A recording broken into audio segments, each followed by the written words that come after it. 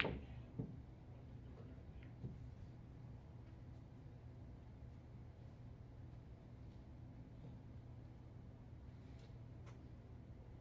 we turning table 1 and 3 lights off.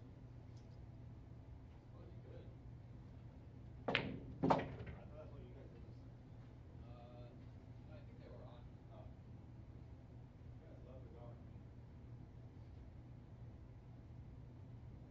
I can see as it is without my glasses.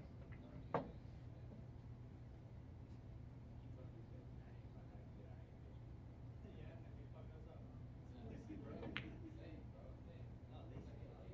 Can't get lazy. I mean, I've watched way too many final resolutions. I'm Shawn, by the way. Oh, yeah.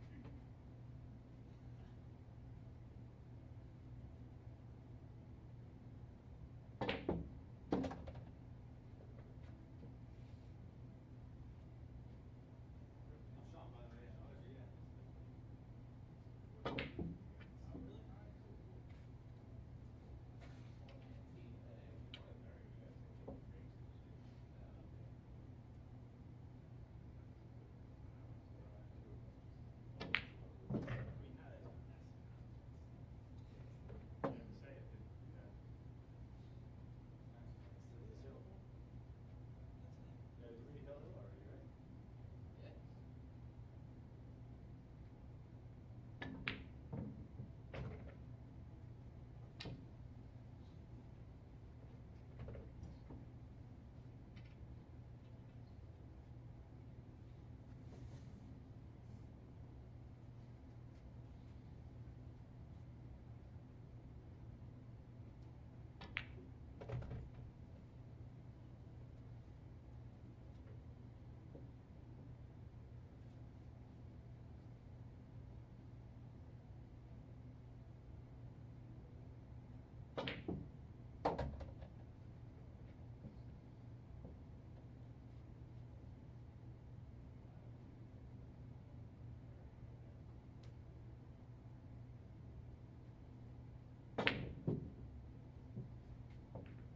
Alright, good luck, gentlemen. Play well. Thank you.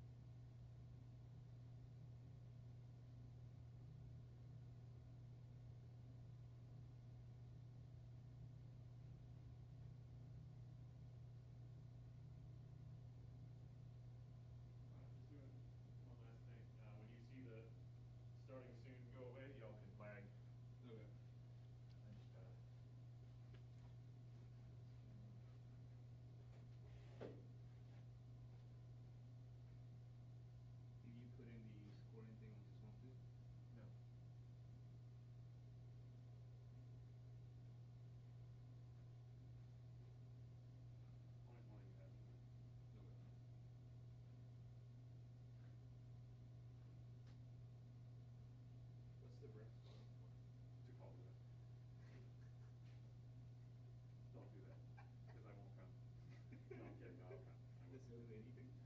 It does. It notifies me on the back end. It like lights up a little Really? thing and says that called for a rep. That would not take time. That kind of blind. Oh no. You know that? Or we flip? We waiting for that sign to go away. Standing by for me to fix The this. sign? Okay. Well, we can just do that. No, he wants. No, you can't. I didn't say go yet.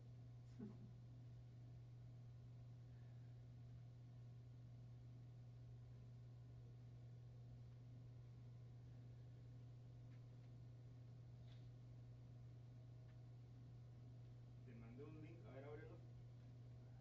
¿Qué tú dices? Sí. O sea, que le compré una el viernes, Friday. I buy just brand new one from here. A ver, te amo. ¿La podemos compartir? Fíjate si. Tengo la misma. Ah, Tengo la misma. a la mía me la Pero ponen que por tiene un clase de bollo. ¿Te vende ahí? Déjala. Chequea el link que te mandé. Déjala.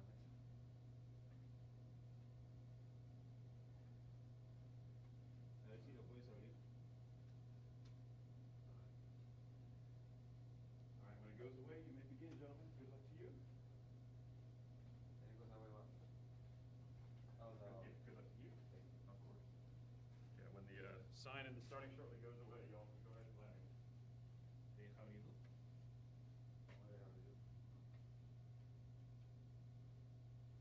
Me mandó a mí la cosa para mantener los scores.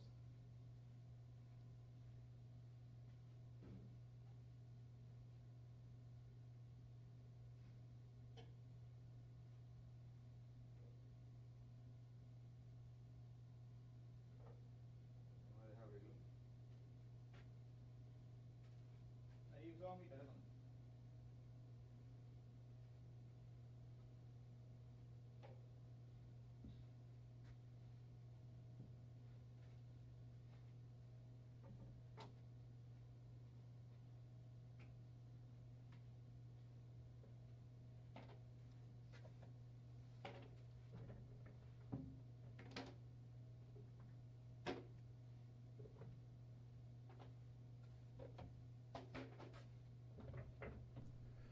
All right, folks, they're switching out the set and they're going to get started. Welcome, for those of you watching. We are live here from the BAK Room Billiards Studio in Lorton, Virginia, with another edition of the DMV 10-Ball Challenge Series for 2026. Today's matchup is Adrián Villena versus John Oliveras in the second match of theirs. They played a challenge match recently at Breakers and went hill, and today they're running it back at the BAK Room. So here in the booth today with me, I've got a bevy of fellow commentators. To my right is Shawn Flynn. Hey everyone, thanks for joining. And then we've got Alex Ziemba. Whoop whoop. Ready for this. And finally joining us is Chris Hansen. Have a seat, fellow viewers and commentators. Chris Hansen's in the booth. Good to be here. Glad to have you. And we're so excited. It looks like Adrian won the lag there. And they're going to be getting started. And this is our debut of trying out something new here with a randomly generated rack for the players to be racking from. And we may change it midway through if it seems to be a hindrance, but we're going to do our best to try to keep everything as tidy as possible. But that way it's truly a randomly generated rack, and there's no question about pattern racking whatsoever. Yeah. Yep. And just don't forget to like and subscribe, everybody. Let's share this stream and get more viewers. Absolutely. If you enjoy what you're seeing, please click that share button and let other folks know that we're live. So just to break down the rack, I know the viewers can't see it, but we got the 1 in the front, 10 in the middle, obviously, 6 and 4 in the top row, 7 and 8 next to the 10, and then the bottom row is 3, 5, 9, 2. And for those just jumping on, let us know in the comments what you think your predictions are today. Last time they went hill, very tight match at Breakers. Probably suspect it's going to be another close match today. Yeah, I know some people out there are rooting for Oliveras to not quite get as far as hill today. I'll leave it at that. You know who you are, what you bet on. Did you guys happen to see the Breakers match? Was it pretty even throughout the whole set? Did somebody get ahead and then they bring it back to even at the end? What was sort of the cadence of that match? Yeah, Adrian got out to a decent lead, kind of in the mid-teens. I think he was up maybe 18-15, and then John pulled it back, and then I can't remember how they finished the final rack, but it was another close rack too. It was down to the very last ball.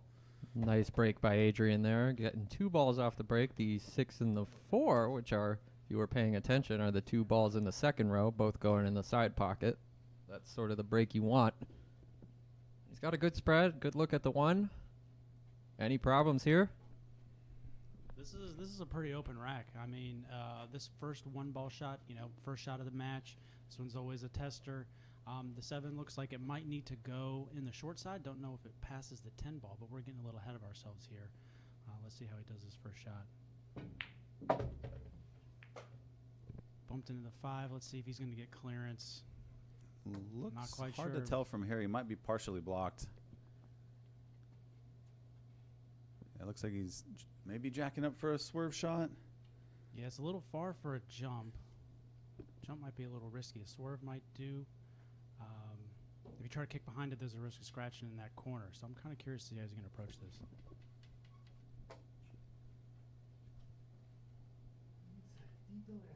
Looks like he might be looking at the swerve. Oh no, he's got the jump cue.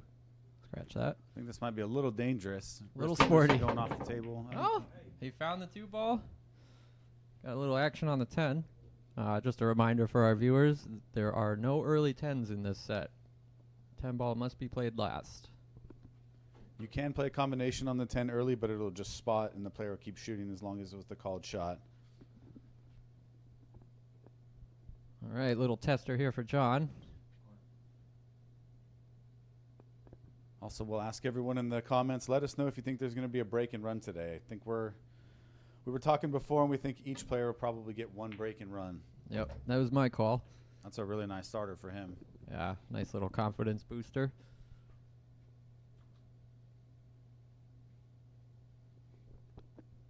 Yeah, pretty natural position to get down for the 5 as well. Not a ton to do in this rack as long as he can get on the 5 clean here. No problem. Looks like just enough angle to get back out toward the center of the table.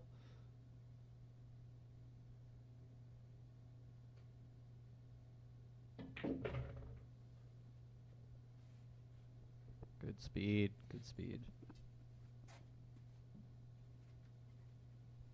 Also, in the comments, let us know what you think about the production setup. I know David's been putting in a lot of work to make this as good as possible, and it just keeps getting better. So, if you have any suggestions about what you want to see, anything you like, anything you dislike, be nice about it, but let us know.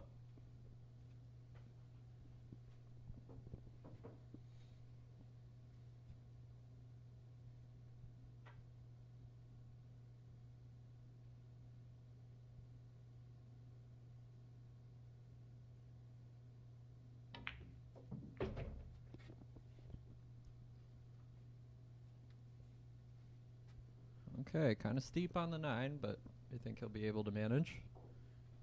He can pretty much leave the cue ball anywhere with the 10 ball right in the middle of the table, so probably just put everything on the pot here.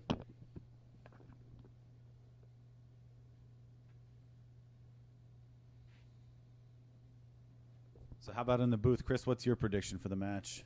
Oh, for this match, the last one went hill. I'd kind of like to see it go the distance again. That'd be great. And then we have to come back for a 3rd time. We have someone in the chat on Facebook is also calling Hill. Someone named Sarah Turner Mudre. I'm not sure who that could be, but we appreciate you watching. And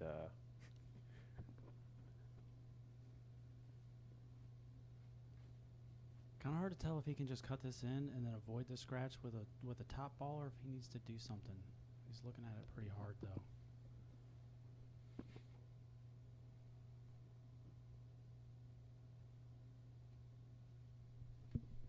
Right, certainly not the first 10 ball you want to see in a match like this, but if he can get this down, it'll be a great confidence booster for him. John here rolled in about, I don't know, 10, 20 minutes before the match even started, so he's got minimal practice time. Adrian got a little bit more of a warm-up, but I don't think either player really needs to warm up.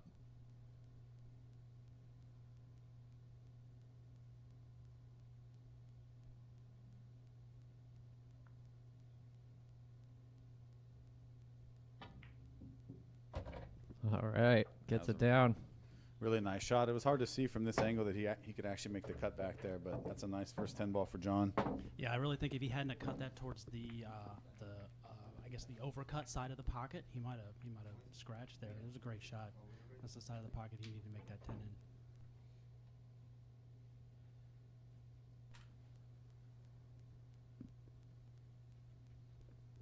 See if he pays attention to it.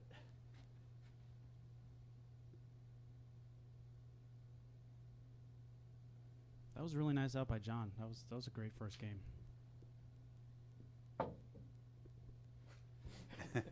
So that's John taking a look back. You'll see just behind him on the screen above the backroom sign is where the random rack setup is projecting for the players. So this is a new thing that we're introducing this time.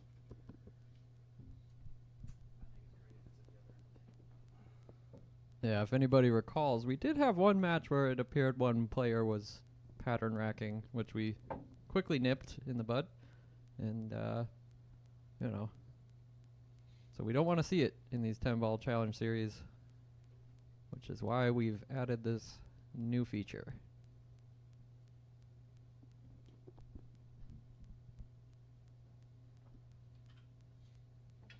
All right, let's see what John's break has to offer.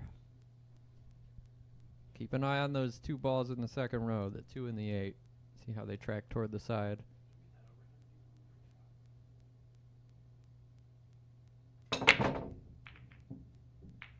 Okay, 2 ball tracked a little bit. 8 ball went a little high. I don't see anything that went down. Yeah, hit those really nice. Surprised he didn't get anything to go. It's hard to tell from the overhead, but looks like Adrian does have the angle on the 1. Yeah, sure looks like it. With the 2 and the 3 by the side, I think it's pretty easy to play that combo.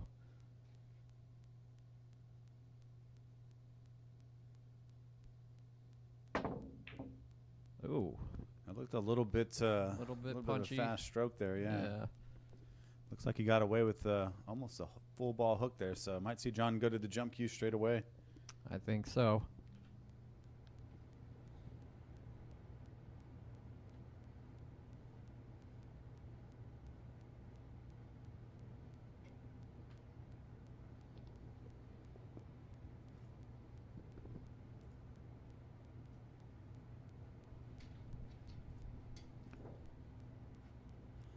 Curious to see how this jump's going to work out. If he jumps that 1 into the 8-10, he could open up the rack wide open.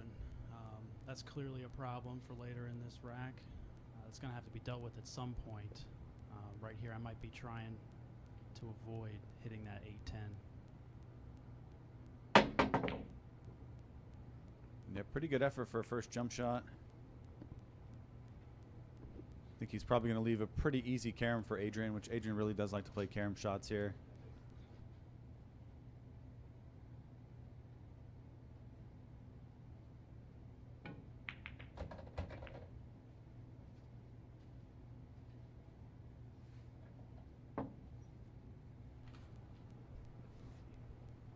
Yeah, so a little bit unfortunate to catch the scratch there from Adrian. Serve up a ball in hand for John. 2 balls a little funky here. I mean, you could definitely play up for the 2-7 combo, although this can't really tell how the 7 is sitting on that side pocket with this camera view. Also, the 3 foul rule is in effect, so if any player is to make 3 consecutive foul shots, it'll be loss of rack. I don't think we'll see him go for a 3 foul the way the balls are laid out here, but always an option to keep in mind. Yeah, I think eventually we'll see Adrian try a 3 foul. I don't think either player will get the 3 foul because these 2 are both, you know, pretty high Fargos. John's coming in out of 600. Adrian just slightly below at 572, is it? And so both players can kick really well. They both can jump, so it'd be pretty rare to see a 3 foul. Kind of a surprising miss there. Missed by almost a diamond. Left the 2 ball hanging for Adrian.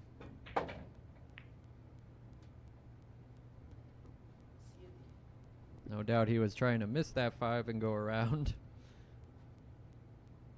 Maybe a 3-ball combo here. Yeah, looks like it might be doesn't look almost set. too far off. Yeah.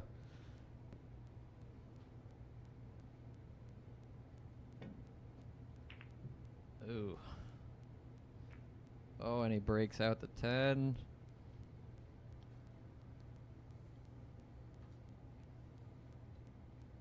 I don't know. Chris, you go for the back cut on this 4 here? That's tough. I mean, if you go for the back cut, you got to plan to be underneath the 5. This is almost like a safety shot more than anything else. You think he has enough angle to slide over behind the 6 here? What to go around the 6 ball and then come back up for the 5? I think he's too steep. He's got to hit it too hard. Yeah, I like this. I like playing to make it, and then if you miss, you got a little bit of insurance, and then you can play safe later on the 5. Kind of a free shot.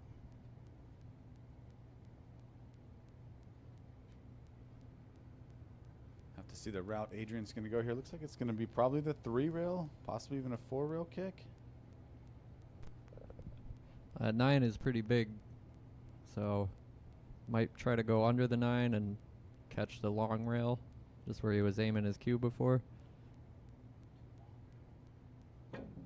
Yeah, just like this. Good hit. Gets a little bit fortunate with the cue ball. He'll serve up a bank combo to John if he wants to take it on. Yeah, he's calling the 7 straight away. And shout out to Paul Helms chiming in on the YouTube channel. Says, this table is tight. Too tight for me. Not very senior friendly. Tables play great though. Couldn't agree with you more, Paul. This table is a very tight table. We're playing on 4-inch pockets.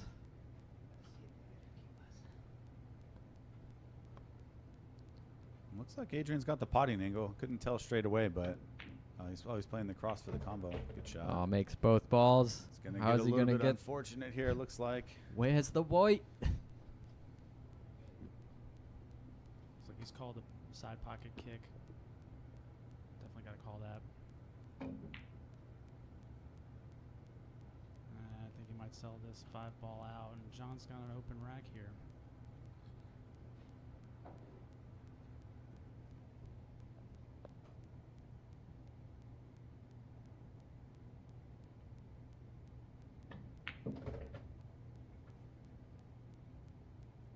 This little bit of angle. All right, not bad. Not bad. If he can get from the 8 to the 9, I think he's a pretty strong favorite to get out from here.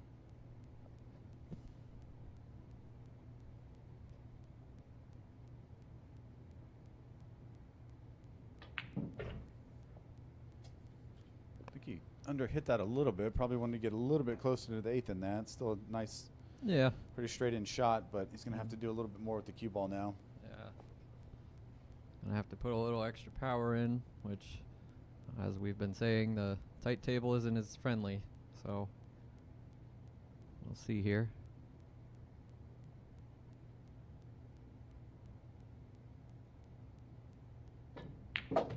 Oh, nice. Follow stroke, catch the 3rd rail, and drift just shy of Oh. position. Ouch. Nice try, though. Yeah, Nice try. really good shot there. Adrian's a bit fortunate that he got that close to the 9 ball. He's trying it. Wow. Oh, Oh, wow. no. Honestly, very unfortunate there. That was a really nice back cut.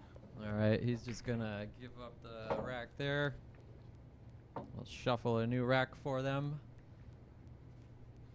So now we got 6-9 in the second row, 5 and 4, flanking the 10. And then on the bottom row, 3-7-2-8.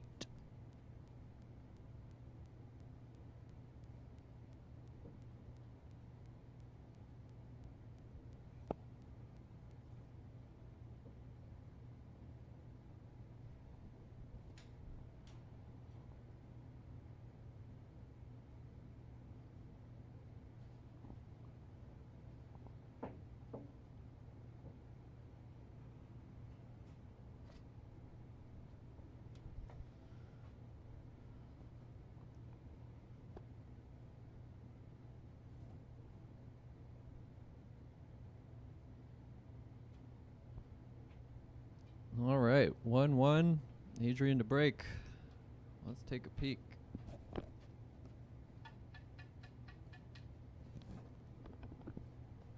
Adrian's been hitting the breaks really nice too. His 10-ball breaks looking really good at the moment. Getting good spread on the balls, typically making a ball.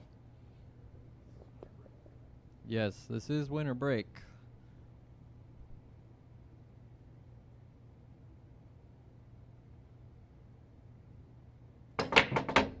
Look at that. Pretty good spread. 6 finds its way. Cue ball almost taking a dunk in the side pocket. Yeah, got a kick on the cue ball, but still has a shot on the 1 ball here. It's probably going to go into the 9, so. A little tricky off the rail, but definitely doable for these two.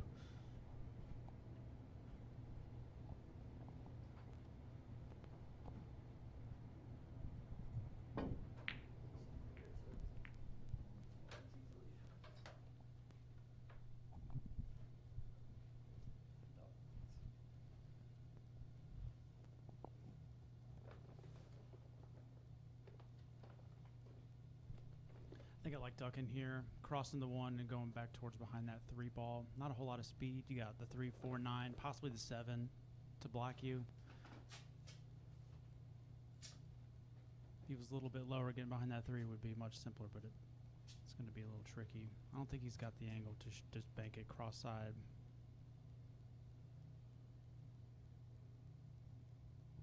Got some more folks checking in the chat. Virginia, good morning. Thanks for joining us today. Don't forget to share the live stream with your friends.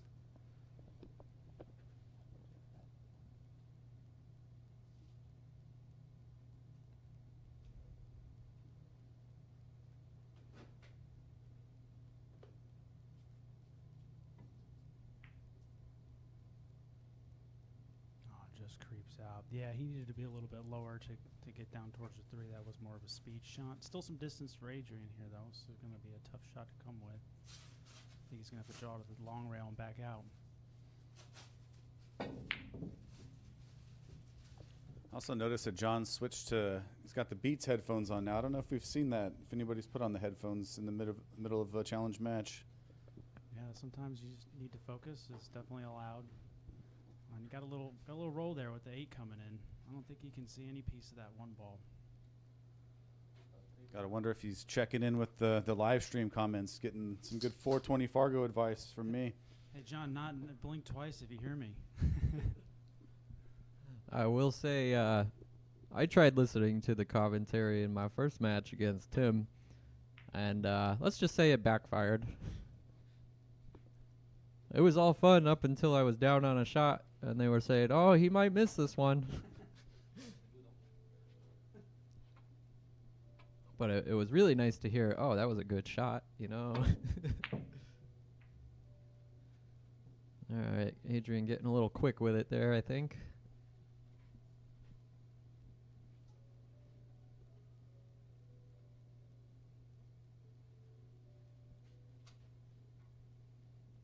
What are you opting for here, Alex? You going to play the safe, or are you going to try to play the pretty tricky cut? He might run into the traffic down there. The 2 rails out of that corner is kind of scary with those balls there. I mean, you have to go pretty deep into the corner if you're going to avoid them. And then, you know, the closer you get to that corner, the more likely the scratch is. So, but I think the position is there.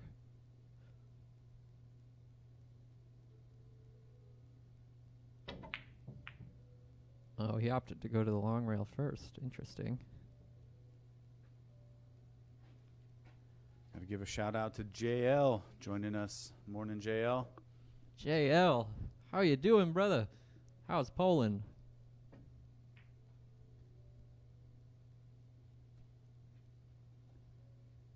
Yeah, he was down on that quick. I'm not sure if he was playing the side or if he was just trying to get the cue ball safe there. In the comments, let us know where you're tuning in from. Let's see who the farthest watcher is. I think if JL is actually watching from Poland, I think he's takes the cake for now.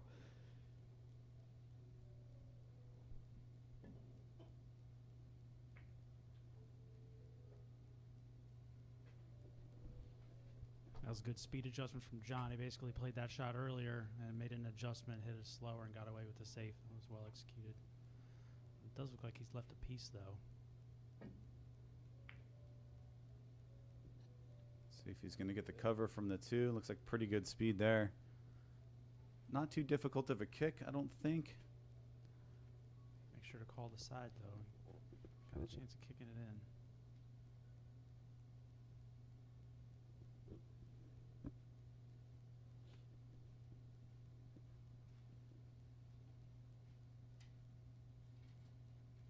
Might have to do a little swerve.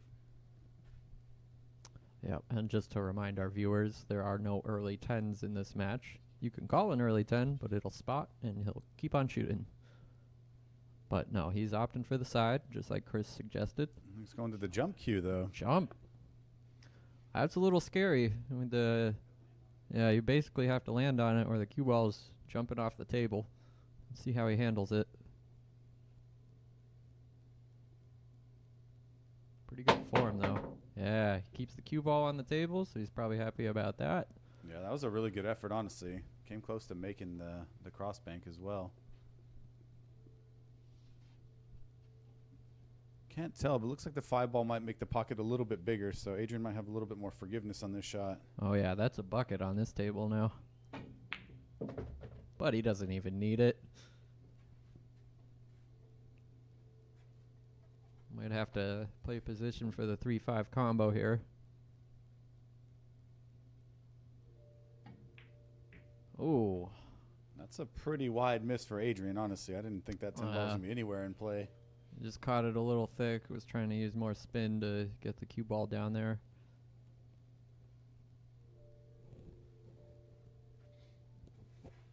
JL is, in fact, checked in from Poland. All right. Shout out. Thanks for joining us, JL. Say hi to my ancestors out there.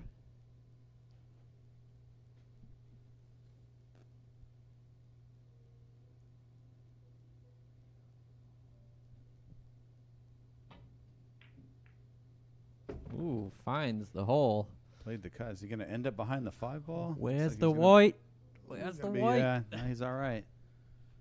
I don't think he has a simple pocket for this 3 ball, so you might just see a safe behind that cluster of 8, 4, and 9.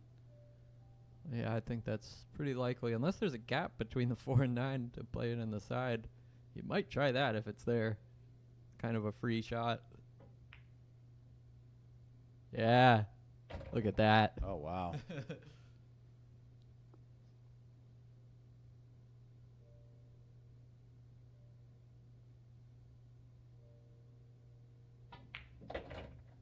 Yep, looking to send a message here. It's pretty straightforward out with all 3 balls right in the middle of the table. It's really going to be 5 to 7 where he's going to leave the cue ball here.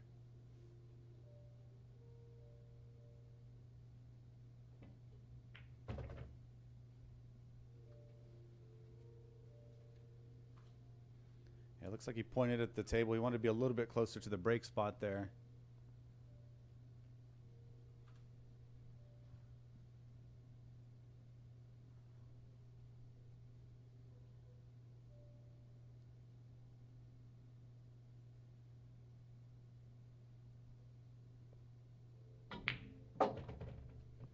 Oh. Straight in. Yeah, with that 7, 8, 9 there, neither the 7 or the 8 passed into the side pockets. You're going to have to be forced to shoot them all in the corner. That out's a lot trickier than it looked. Oh, that 8 ball does pass. Man, it's kind of hard to tell. Yeah. Fortunate for Adrian here. Really no work to do on this out. Yep.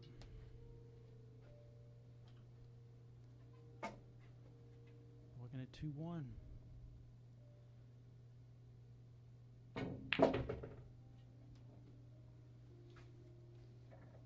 Nicely done, nicely done. Adrian's been hitting that break shot good. I'm looking forward to seeing him break these balls. Take notes, folks. That's how you're supposed to break 10 ball. So doing a good job. All right, and just to break down the rack for this one, 7-5 coming in the second row. We got the 4 and the 2 flanking the 10, and then the bottom row will read 6, 8, 9, 3.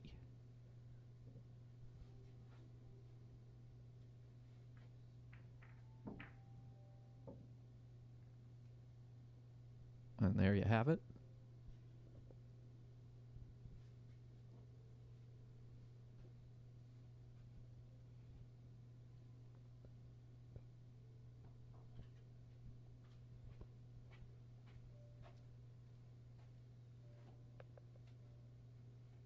All right, pay attention to the 7 and 5, people.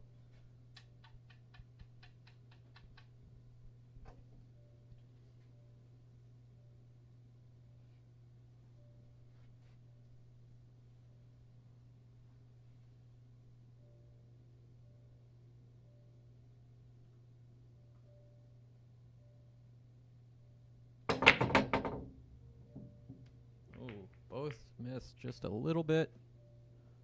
Didn't see anything else drop. Got some good spread on the balls there. Looks like the 10's at least partially hooking the 1, but Yeah, might see a push here, but I think if he can see a piece of it, he'll probably opt for a safety. Try to float the cue ball around the 5 and drift it down table, and then put the 1 under the 2, hopefully. If he can see enough of that. He may just go for the cut. Who knows?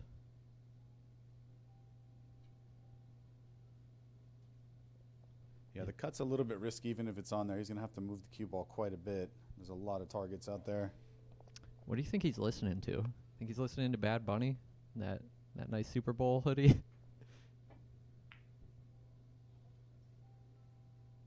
Okay, so he opted to stay inside of the 5. Gets a pretty nice roll, it looks like. Adrian might be able to play with a little bit of spin here.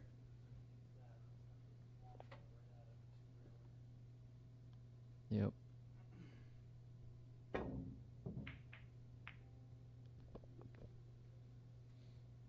Well, leaves the tunnel for John.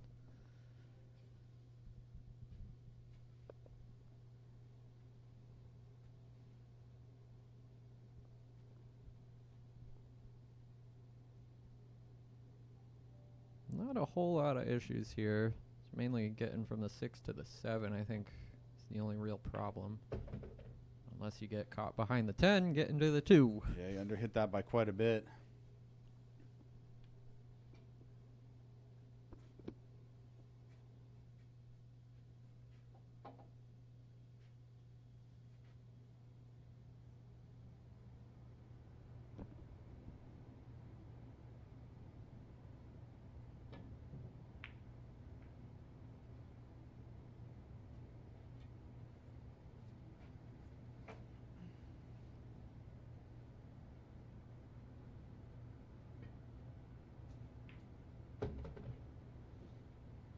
Pretty good speed from Adrian there.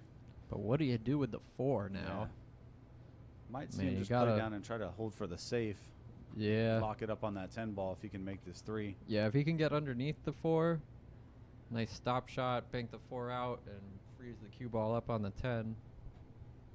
Yeah, that'd be good. You got to get pretty much on the line between the 8 and the 4 to execute that with ease. I wonder if he can pound over to that line right here if he's too straight for it.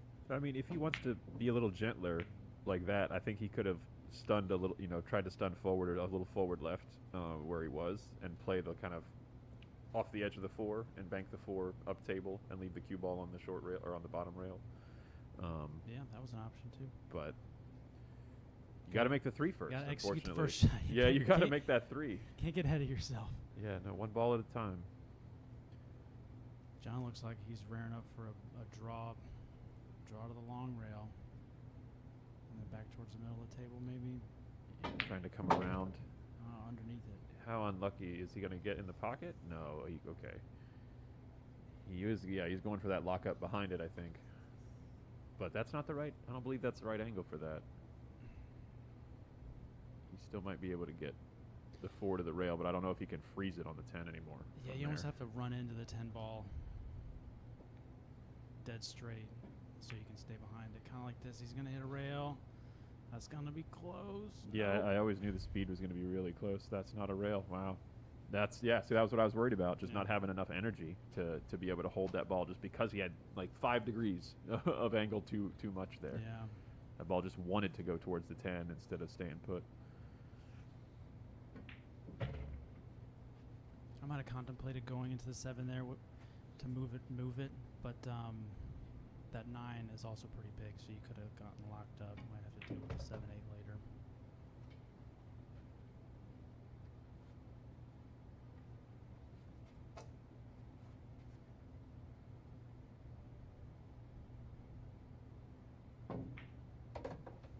Much better cue action there.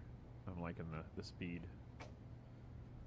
Yeah, this one's all about execution, just back and forth, trying to play the 8-ball on the short side. As for me, I'm not messing with those side pockets at all. Just like this, maybe hit a little bit harder, but you can still get away with this. You have to come with a shot down the rail here.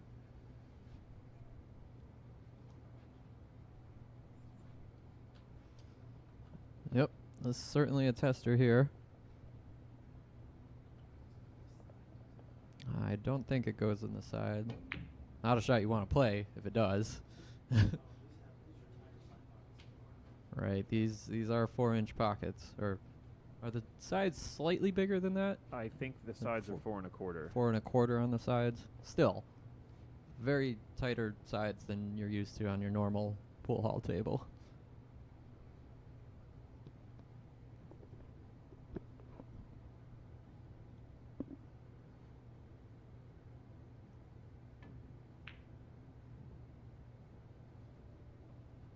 Little jerk there. A little bit jabby on that. Honestly, it wasn't too dissimilar to that 2-ball he started with in the first rack, which was actually a more difficult shot when it was on the rail.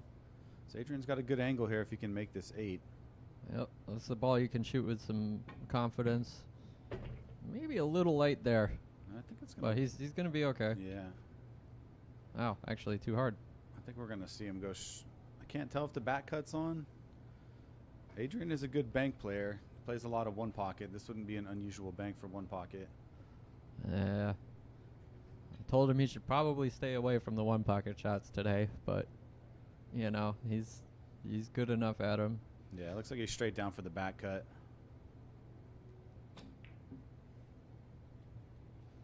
Oh, unfortunate. So, just as we were saying, the side pockets are small, they can also be big when it comes to the white ball.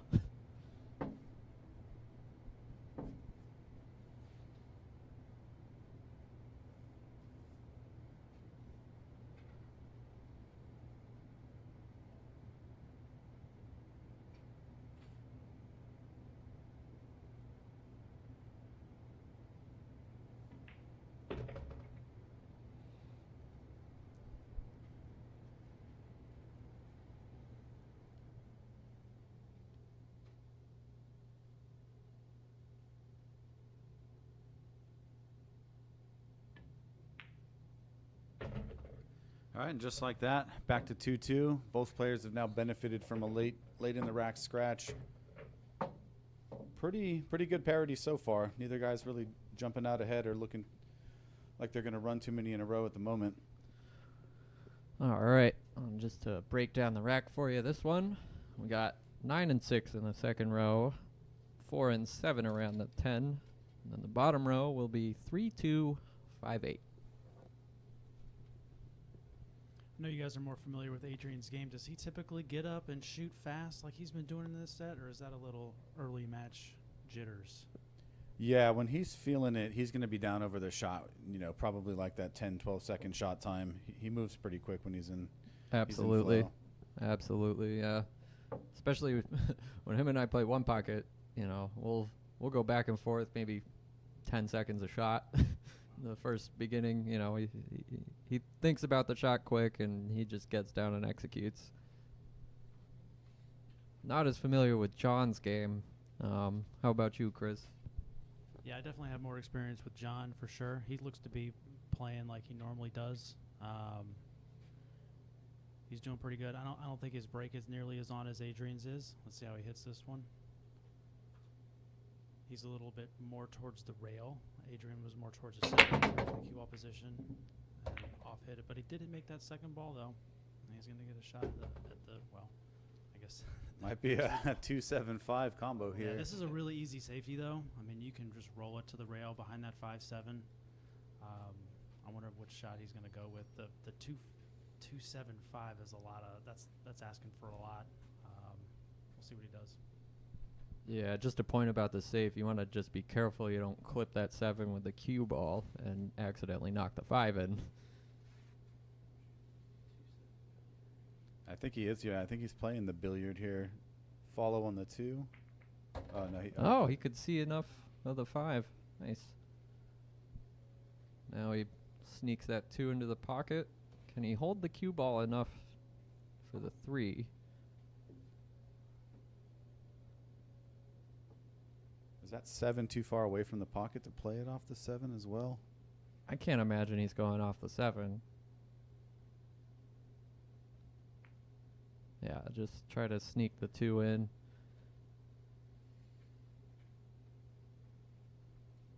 All right, so he's going to serve up Adrian a nice shot on the 2 ball. Can't tell if the 3 goes past the 4 and the 10. If it does, he'll probably play for that. But no, he's just going to play the 3 down. Probably stun over for the 4 in the same pocket. Yeah, a little 1 pocket type position here. Yeah, good speed. Just get a little bounce off the rail. Yep, just don't want to leave yourself on the rail. One thing about Adrian's game is he has some trouble shooting off the rail and shooting, over balls. So be on the lookout for that if he ever gets stuck on the rail or jacked up over a ball. Yeah, really good speed there.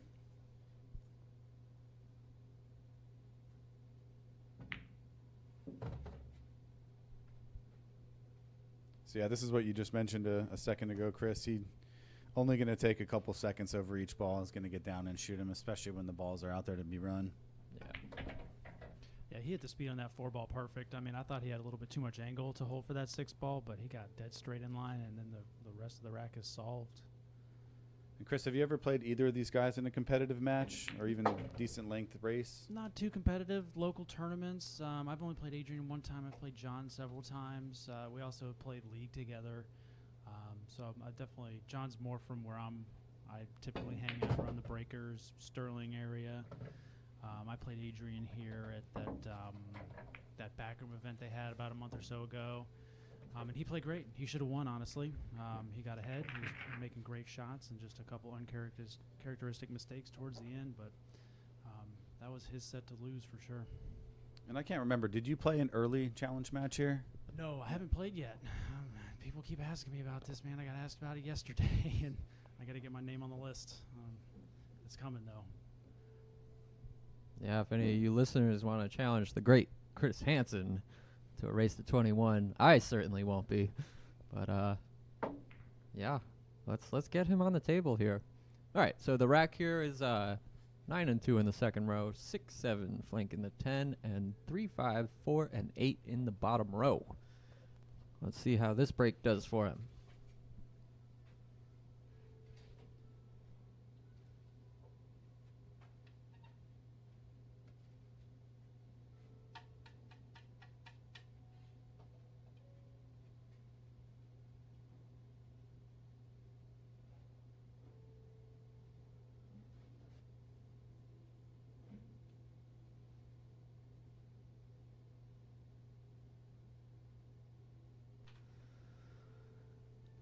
Right.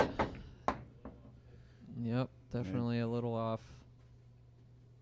Cue ball seems to have found a pocket. Well, the cue ball found the floor. Yeah, the last break he had was a little bit off center on the 1 ball. His first 2 breaks were dead center on the 1. Perfect. Second one didn't make a ball and off hit the 1. And this one was even more off hit. I'll see if he adjusts next time he gets a break and tries to hit that 1 a little bit more squarely. But meanwhile, we got John trying to figure out how he's going to approach this rack. Biggest problem I see is that 4 ball. Unless you want to play the 4-6, you're going to have to get into a pretty tight position window to play the 4 either in the side, maybe up in the corner, or down in the other corner. It could maybe sneak past that 9 on that side, though.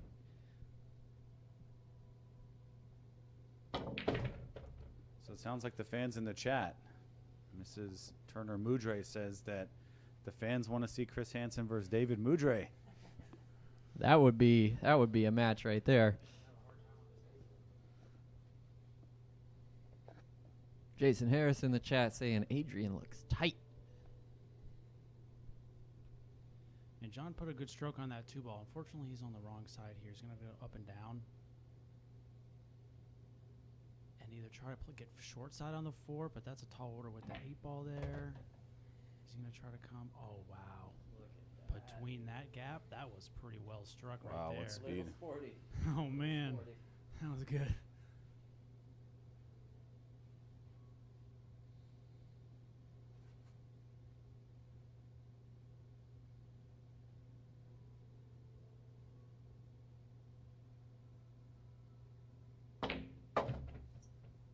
Drawn back into the center of the table. That was a good shot. Wonder if he's going to split the gap here again. I'm trying to target between the 8-10 instead of the 8-9. Yeah, were you trying to hold to get to the 7? The 6-7 is going to be the tricky cue ball here.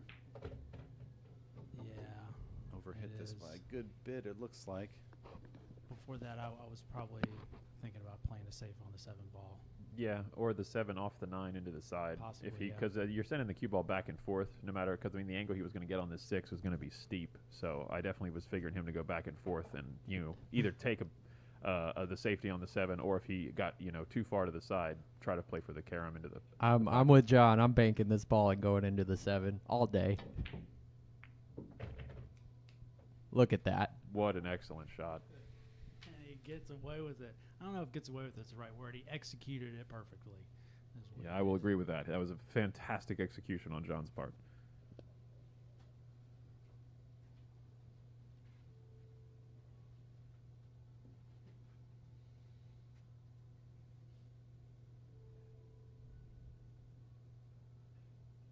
Just get dead straight on this 8 and it's all over. That was okay. He might have to draw to the rail and back out, but perfectly doable.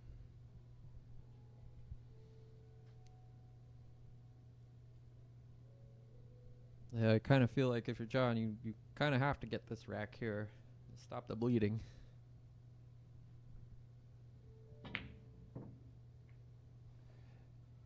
See, I almost like playing that shot with just an arm weight speed and taking the 9-ball down table into the corner, like with a stop shot, then playing the 10 in the side, as opposed to trying to force yourself into that slightly tougher, execution of drawing off the rail at that weird cut angle, because that's that cut angle that nobody likes. Yeah. You know what I mean? Also tightens up the pockets quite a bit. Oh, absolutely. All right, so Adrian, just a couple ducks here. Gonna pounce on this opportunity, absolutely. See, Adrian's got an earbud in too. Wonder if he's listening to us. Well, if he is, he probably would let us know in the comments, because he has done that before. He's chimed in from the players' arena mid-match. All right, Adrian knocking it down. Pushing us up to 4-2 in favor of Adrián Villena. And if you're just joining us, we appreciate you tuning in to the DMV 10-Ball Challenge Series live from the BAK Room Billiards Studio in Lorton, Virginia. Please do like and share the stream if you see what you like. If you like what you see, share it with your friends. Share it with your enemies. Share it with everyone. People from other countries. Let's see if we can get somebody farther from Poland to chime in. Absolutely. All right, so this rack, 8-9 in the second row, 2 and 6 around the 10, and 7-5, 4-3 in the bottom.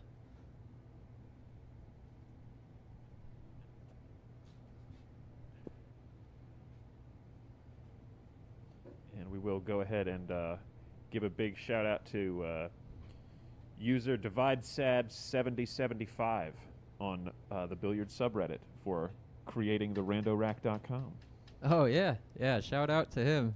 It's a nice little random rack generator. If you want to check it out, go to randorack.com. And somebody buy this guy a beer for making this thing.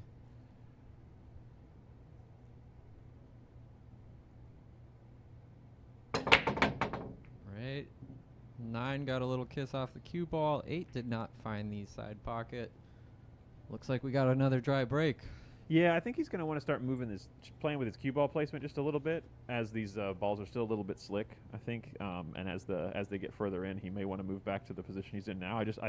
I don't don't like doing the same thing over and over again, and not making a ball and trying to force it, because I did that in my first match and it was not effective. Yeah, definitely agree. Unfortunately for that one, he hit the one ball on the other side. It's almost like he overcompensated trying to hit that one ball square. He just really needs to hit that one ball square because his first 2 breaks were great. So I see we got our first prediction in the chat. JL's calling for 21-19 Adrian. We also have Yusuf Amir checking in. What's going on, Yusuf? Thanks for the shout out to the comms team. And also, for those out there, check out Yusuf's new Instagram pool channel. Puts out a lot of good content, a lot of good drills.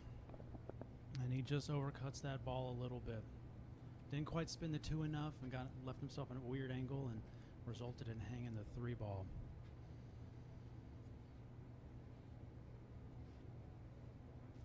And a lot of these balls are close to the hole, so he's got a good chance of running this one out. Yeah, I don't see really any problems here. I'm 99% sure that 7 passes the 10. So there's really no obstacles for position. If you get good on the 8, the 9's right there, and you just need stop for the 10. Literally was about to say 4 to the 5 is everything. Yeah. Because it's so easy to mess up that straight in shot, trying to like stun perfect or draw back a little bit and give yourself the angle to get over for the 6 back in the middle of the table. You loosen through and you almost like stroke past the ball and you kind of lose all the energy or all the spin kind of you wanted to try to do something with it. Adrian opting for the bank there. Doesn't quite find it. Does he find the back edge of a 7? I will add, for anybody who's interested, we are currently using the Federer Gorst ball cleaner here at the BAK Room Studio, and I will say I've noticed the balls are super slippery when they come out of the ball cleaner. So maybe a little bit of that played into that bank. Slides off the first rail pretty wide most of the time. So is this a machine or is this a solution? Or what is this ball cleaner? Describe it to me. It's just a solution. I couldn't tell you what its base is, but I'm sure there's rubbing alcohol and some sort of cleaning agent in there. Yeah, I don't know what the brand of the ball cleaner machine that we use here is, but it works.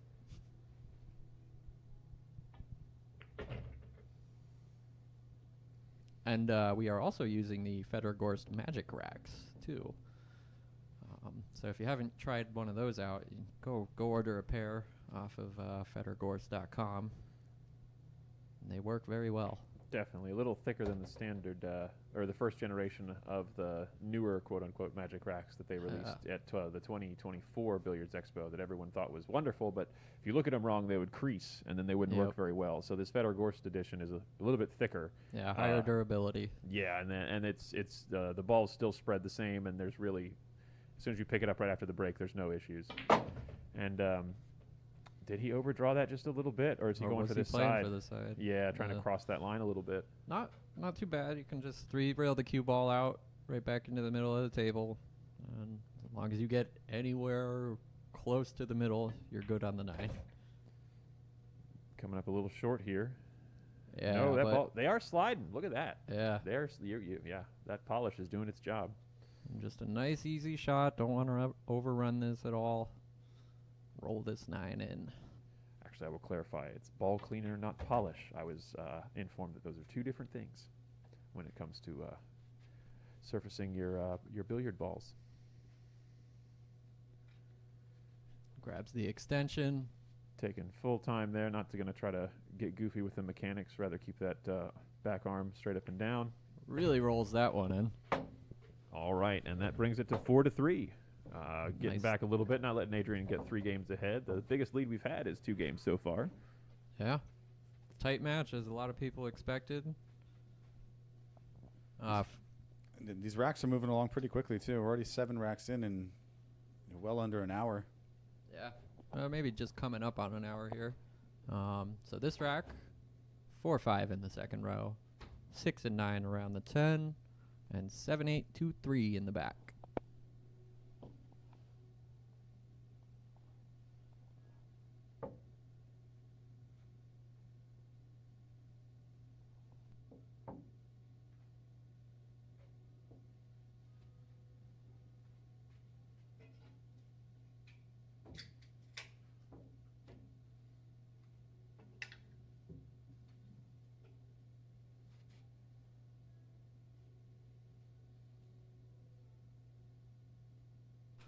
All right, let's take a look at John's break.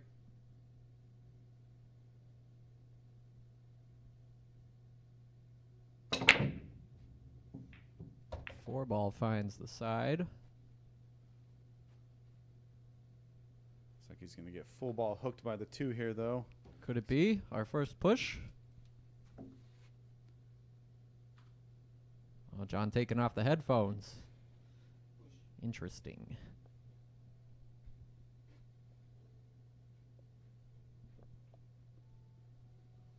Yep. Pushing out.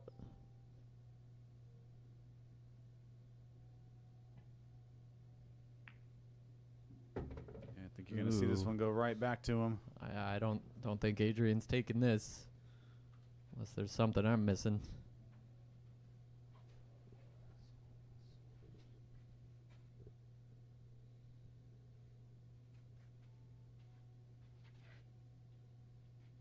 Maybe 2 rail kick at this. Yep, just calling it just in case. Are you at all surprised he's not going for the jump cue here? I think he took on a similar jump to this earlier. The cue Yeah, ball's I'm a not little bit sure. closer this time, but I'm not sure of his jumping ability when it comes to being pretty close to the ball. I mean, that one see. definitely manageable, but you know, the closer those balls get, the more nerve-wracking those jumps can be. Although David definitely would have jumped it. Yeah, I'm over that ball. I think Adrian's just going to try to play the safe here, get the cue ball down table. Good job avoiding Yep. the 5. Is he gonna Containing get the cover? safety, not going to find behind the 10, but that one ball where it is, can't do too much. I don't think he can bank it down where the corner where he just walked past is. I think it'll double kiss. Could maybe bank it back and slide the cue ball under the 7. But that's a little risky too if you don't get full coverage. Maybe he's just going to go side rail to side rail here. Just try to play it thin on the left side of the one as we're looking at it. I can't tell exactly what he was lining up. Yeah, can we see an overhead view? Just see what the... Oh, it's really on the rail. Okay. So yeah, that makes it all the more trickier. I'm not familiar with John on these shots, but I know Adrian's Calling a actually... 7? He just pointed at a pocket. I think he... Yeah, maybe carry him on the 7. Could be kind of a 2-way.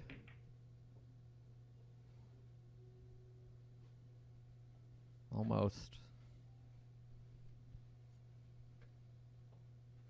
I don't know if Adrian's taking this one on.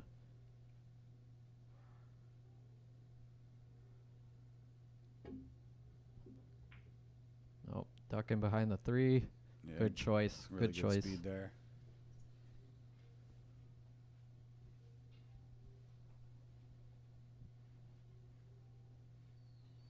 Again, David's jumping this, no problem.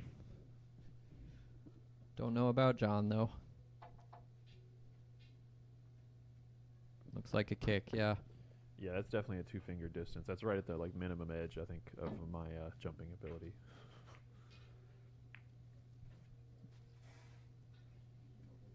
Ball in hand for Adrian. Wasn't able to make the contact that time, and now Adrian has the opportunity to make something happen here. No Yeah. clusters, so that's nice. But there's still some work to be done here, especially the 5, 6, 7 being as far apart from each other as they are. You're having to navigate some precision zones to stay good, and that way you can go from the 7 to the 9. Yeah, a little bit of back and forth there when you get to that point of the rack. Absolutely. So see if he can just take his time and work his way to there. Got a little straight on this, but I think he might be able to just come straight back. Yeah, it's possible even a stop shot will do it. Yeah, I think the stop shot is visible. Let's see overhead. It's close. He just has to scoot back a teensy bit, I think. You definitely want to angle out. You Oh, don't want you- to go towards the center. Oh, and the tube. Oh, wow. Wow. Brought to you by Federgorst Ball Cleaner. Sliding in the pocket at the Go last for a second. maybe a kick and stick here. Yeah, I like kicking this ball and trying to use the 6. Don't go in the side. He didn't mean it. See, Adrian's got to start calling these. Yeah, if you're kicking at You balls gotta like that call a ball. towards a pocket, Mm-hmm. I don't think he's called hardly any of his kick shots. John's called all of his. Yeah, I remember you said that last. I mean, learning that from you, Chris, saying this, if you're going to be kicking in a call pocket game and you're kicking towards a pocket, you got to call it. You know what I mean? Like, then you have the option. Because at the worst, you're still going to get the outcome you wanted, which was, the safety. Yeah. It's going in look at straight into the this, pocket. Oh man. my heavens. Yeah, I think on a gold crown that hits the rail. Yep, and that Oh, I puts guess he is on 2. Mr. Oliveras on 2 fouls. Oh, that was well remembered because I definitely forgot about that. So, Chris, looks like we have Christina Hansen checking in, asking, are there 3? Christine. Oh, Christine, I'm sorry. Christine, Did I get apologies. that right? No, you're fine. You're fine. Yeah, that's my beautiful wife. Thank you for checking in, babe. Good to hear from you. Thanks for watching. She's asking if there's 3 in the booth. There's actually 4 in the booth today. We have a quartet. Good angle on the 9 here.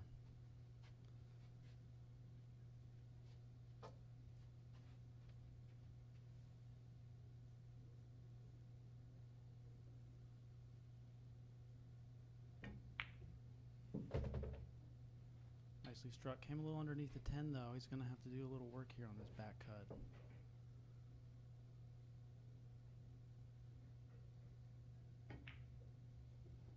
Nicely done. He's going to avoid Watch the the cue ball. scratch. Watch the cue ball. Oh, he's all right. He's all right. All right. A little drama there. All right, so now we're back to 5-3. Adrian with the 2-rack lead ties the biggest rack of the match biggest lead of the match we've seen so far. Right. And for this rack, we are looking at 5 and 7 in the second row, 6 and 8 around the 10, and 4-3, 2-9 at the bottom.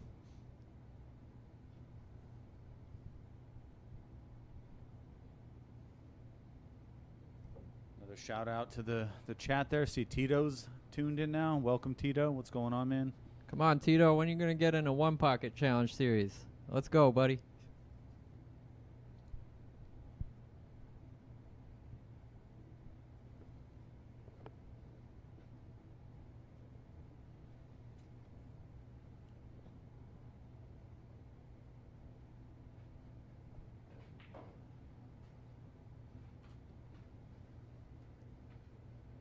All right, so let's see if Adrian can get back to the power break he had early. Had the cue ball landing right in the middle of the table. Last 2 have gone awry. One went off the table. The other went opposite side of the table. Looks like he's keeping his cue ball placement.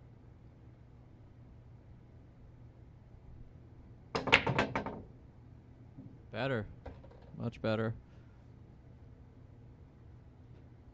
Looks like the 5 found the side pocket. He's got a shot on the 1. I can't tell. It looks like it goes between the 6-8 there. Yeah, I think he has the gap. Just a nice stop shot, probably. Could roll forward a little bit. Take less angle on the 2. Oh, wow. Super quick on that. Yeah, he hit that really hard, too. Maybe just trying to feel the stroke a little bit, let loose.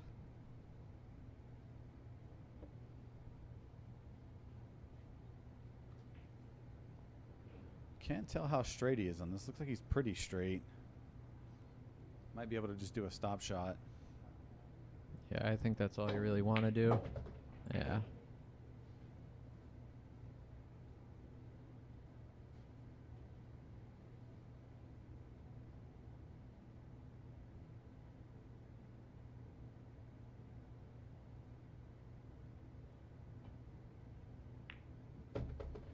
Seems the way both guys are breaking too, getting pretty powerful breaks in, so not a lot of clusters on the balls, maybe just 1 or 2 balls tied up each rack, so it's been keeping the game moving along really quickly.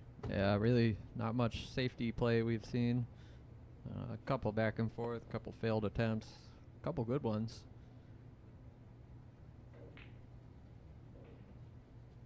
Yeah, I think he hit that probably about at least a foot or 2 short of where he wanted that cue ball to end up. Leaving him a lot trickier on the 4 here. Yeah, and then the looming question is, what are you doing with the 7? You playing that 7-9? Guess it all depends on how you get on this 6. I venture to guess he's going to play the 7-9. That's quietly a really good shot there. Perfect speed, nice flick on the 10.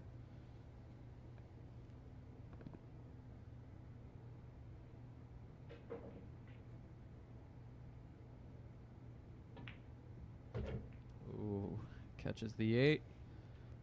Now, does that 8 block the bank? He says no. Well, this is one you gotta kind of fire it in. Yeah, aim this tighten up wide. that angle. Yeah, aim wide past the 8 ball with speed to shorten it off of there. Too. Nice. Oh, I thought it was too tight. Yeah, he aimed it to just miss that 8 with a beautiful stroke on that cue ball, stopping it perfectly to play the 8 into the same pocket. Now, do you draw back and try to go under the 9 to play it up, or No, you play this with top and like a half tip of inside, I think, and that's just going to bring you back out to the middle and give you Float enough back to the angle middle. for the 9. Yeah. Just because you try to force this angle, I tend to overcut this ball into the point when you try to put outside on that cue ball a lot of the times. I wonder if the inside with the Feder Gorse cleaner is going to grab enough to come back to the middle of the table here. So very curious. I would look really hard about going to the short side. That's where the table wants to send you anyway. That's a lot of preference here, though. Is he banking this? He's not banking this, is he? I think he's going straight in. Can't tell if he's hitting with top, though. Yeah, from the side view, he is hitting with top here, so. Oh, it Oh, did nice grab check enough. side there. Good shot. Too much. Good That's shot. Good perfect. shot. Good shot. Very nice shot from John there. Not much to do here. Just stop, stop. And that's what you want for the last 2 balls.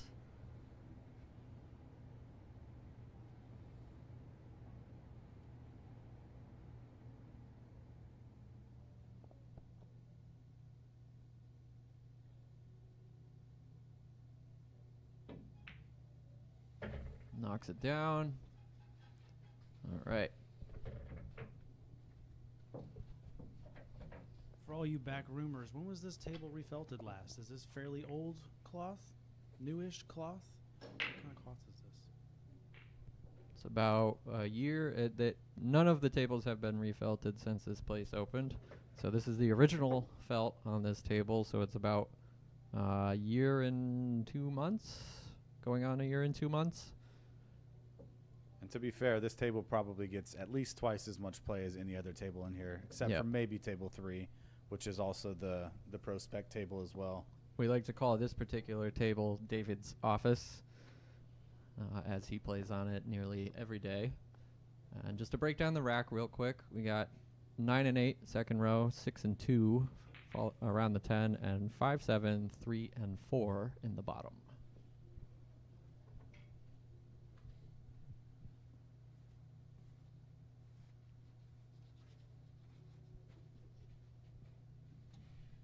If you're just joining us, welcome to the stream. Please like and subscribe as many times as you can. Share it with whoever. 8 ball, 9 ball, find the sides. Ball looks like it's gonna 7 stay up. finds the corner. He's got 3 balls down here And a shot on the 1. and a shot on the 1. Gonna take some movement Yeah. of the cue ball to get over for the 2, though. Yeah, I mean, I don't know if he has enough angle either. if this is me, I might just hold the cue ball as much as I can and just cross the 2. Almost like you want to just draw straight back if you can reach it. Just try to get the 1 ball off the left face of the pocket so you can keep that full hit, and then just draw straight back and leave yourself a little bit longer on the 2, but you have angle to then go back and forth across for the 3. He looks like he's... See, that's why it's scary going forward just because of the 10-6, but I'm not confident banking that 2 into the side from that angle. I don't Not think this it goes. angle. No, That's why I was saying you kind of want to hold the cue ball, and it's much easier to cross the 2 if the cue ball's, to the right of the 10 as we're looking at it, or, left of the 10 on that view. Absolutely, yeah.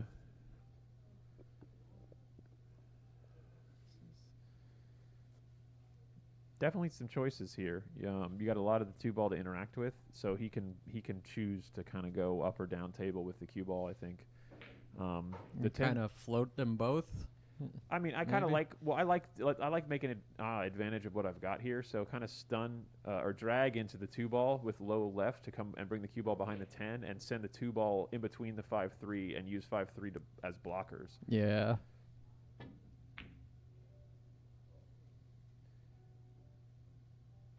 Nope. Even Doesn't if wanna you fill the miss, gap. yeah, he still saw the edge. I think Adrian has the edge through there, but I like that shot, going for the shot and still hoping to get a little bit of safety on the end. Yeah, I agree with his decision 100%. I don't think he was trying to make that 2-ball. I think he was trying to use those 4 balls as blockers, but you call it just in case. 100%. Yeah, definitely got to call it.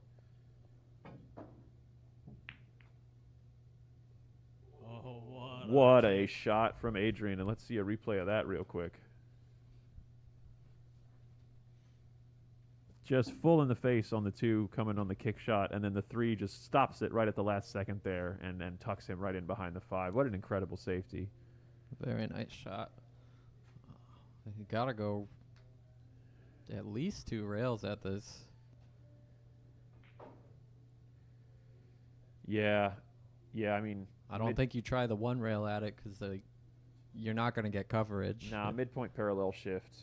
Put your cue stick through the top left pocket and then midpoint parallel shift over and aim 2 rail kick, because you got a big hitting the second or the 2 hitting the 2 ball as the 3rd rail. You got a big ball to hit there, coming in 2 rails from that side. He's not thinking about 3 or 4 rail in this.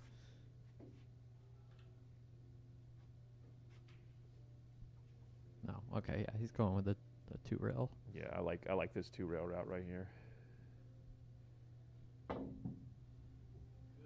Oh, just misses it. Just a little too much spin off of that first rail, opening that angle a little too much. A little bit less spin, and he hits that ball full in the face. But what an attempt! That's such a tough cut because you don't even have the ball in your peripheral vision. It's like behind your shoulder, and you're trying to 2 rail at it. Yeah. Now, not a walk in the park for Adrian here. It's got a little bit of work to get 3 to 4, then 4 back over for the 5.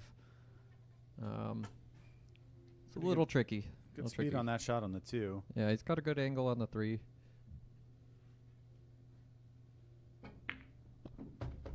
That Navigates yo-yo it drill. nicely. Bumps the 5 to make it a little easier.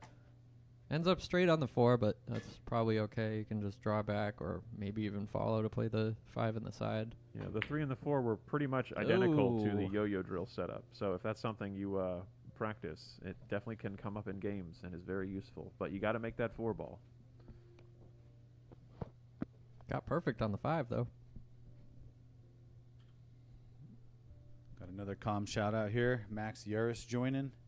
Shout out to Max. New father, Max. Congrats. Hope Yeah, everything's congrats. going well with the baby. We miss you, man. We're going to miss you in Vegas this year.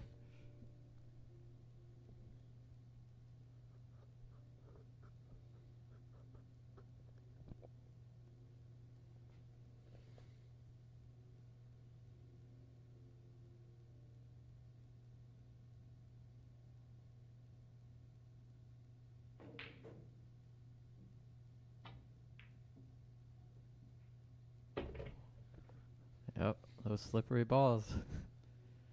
Allowing That's really it to good slide speed, in. though. Yeah, and checking that cue ball worked out nicely.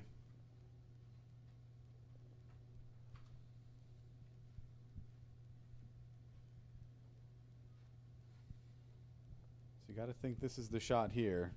Anything decent on the 6, and he's going to be in good position to run the 6-10 out.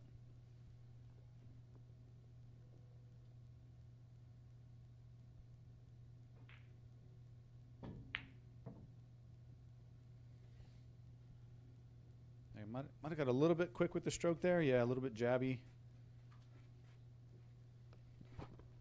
Yeah, I think it's the rushed backswing. The rapid backswing is kind of what I'm seeing. Whenever he's missing balls, it's when he's not doing that smooth takeaway from the cue ball. It's when he's really rushing that back and forth kind of action.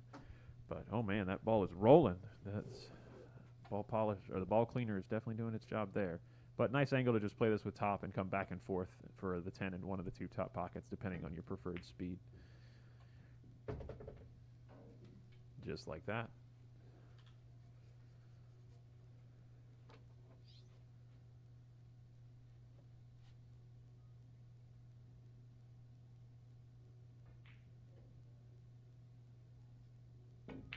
And with that, Where's the cue ball? brings the 10th game to a close. It puts Adrian up 6 games to 4 in this race to 21 here in the DMV 10-Ball Challenge Series. Once again, folks, we really appreciate you tuning in. If this is your first time watching, thank you so very much. Before we continue, if you could, please click that like button and also click that share button.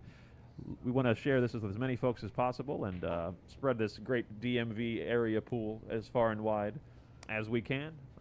Virginia has a rich history in the pool world, going back to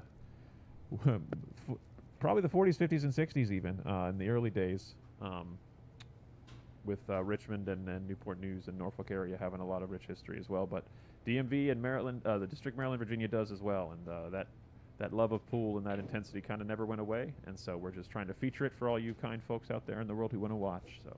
Yep, and if you're local in the area, come on down. Come hang out. We got spectator seating available. You can come watch these two live and in person. Absolutely.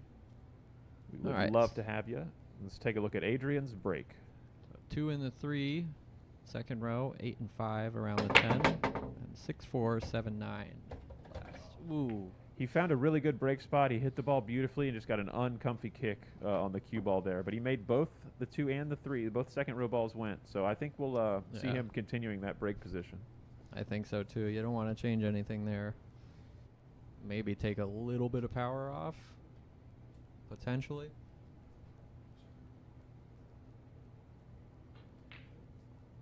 I'm actually a little bit surprised. The first 10 racks, I don't think we've seen a single 10 ball missed. In these challenge series on the tight table, you tend to get a lot of hung 10 balls on the tricky 10s. Haven't seen anything like that yet. Yeah, well, I think part of that is they really haven't left themselves very tricky yet. I mean, Adrian got a little below the 10 on one of them, but I don't think we've really seen anything too tough for these two. I got some zip on that draw. Yep. Gotta play the combo here. Nothing much else to do. Just try to control the 5 as much as you can. I mean, I guess there's a safe. He could kind of float the cue ball onto the 9, but I'd be worried about catching a rail. So Joe McLaughlin asking in the chat, do you need to be a member at BAK to do this challenge series? You do not need to be a member at BAK to do the challenge series. Nope. You would have to pay for a day pass, though, which is $35. Gets you in the back room for 6 hours. Absolutely. But BAK Room Billiards Studio is just one of many pool halls available that we do the DMV 10-ball challenge series matches at. We also use On Cue out in Front Royal, and then just recently I was able to confirm it. We're going to be able to use breakers and their 4-inch Gold Crown for some upcoming DMV 10-ball challenge series matches for those who would like to play on that kind of table for a similar day for a similar price for greens fees. So yeah, just want to make a lot more things available, and also, like I said, feature all the great places around the DMV that we have for great pool. But if you want the best production experience, I would say you'd have to come down here to the back room. Absolutely. I have a lot of infrastructure that I've pretty much built in to Table 2 here. A decent amount of it I can take and do some for those remote ones, but absolutely. The highest production value is always going to be here at the BAK Room Billiard Studio, our pretty much our home base for the DMV 10-ball challenge series. All right. John making good work at the 5 and the 6. Not sure what you can do off of the 7 except maybe try to get all the way down under the 8 to play it up, like 2 rails. You just play the draw and draw it down off 1 rail and try to float into the line for the 8. Oh, he's going 2. The 2 rail helps you control the speed a little bit better. True, but just with the slipperiness of the rail, that's what I'm worried about. It sliding off that second rail, and that 10 is so big. That's just, I like the other one because the 8 stays in view of the cue ball the whole time. You know what I mean? You're not crossing in front of the 9. But no, absolutely. If you want to hit that ball with speed, I do like the 2-railer option. It's just, I don't want to shoot this shot. Yeah. He does have a piece of it, so he might be cutting it. I believe he is cutting this to the corner here. Oh, no, just taking a little safer option. Smart speed. Yep. He doesn't want to lose or give any away more games. So knowing Adrian, you think he's going to... He's banking it. Straight to the bank. All right. No contemplation there. I was wondering if you might try to hit it thin and play the safe, but right down over it. Yeah, that thing straightened out a lot on him. That's interesting. Considering most of the banks have gone wide. So he just probably hit it a little too fat. John's got a shot here on the 8. A little bit hampered by the 10. Not too bad. Yeah. Got to worry about landing on the rail here. Okay, no, he was straight enough. He could just draw right out. Yeah, probably just needs another similar shot here. Just stop the cue ball right where it's at. He might stun over. Stop shot, stop shot. Yep, perfect. Yeah.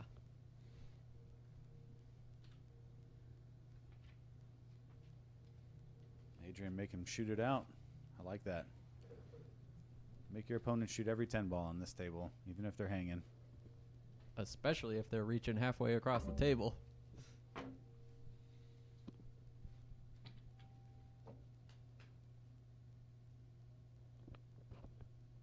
You guys can't reach that with an extension? Hey, we're not all 6'4", man. Yeah, you might have the longest reach in the world over the table, David. It's incredible. I'm pretty tall too, but I still find myself reaching for the extension and bridge sometimes.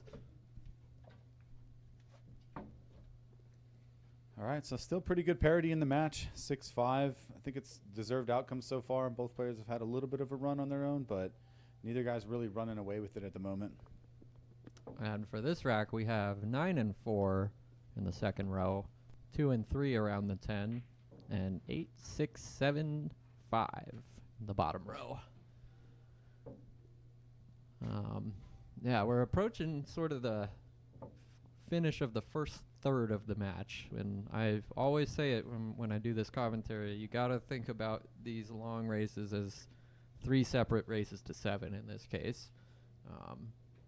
So Adrian primed to be the first to 7, although John's breaking. Could be pretty tight. We'll see. Don't forget to throw your predictions in the chat. Only seen one so far, 21-19 from JL is his prediction.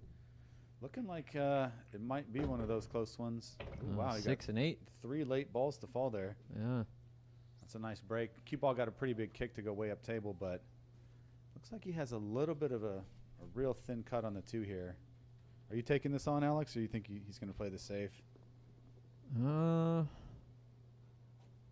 Yeah, that's kind of scary, taking it on, but it's close to the pocket. I think he's going to shoot it.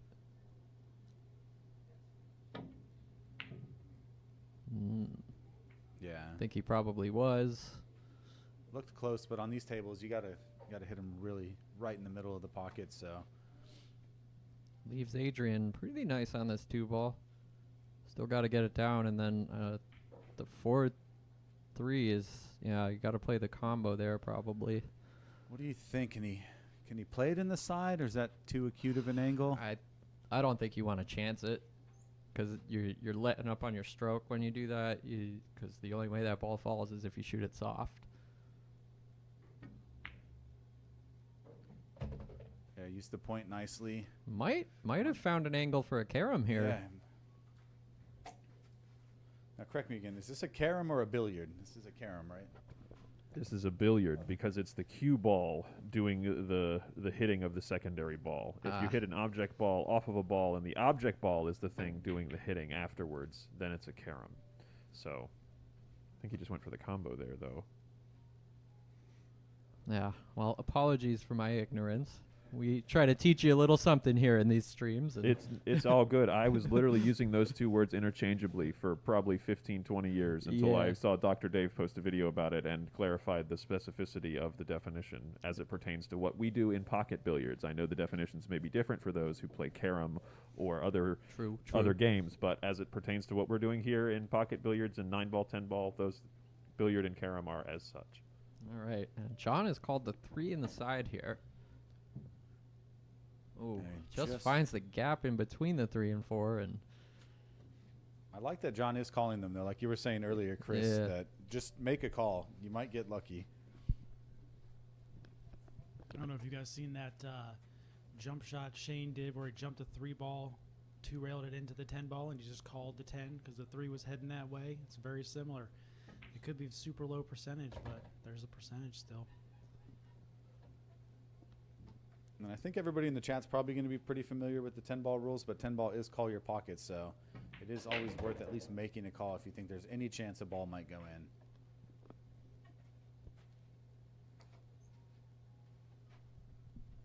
Yeah, and there's no call safe in 10 ball.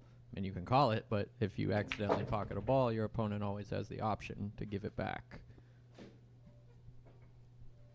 All right, so here's the shot. Pretty much, I'd probably put everything into the pot here.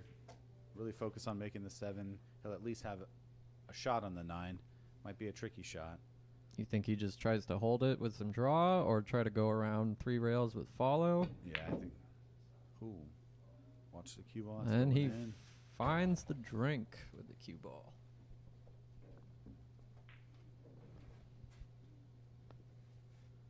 All right. John primed to make it all tied up again. This could get interesting.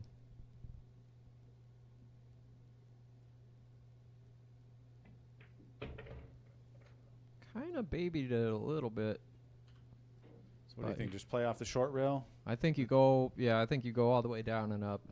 Don't take a chance letting up on your stroke, trying to float toward the 10 and hold it. It's just a little risky. Unless he has the angle for it.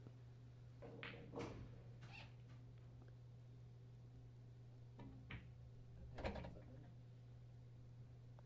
was going to end up glued to the 10, almost glued to the 10 here. Unfortunate. All right, our first hard 10 ball. I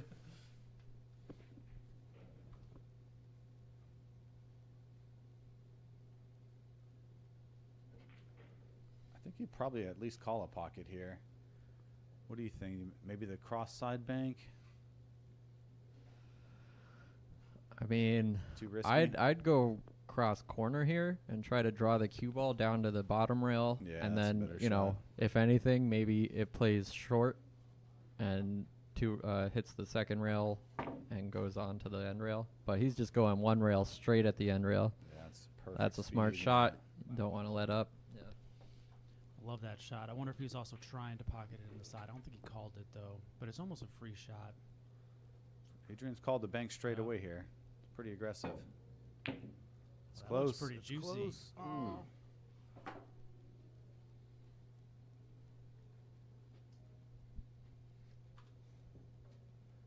right, barring anything crazy here, looks like we're going to be back to tied here at 6-6.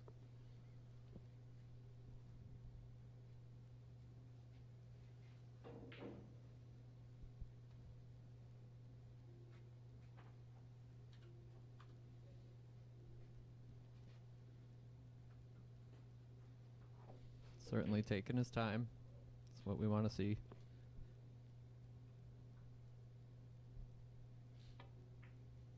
Kind of steered that a little, but gets it down. And then let's generate a new rack for these two. We got 7 and 5 in the second row, 4 and 2 flanking the 10, and 6, 3, 8, 9 in the bottom row.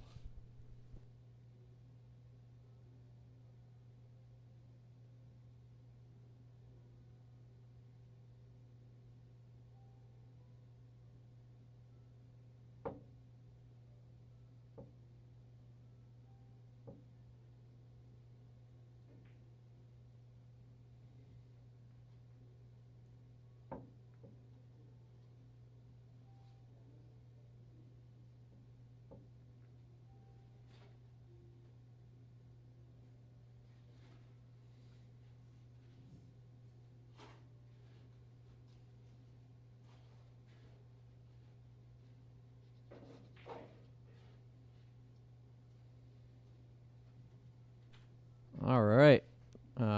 As we look at John's break, we just got a new addition to the commentary booth. Evan Beeson is here, which I'm sure most of you don't know who he is. But Evan, how about you introduce yourself? How's everyone doing? Evan Beeson. I'm from Tucson, Arizona. I found out this place, BAK Room Billiards, was hiding out in a business complex where I work out of, and you know I'm an avid pool player out of Arizona, and I stumbled on this place, and Bobby Chamberlain. You know, I've always wanted to meet him, so that's how I ended up here, and it's been awesome. This is a great pool room, so thank you for having me. Thank you for having me on the stream and commentating. A little more value added to the commentary. John and I gambled together Friday night for until like almost 7 in the morning Saturday. Yeah, I'll say I left here at 3:30 in the morning, and you guys were still going. I got a text in the morning from Adrian, who was playing a one-pocket match around 7 in the morning, saying, John's still here. That's right. And, you know, I'm a 6'80", so I'm a fairly strong player. It was good competition for John. And, you know, the first few sets, he was not doing well, but as the third set came, he started pocketing balls, getting a little more confident. And then towards the fourth set, he actually won the fourth set. He beat me 7-4. So his confidence level on this table grew throughout the night, and he started playing better, and I started getting a little loose. Well, anyways, you want to switch gears to this rack. I feel like John did a good. Who broke? I didn't see who broke. I'm not sure who broke. I was commentating, but it's a good shot on the one. Good thin cut on the one there. John's got it set up for the two. See if he can. He's going to go to the side rail and back out the middle of the table, or is he going to try to hold? Good choice. Lonzy hit it good. Oh yeah, beautiful shot. Beautiful shot.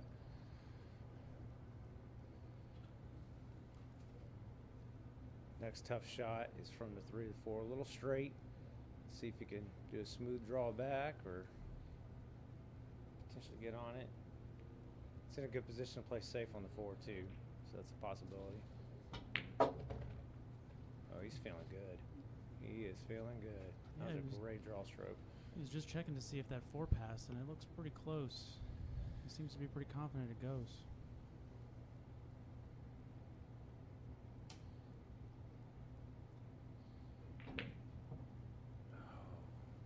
Yeah, it must have been close. He missed it on the side that would have been more open for him. Yeah, I didn't expect him to miss that, to be honest.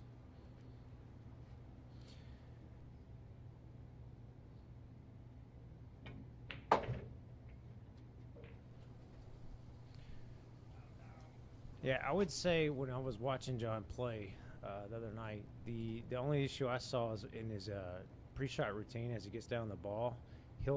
His timing on his warm-up strokes will get kind of awkward sometimes, and he'll hesitate. But when he's shooting good, that's not there. I don't see that too much. Right. Yeah. So that was a interesting shot played by Adrian. He did. It was fairly impressive.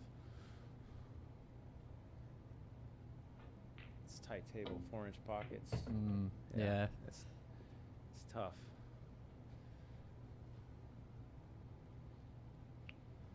Well, let's see if John can stay in line here.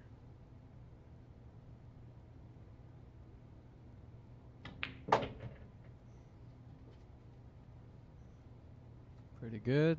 Yeah, I like Natural angle for the cue ball. Like Got to worry about the speed. Like how you hit the 7, though. You hit it confident. Yeah.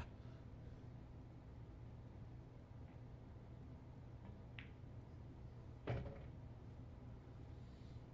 like it's going to settle pretty good. Slight angle, but that helps with dropping down for the 10 a little.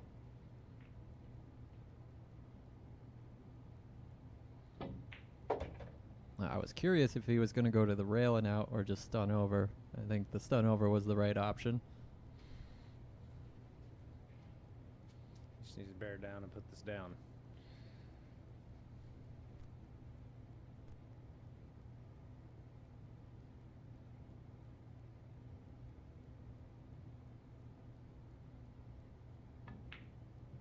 Yeah. That was a nice out, man. I mean, not to set the commentator's curse on him, but I think he's on the verge of catching a gear.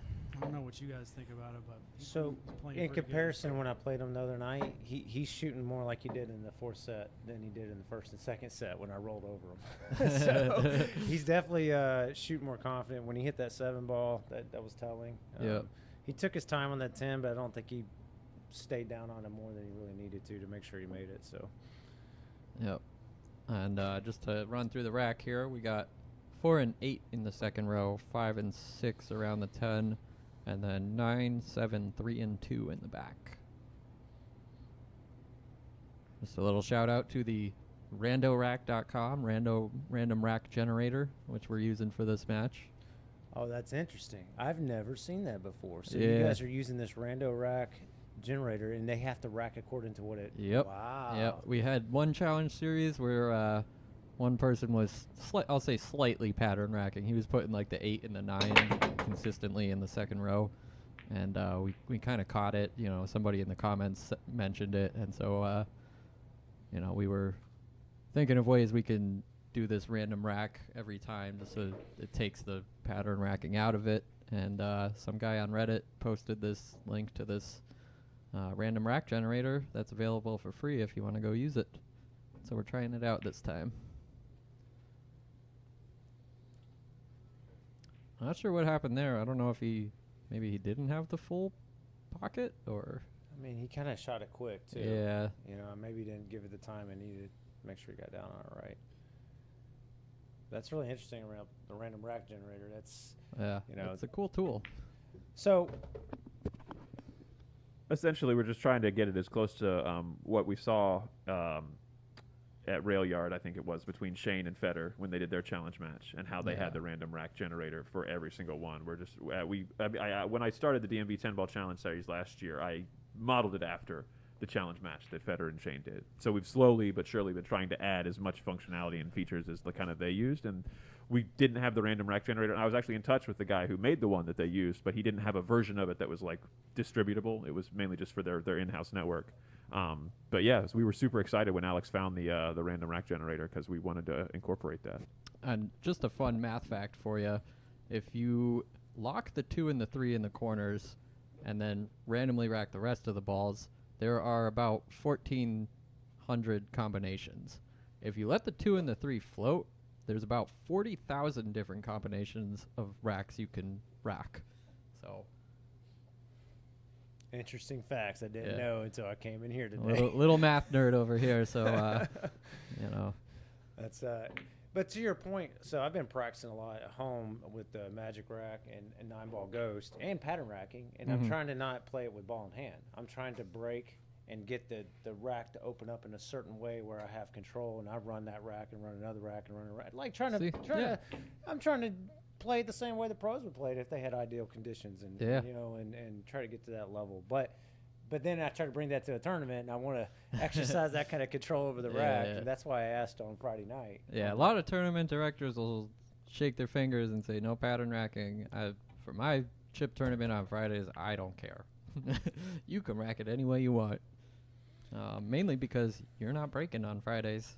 If you rack the balls, the other person is breaking. Yeah. So. But anyway, back to this match. Yeah, I feel like I'm deviating a little bit. So apologies. Hey, it's all good. We're Excited to be in the booth. We're here for the long haul. We got a lot to talk about today. We made a good contact. Oh.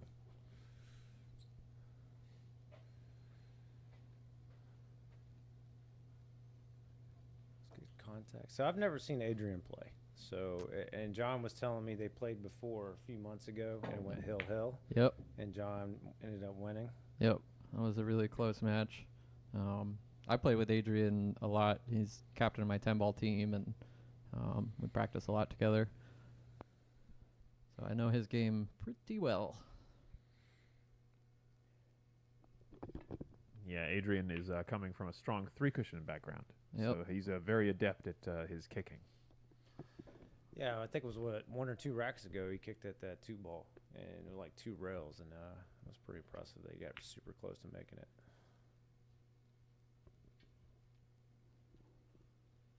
Maybe a little mistake there. I'm sure he didn't want to let him see that much of the 3-ball.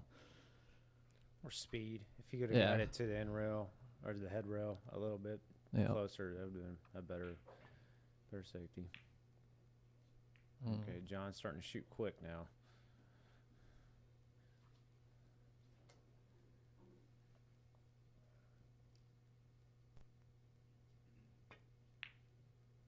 That's the second shot I saw Adrian in this rack hit 2 full.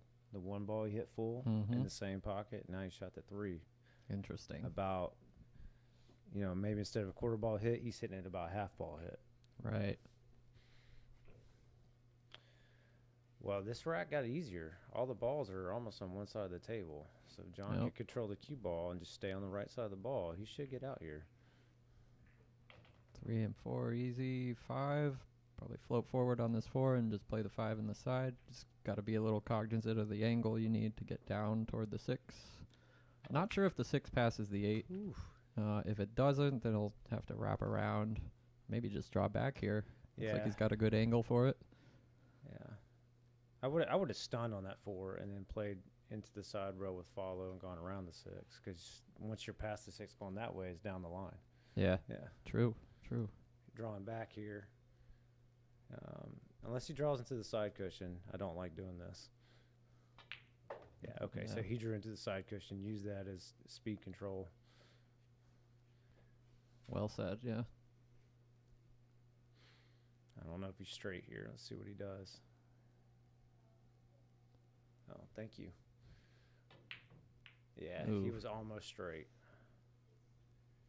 So again, my comment, staying on the right side of the ball Yep. was key to getting through this easier rack on one side of the table. Now, pretty easy for Adrian.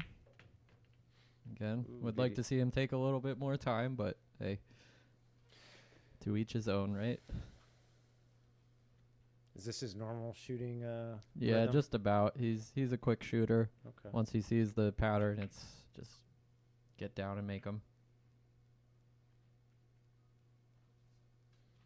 Well, I A think little fortunate there. yeah, I was gonna say he got away with something there. I mean, outside possibility, he could draw a bunch and try to go over to the side rail and back down for the 8, but That's a fool's errand. I not on this table. Maybe on a table with 5-inch pockets, but I like what he did here. yeah, I like this move. Very smart move. I like this move a lot, especially if the 7 comes up and gets under the 9 a little bit. Yep. Yeah, almost there, but it's good, great thinking, good decision. Good decision. Good yeah. decisions win matches. That's another good decision. Yep. Easy Force John to the air. Yeah. I don't think he's going to kick it. Oh, maybe he is. All right.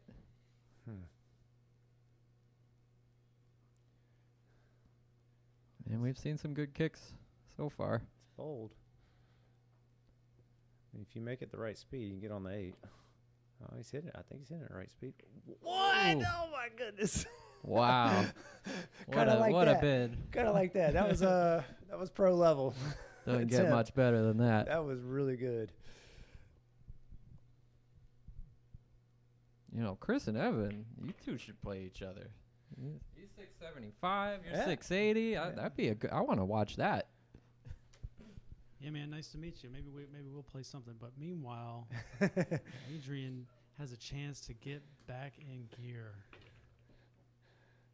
Are you telling me you don't want to play? I always want to play, man. I always want to play. I think you're right, though. This is huge for Adrian here to stop the bleeding, as we were saying before about what John was trying to do. John had just put 2 in a row on Adrian. Adrian got to 6 first, if you'll recall. It was 6-5 in that first race to 7, like Alex was talking about. And so now Adrian can not let John get too far ahead and bring it back to level. And guess what, folks? It's a race to 14 from here to the end. So probably another 15, probably another like 10 racks, I'd say, 8 to 10 racks before they'll take a break about the midpoint. But we are definitely at the end of the beginning. Yeah, for sure. And I mean, to Evan, right? Is that your name? Evan? Yeah, to Evan's point earlier, I mean, Adrian has missed some balls that, frankly, he shouldn't have missed. He underhit those 2 balls pretty much the exact same way. Mm-hmm. If he doesn't figure that out, I think he's going to have a tough time coming out ahead in this.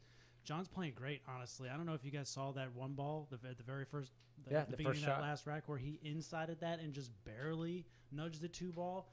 He was on pace to run that one out too. So this was a huge rack for Adrian for sure. I'd like to see John walking around and looking at the position for the second to the third ball before shooting the ball. Yeah, If that's a good and that was something I try to do. I'm not perfect at it, but I try to do, and I think he was starting to pick up on in our sets on Friday. Right. So I would love for him to start doing that. I will say that Adrian has been breaking a lot better though. I like his break more than I do like John's here.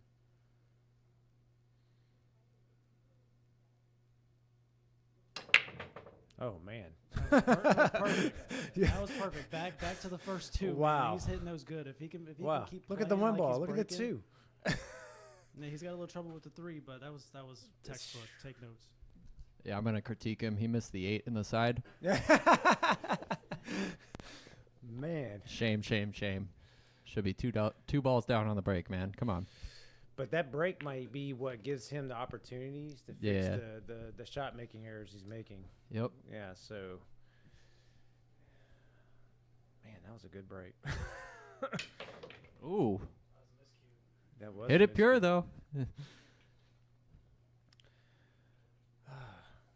It's Yep, interesting. Going airborne probably. I've been having a lot more miscues lately, and I've been noticing that before I start a session, I need to just add scuff the tip just a hair. Yeah. And it's really What chalk are you using? Masters. Oh. might want to change that. No. If it's good enough for Shane Van Boning, I mean. Oh, did Shane finally make the switch? I don't know. Did he call it? Wow. If he did. No, he did not. Yeah, Wow. don't think John's giving this one back. Wow. What a jump. That's wild. So I did find a piece of Predator chalk in the box. Oh yeah. In the closet. Yeah. And I did start using it when I played John the other night. And It's I did so miscue dirty. once. It's the Predator chalk is so dirty. It was dirty, but I think it did work better in Masters. Yeah. You made a good shot there.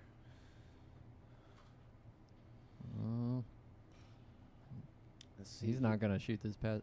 I don't even think it goes past the 8, does it? No, he's shooting got it inside, inside. yeah. I think he's got to figure out how to hold the angle. Oh.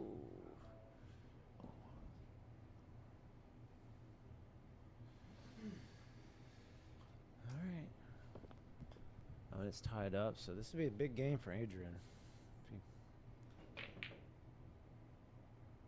That's a good chance. Ooh. I almost feel like you didn't need to bank that. I feel like you could have cut it, and still managed to make something happen. But I think I feel like he wants to get that arm swinging and like hit in the back of the pocket. I feel like he's wanting to get that kind of or that zone feeling that he's after, because we're deep enough into the match now that it's like they'll be swinging. Yeah, to your point, to get on the 7, you wanted to cut that in. The bank, I mean, unless you're riding with follow and trying to do something funny, but.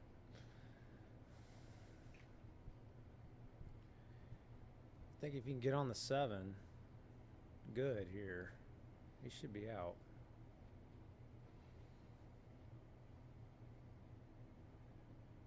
You know what surprised me on Friday too? John's genuinely a nice guy. Yeah, Sean's a very nice dude. A really nice dude. He didn't want me gifting him 10 balls either. That were makeable, and he's like, "Stop doing that." And I was like, "Okay, Yeah. okay." He's definitely an intense competitor, but yeah, he's absolutely a really nice guy. When you chat to him, especially off the table. But yeah, he gets a cue in his hand, and once he starts getting down on the ball, whew, he's an intimidating fellow. Well, same thing with Adrian too, on both points. So far, doing good. Straight in. Yeah. Thank you, cameraman.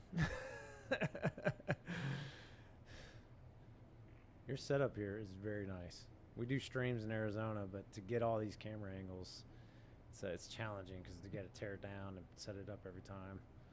Yeah, fortunately, a few of these cameras we can just leave here. That's pretty decent. I like what he did there. He tried to get as much as he could out of that without trying to do too much.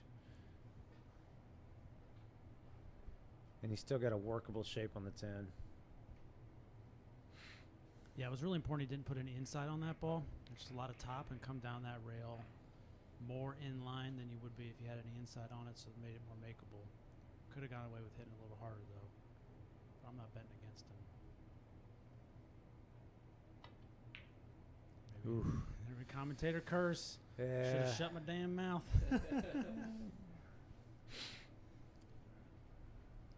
This is a big shot here for Adrian, honestly.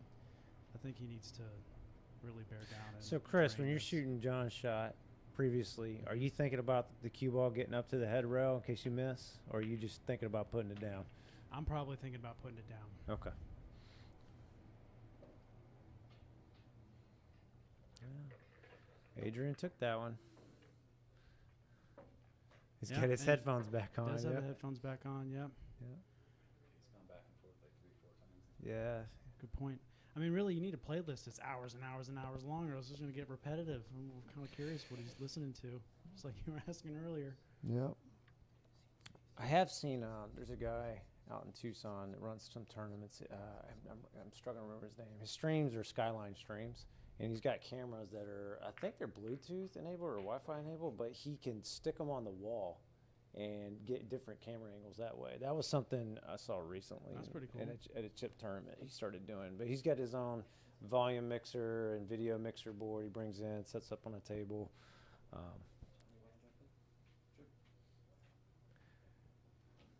So I really appreciate folks who take the time and really love pool and put all that effort into it. It's, you know, for guys like that, we wouldn't have professional quality Yeah, for sure. streams. And, you know, what's really helpful, too, is I love going back and watching my old matches and picking up on weaknesses and things like that. It's super helpful. Let's get that over. I like this cue ball placement on this break shot. John's a little bit closer to the rail. I think he could benefit from moving in. Let's see. That's a little bit off hit on the one there.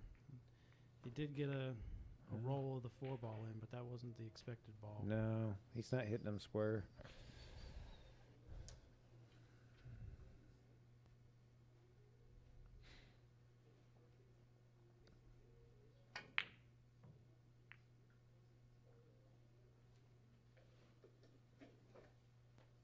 I don't think he had to do all that much on that one. I think it was just focus on the pot with the stop shot, and he could have been fine. Wait, that was Adrian that broke, right? Yeah. Okay, the break before that was Perfect. magnificent. Yeah, if he hits the one ball correctly, then Yeah. his breaks are great. That's what. If anything, he's been struggling on the break today. It's been not hitting the one ball straight in the face, but every time he's done it, it's been perfect.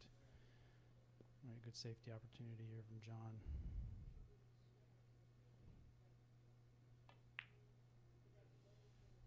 Tickle it. I think he still got him. Yeah, he got away with it a little bit. Yeah. Might have to do a little swerve or jump cue. Adrian hit that jump shot a while ago, a rack or two ago. Banked a 3 up table. He hit it great. Yep. I still didn't see him call anything. I'm assuming he did.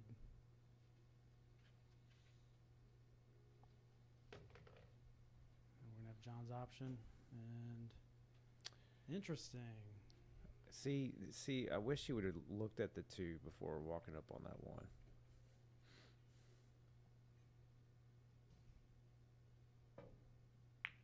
I don't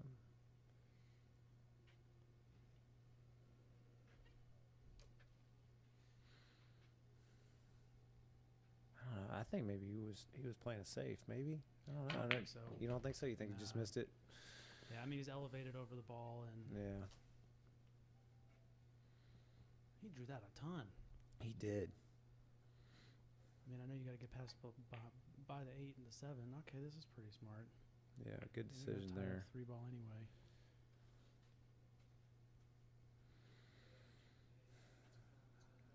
I came in a little late. Any 3 fouls yet? Not yet. Not yet. We had a 2 foul, but it was not intentional. It just worked out that way, and that hasn't been. I knew he was going to look at this 2-3-9. I knew he was going to look at this 2-3-9, man. Is he the kind of did guy? last time. I mean, it looks like a fun shot, but Yeah. I don't like shooting fun shots for the money. Might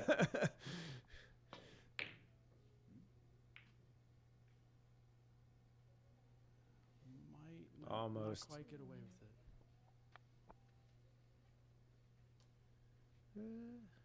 Oh, left a piece. Yeah, he He did. could execute a dangerous safety from here. He can tuck that 2 underneath the 3-9. Yeah. This could be trouble.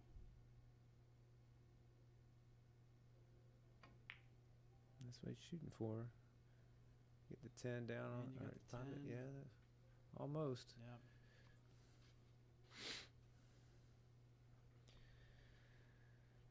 Now if John can clip the left side of the 2 and come 2 to 3 rails back behind the 6. Yeah, you got the 6, 7, 8. Yeah, all them exactly. balls to Get all hide the balls. behind. Now, my luck, I'd hit the 2 too thin, clip the bottom of the 5, it'd sit up right in front of the pocket. Mhm. I hear ya. Give you the big window, or do something or like this. that. Or this. Right.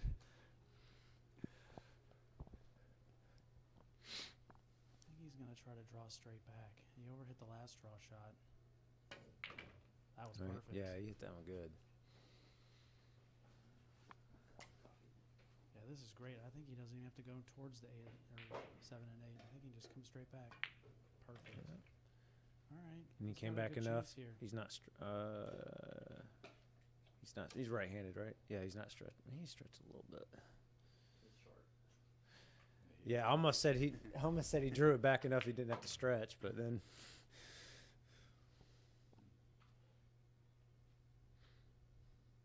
That's another thing. Like good players that get up there, they know their stretch zones. They know where on the table they have to stretch to shoot the cue ball. I'm surprised he didn't try to play the 8 in the same side pocket there, honestly. I thought the same thing. Yeah. I thought the same thing. He made this harder on himself. Good news is all you got to do is make the 8 ball. And you should be okay. Overcut it. Looked like some spin Let's on see there. how I don't know if fast he this needed ball the rolls spin. up. Not enough. I think he's banking at this ball. Yup. Just don't land on that short rail. You gotta Yeah, come hit it above with the speed. 9. Yep. Yeah, hit it with speed to get down and around. Maybe even just go forward. Yeah, like this. Yep. Yep, just like that.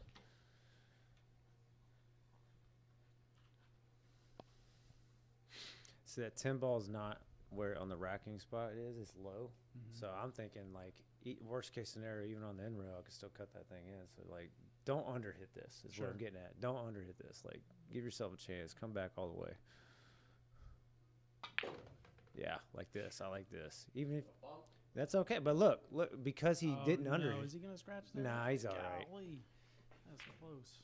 He's got to have perfect bridge too. Got some room. Just put it down.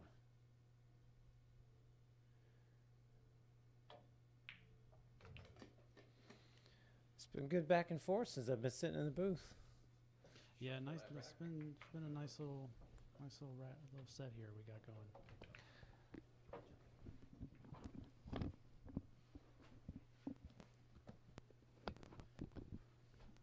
So we're back on level terms again.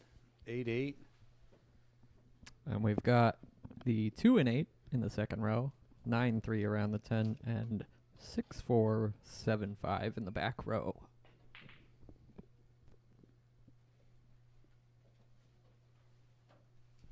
The score is 8-all. Once again, folks, we want to thank you so much for tuning in here to the DMV 10-Ball Challenge Series live from the BAK Room Billiards Studio here in Lorton, Virginia. If you're nearby, come on out. We have seating for you to sit and watch some fantastic pool between these two gentlemen. As you've noticed, this is quite an evenly balanced match. These guys are back and forth with it. It's going to be a battle till the end, so definitely stay tuned in. And if you haven't already, please do like and share the stream with your friends, your enemies, your acquaintances, people you've never met. Get it out there as far and wide as you can, folks. We want to share the glory of 10-ball as best we can and in as high quality and beautiful fidelity. So what a nice break there. Opening up everything for Adrian. Unfortunately, John didn't make a ball, but that's kind of been the name of the game. One player gets a little bit of momentum, and then the pendulum swings back the other direction, and the momentum goes to the other player. And so we've really been kind of click-clacking our way up. All right. Just going to take a quick look at the YouTube comments here because it's been a minute. Yes, Hungai, we are using a rack randomizer. First time we're using it on the 10-ball challenge series. And ideally, we'd like to have a TV in front of these guys so they don't have to keep turning around and looking at the TV behind them. But that will come soon, perhaps the next one. Just curious to see what you guys think. Do you think the random rack generators help with the ball spread as well? I can't tell. I mean, the ball spread is mainly controlled by how well they rack it and how well they break, but definitely keeps for interesting games. I'm liking the randomization of the patterns. Yeah. Honestly, we're getting really unique. We're getting different stuff every time, and we've very rarely seen like the same pattern in two consecutive racks for like any kind of segment of like 7, 8, 9 or 8, 9, 10 kind of thing. So I'm really liking what I'm seeing so far with it. But I'm gonna have to go to Goodwill and to grab us another little 32-inch TV that we can sit out there for those guys, so they don't have to keep turning around. Yeah, I don't know about when you guys rack, but I tend to not pattern rack, but for some reason, just kind of the way your mind works, you'll often rack some of the balls in the same spot. For me, it's usually the 9 ball ends up adjacent to the 10 ball on either side. Interesting. I know for me, a lot of the time it's just habit to put the 2 and the 3 in the corner because that's what we have to do for USAPL 10 ball. And Allie's chiming in the chat saying, Evan, hopefully the 12-hour practice with you is going to help John today. We'll see. We shall see. So that was a close one there. It actually looked like he might have fouled, but oh yeah, he did. Okay. I couldn't tell if he just feathered that 3 because the way Adrian was lining up. Looks like he's going to play the 3 foul. And we got a question from Paul Helms. Evan, how many points per set were you and John playing for? Points per set? I'm not sure. Guessing he means dollar amount. Or points, I should say. Because that, we don't do anything illegal here. This is all legal. It's all points. We just play for points. Yeah, there's 100 points a set. Yeah. Were you guys playing straight up? A game on the wire. Okay. So 100 points per set, 7-6 race. They were playing on Friday night. When I was up 3 sets and he wanted to go again, I was just like, and then he actually won that last set, so good for him. But I was tired. It was 4 or 5 in the morning. Yeah, that was a late night Friday. And then just in town visiting? I'm here for work. For work? And you had never played John before, I'm assuming? Nope, never played him before. I saw him. I saw his picture on the poster. I saw him come in. I was like, "Hey, you're on the poster, man. Cool, man." So when I was going to play him, I was like, "Okay, this is probably not going to go well for me. I got to expect to lose a set or two." But I played pretty good. So the first few sets. Yeah, if anyone wants to come play Evan, come on down before he gets out of town. Come get some points. So sorry, we got sidetracked there. Did John get off the fouls there, or is he? Yeah, Okay. yeah, John got off the fouls.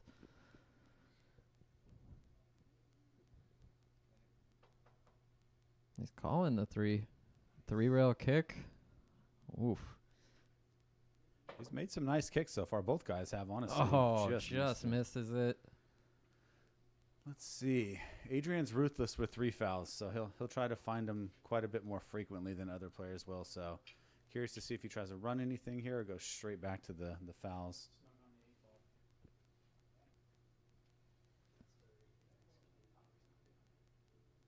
He's trying to float the cue ball behind the 9-5. He likes that. Yep.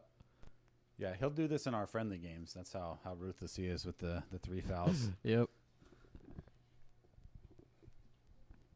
So I got a great story to tell. When they take a break and we have a bunch of dead air, I have a great story to tell what happened to me on Saturday on 1 hour of sleep, what I tried to go do. So I'm going to save that for the break time.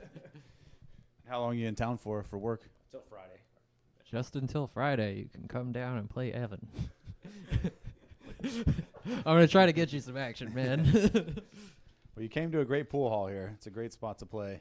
A lot of good players, as he found out on Friday. I have to say this is probably the best billiard club, bar none, in the country that I've been to. I've been to similar clubs in Germany. I've seen a similar kind of setup, but this is the first time I've seen this in the States. And it's starting to become popular. Wow. What a wild shot there. The 3 ball. Was it a good hit?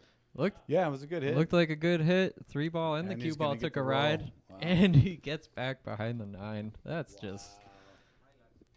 insane. Yep, Adrian gonna just jump a piece of this 9. Really just have to like hop the ball just a tiny, tiny bit. I'm sure he called the 3. Ooh. Put a little unintentional We ap- spin on that, it looked like. We appreciate you saying so, Evan. This, the billiard club model is definitely spreading, and I think it's a little bit more popular in Europe to start, but more and more of them are percolating out here in the States, it seems. Well, I saw on Facebook a guy, because we play with folks in New Mexico a lot from Arizona, and I think in Albuquerque, a gentleman opened a club. It's just a club. So it's spreading westward, the idea, and I'd love to see one open up in Tucson, to be honest. Yeah.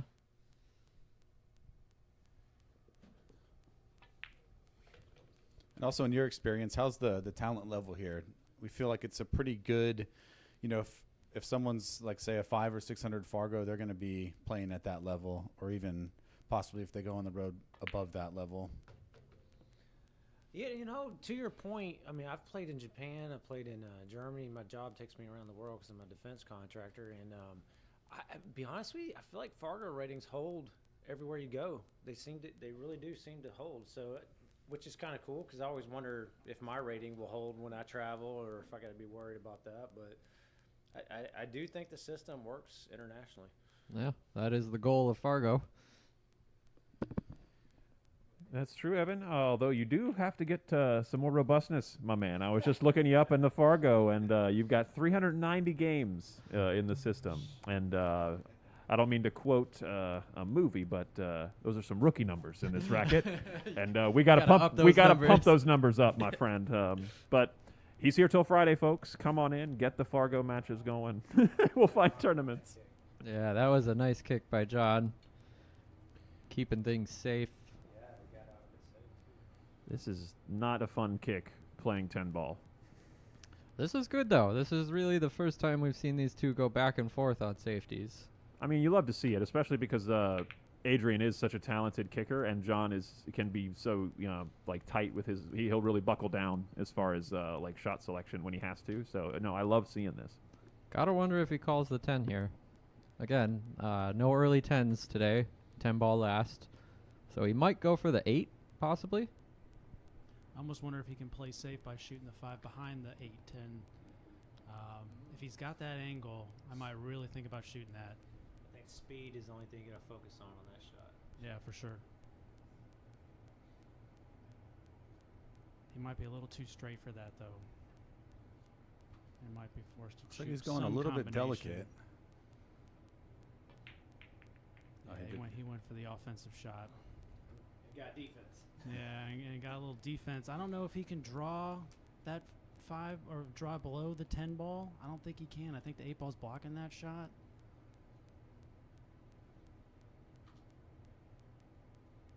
I think he's trying it.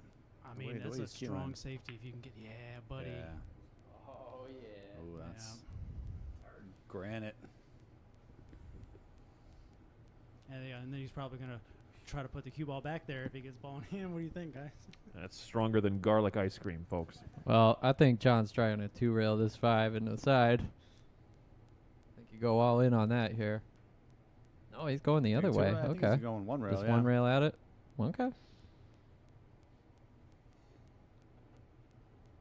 Both guys have kicked really well in the No, match. he likes the 2-rail, I think. All right. Unless he has enough to go 1 rail, but no. Yeah. Good, solid hit on the 5. Good odds are gonna go. Yeah, he's hung the 5, but Adrian's gonna have to do some real work with the cue ball to get down for the 6 anywhere. And then you got to worry about the 8 ball. Little tap of the cue there from Adrian, acknowledging the quality shot from John. Ooh. Love to see that sportsmanship. Look at that, and he breaks out the 8 too. That's very nice. All right, is he gonna be tempted to hide behind the 8-10? I think he's going for the bank. Oh no, all the way down. Yeah, he's going for the 8-10. He's real good at speed control on those. Coming from that 3 cushion background, he's really good with controlling the cue ball after contact.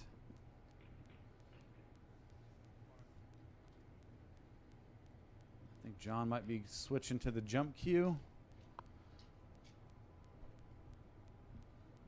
Kind of anything can happen here. It's almost about longest jump shot you can make on the table here. David, I got to comment on those rookie numbers, man. I got 2 little girls at home. I got 1 in the oven. I'm a family man, so getting out to play tournaments are rare. So, you know, when I travel like this is why I've been here almost every night because I'm away from home. So this is the thing. One hobby I love to keep going, and I want to play this until I die, basically, and just try to get as good as I possibly can. So. Well, I love to hear that because I was looking at the matches that you have that are public, and a lot of it is stuff out and around Arizona. And I like to see that there's a scene out there. And I saw some names that I recognize, like some folks that you've played that are some bigger names, like Rick Iyer and Mitch Ellerman. So no, absolutely, man. Priorities are a thing, and I Fargo will like I like to tell people. Play your best pool, and your Fargo will take care of itself. Looks like he's cleaning the cue ball here. Interesting. He's got a spot on it that you don't like. It probably has a hair on it, hair. and it's probably my fault. Everyone, you could just let it out. It's fine. It does like to attract hairs for sure. To the robustness piece, that's what I was asking Alex on this Friday night tournament. Hey, are you submitting those numbers to Fargo? Because I kind of need them, man. Yeah, I get that question a lot, and no, I don't submit just because it's supposed to be a fun Friday night activity. Don't want people gambling their Fargos, so to speak. Want to see the best pool from everybody. But we are really lucky here in the DMV area. Pretty much every weekend we have Fargo reporting tournaments with at least 32 players. Pretty much, there was only four weekends last year where I didn't play a tournament. So which one did I miss this weekend? Well, it's funny because this weekend it is one of the few that it just happens to not be a tournament. That's right. That's right. That's what it was. It was out in Winchester. All right, John trying to catch a 3-rail at the 6. Didn't find connection there.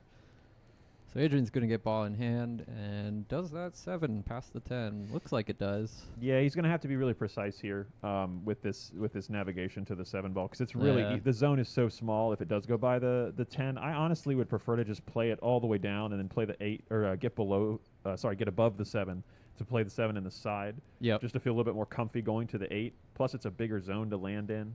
Well, I'll tell you from experience, I hate that side pocket. Yep. No stranger to this table. Yeah, he went. I like that. Play it the other way. Good cue ball. Can he draw out of this? Yeah, I think any follow, he's going right into the 10. So yeah, a little bit careful with the side pocket here.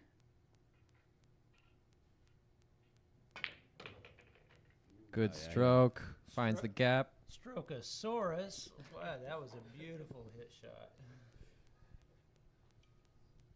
And Evan, what's your game of choice? What do you play most? You play any one pocket? So I avoided one pocket for a long time, but everybody plays it, so I've been playing it more and more lately, and tussling with some strong folks, and Alex has played me. And yeah, we played a couple games. I think Alex thinks I probably played all right. So. Oh, you had me dead to rights on the first game. I couldn't do anything. All right, let's see where the cue ball is going to end up. Almost in line. Yeah, no, he's got a good speed actually. A little funky 10, but not too bad. But I've been playing a lot of straight pool, and that's why Bobby being here really interested me, and he puts it down. Good shot. But got a little, some pointers from him last time I was here. I know Bobby, he's a busy guy, and he comes in every once in a while, but I'm just trying to sponge as much knowledge off of him while I can, and I think everybody should. Straight pool's a great game. Tight cue ball control. It translates to one pocket really good, too. Yeah. And if anybody doesn't know already, we hold the record for straight pool high run in this pool hall.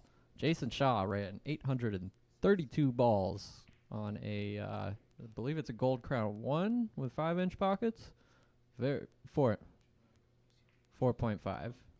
5.5. 5.5. Sorry. All right, folks. David's trying to hand signal me here. 4.9-inch corner pockets. 4.9-inch corner pockets on the straight pool table. Apologies. David, They're buckets. Yeah, David needs to work on his sign language with his hands. We just need a few more microphones back here. That's all. That's the main thing. But we're working on it. One thing at a time. If anyone wants to donate microphones, let's get them. Come on. Let us know how we could donate to DMV streams. Oh yeah, I'll put a QR code on the screen when we take a break if you want to donate to the DMV 10 Ball Challenge series.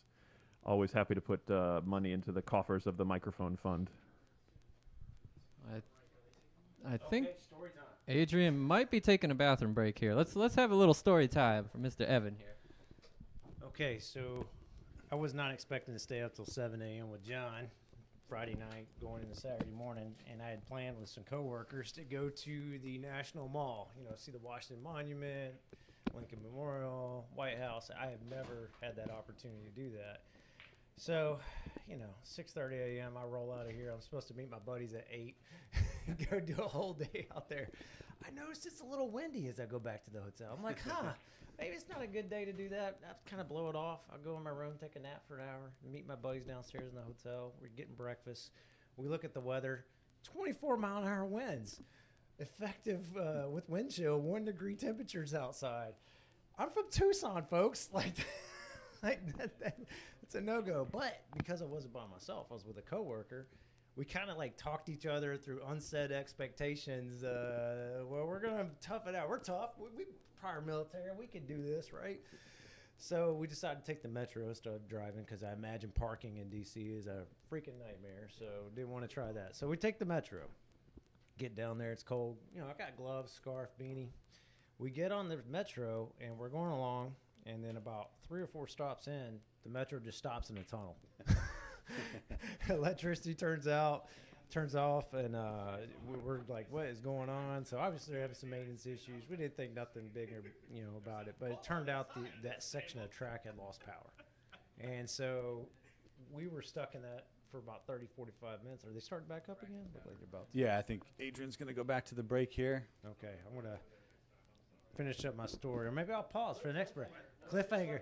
Yeah, stuck in a tunnel. Yeah, maybe I'll leave it right there and pick it up on the next break. In fairness, you probably came in the coldest cold front we've had here. I've lived here almost 10 years, and this is about the coldest weather we've ever had. This is brutal, man. I bet Antarctica has similar temperatures. So you're from the warm part, 'cause there's some cold parts of Arizona too, right? There are, and we're famous for our sky islands. Mount Lemmon is right in Tucson. I can be at the top of it in an hour, and it's 8,000 feet, 9,000 feet. So you can drop 20 degrees very quickly.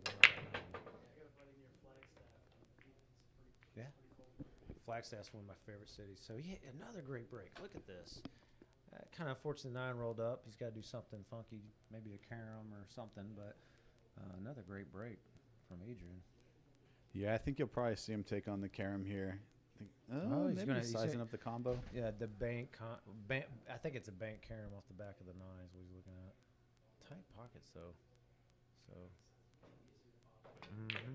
Oh. Let's see where he gets up with the cue ball. It's going to get perfect on the 3. That'll work. 3-4. I think the only difficulty in this rack now is the transition from 4 to 5 to 6. He can get that. Okay, he goes above it. See now I didn't like that. I don't know if he hit it hard because he felt more comfortable, or I would try to shoot that 4 to the side and roll up for the 5 and one of the corner pockets. But we'll see what he does. He's got a good stroke. Yeah. I was shocked on that. I think it was 8 ball or 7 ball last round.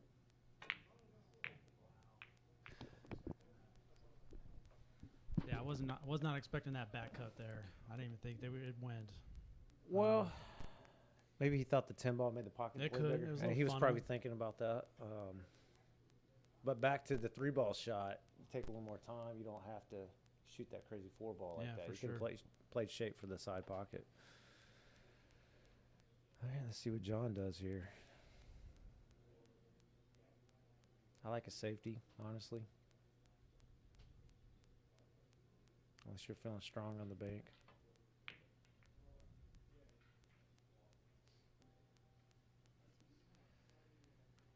Yeah. It's not terrible.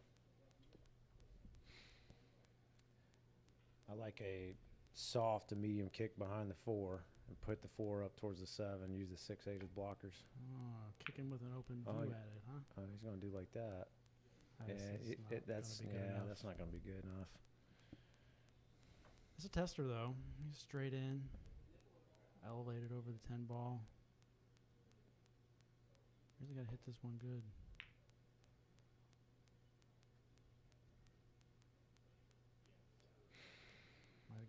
it. Maybe not. You could pocket it. Hard to hold for the 5 here. But you can move the 5. If it gets off that end rail, it's going to work out.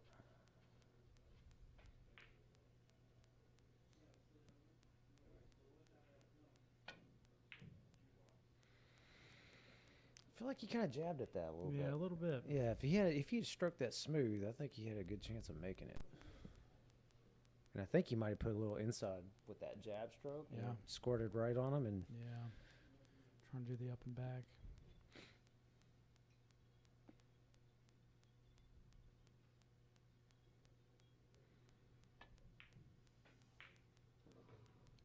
he was trying to use inside too. Yep. I like going up and down on that shot, like Yeah. full table length And twice. he put the 9 in a precarious spot. I don't know if it goes into that side pocket. That might be a tough 9 ball to deal with later in this rack.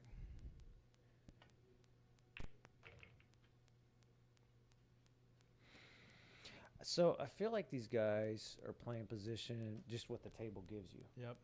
That's kind of like their mindset when it comes to position. Like That's what the it shot, seems like. the shot just gives me this shape, so I'm just going to go with that and try to make the ball. I think he's he's probably lucky. He's probably glad he missed it. Yeah. But I think he was trying to break that out. Honestly, not the worst foul. Still got to deal with the 9 ball, so not the easiest run out for John. He's going to have to get perfect position on that 9 or break it out still. So I think kind of a low risk shot for Adrian if he misses the 9, even with the scratch. Yeah. So if it's me and I'm playing, I'm trying to get shape on the 8 to shoot the 8 at the pocket where the 9 is and tickle the 9 going in. Yeah. Unfortunately, that's really tough to do. It can be. John's kind of getting no, came off the rail too heavy. Almost had a ball in hand miss there. That rattled. Yeah. See what he's going to do here. I think is he drawing? He doesn't know yet.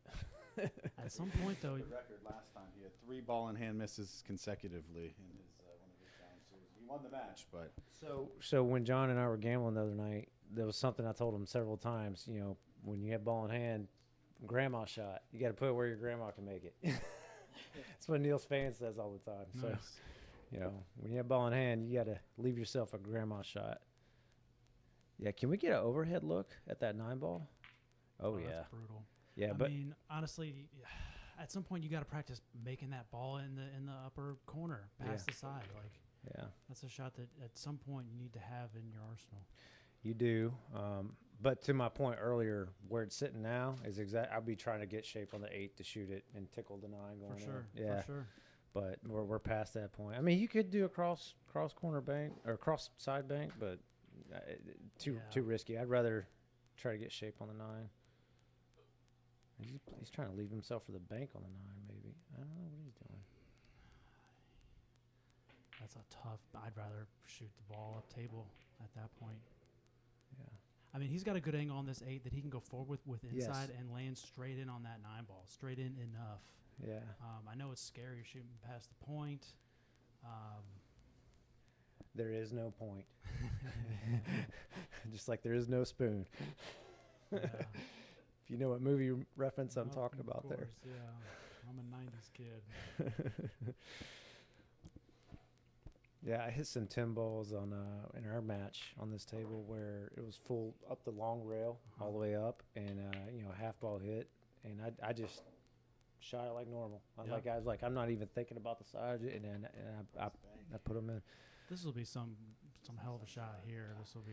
I don't know why he punched it. If that's what he wanted to do, why did he punch it? I would have not just rolled sure. forward because he made it steeper on himself. Yeah, he It's definitely tougher. wants to back cut it for sure to Yeah. avoid the double kiss. Got to put some outside English on For this. sure. And it does tend to come up shorter than you think. Oh baby! Don't Oh, scratch don't him. do it! Don't do it! No! That was such a good shot. Oh man, hate to see it. Wow, look at the replay. that would have been one of the shots of the match for sure. God, what a heartbreaker, man. That's What brutal. a heartbreaker. So to scratching on this table, if I have a shot that's along the short rail and I go high inside on it, Okay. it'll scratch in the side. instead of going past to a diamond past the side All right, pocket, yeah. I have to put 2 tips out or inside Hmm. to clear that side pocket. Yeah. It's you know, the Rassen rails and Sure. it's just interesting. Specifically, these these tables have vector cushions, not the K66 or K55 cushions that most pool table manufacturers tend to use. So these are the rails that are used on 3-cushion tables, more so than pocket billiards tables. So they tend to run more wide and play similar to 3-cushion tables in that regard.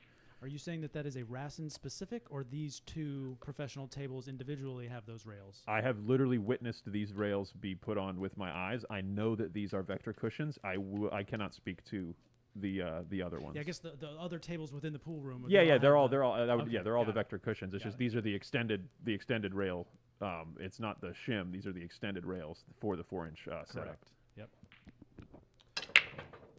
So we got a 2-game gap in the score. Is that the first time that's happened this match? Because I missed the first. Second time. Second time? Okay. The first time was pretty early, though, I believe.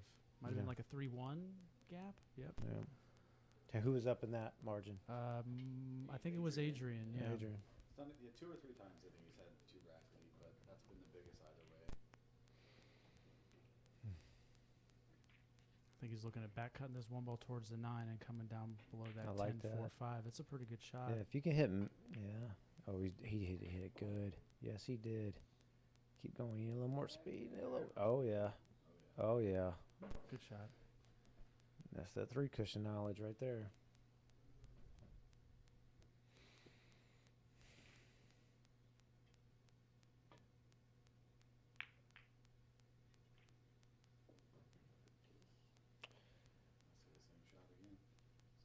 Very possibly.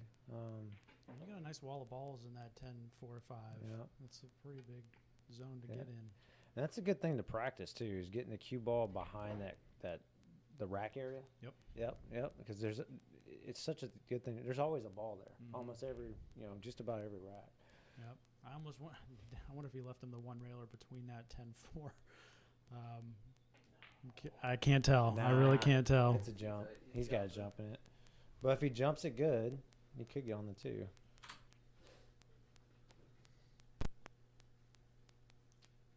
He'll probably had too much speed coming off the head rail.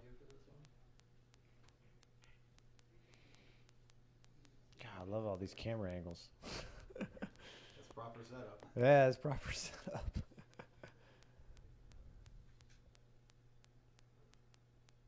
That's quite the elevation there. I'm trying to remember how John jumped the other night when I don't think, yeah.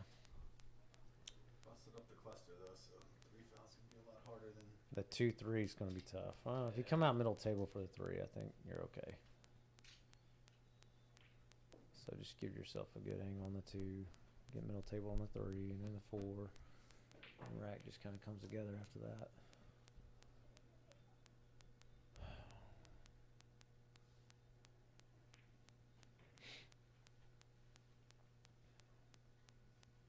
I like setting up short side on this 1 ball and then following into the opposite side, but touching the long rail, bouncing off the long rail just a little bit and coming back out. I don't like drawing to the I zone don't either. Grandma shot, man. Grandma can't draw the ball well. Yeah. if you can get about halfway closer to that rail than it is now, that's pretty much perfect to get on the 3. Yeah, he's got a bigger angle that, honestly, when you shoot this, you usually want to go back off the other side rail and come back out, but we'll see what he does. I don't know if you can hold it. Try to. Yeah, those kills. Yeah, because that's not. Look how you had to hit that to kill it. Mhm. You had to hit it kind of weird, you know. Yeah.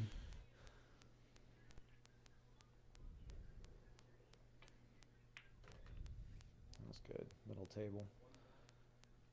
Alright. Just get the cue ball on that side of the table you're standing on, John. That's all you need to do. Back and forth.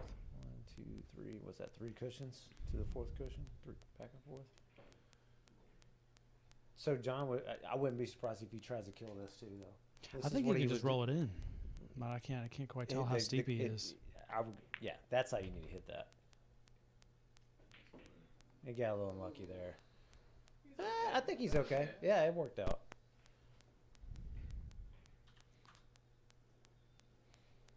You try to go 4 rails for Yeah, because trying to hold it's touchy, really touchy.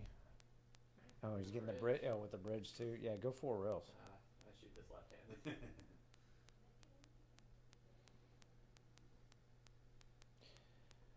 There was a point in time I wanted to just switch to being a left-handed shooter altogether and just start over.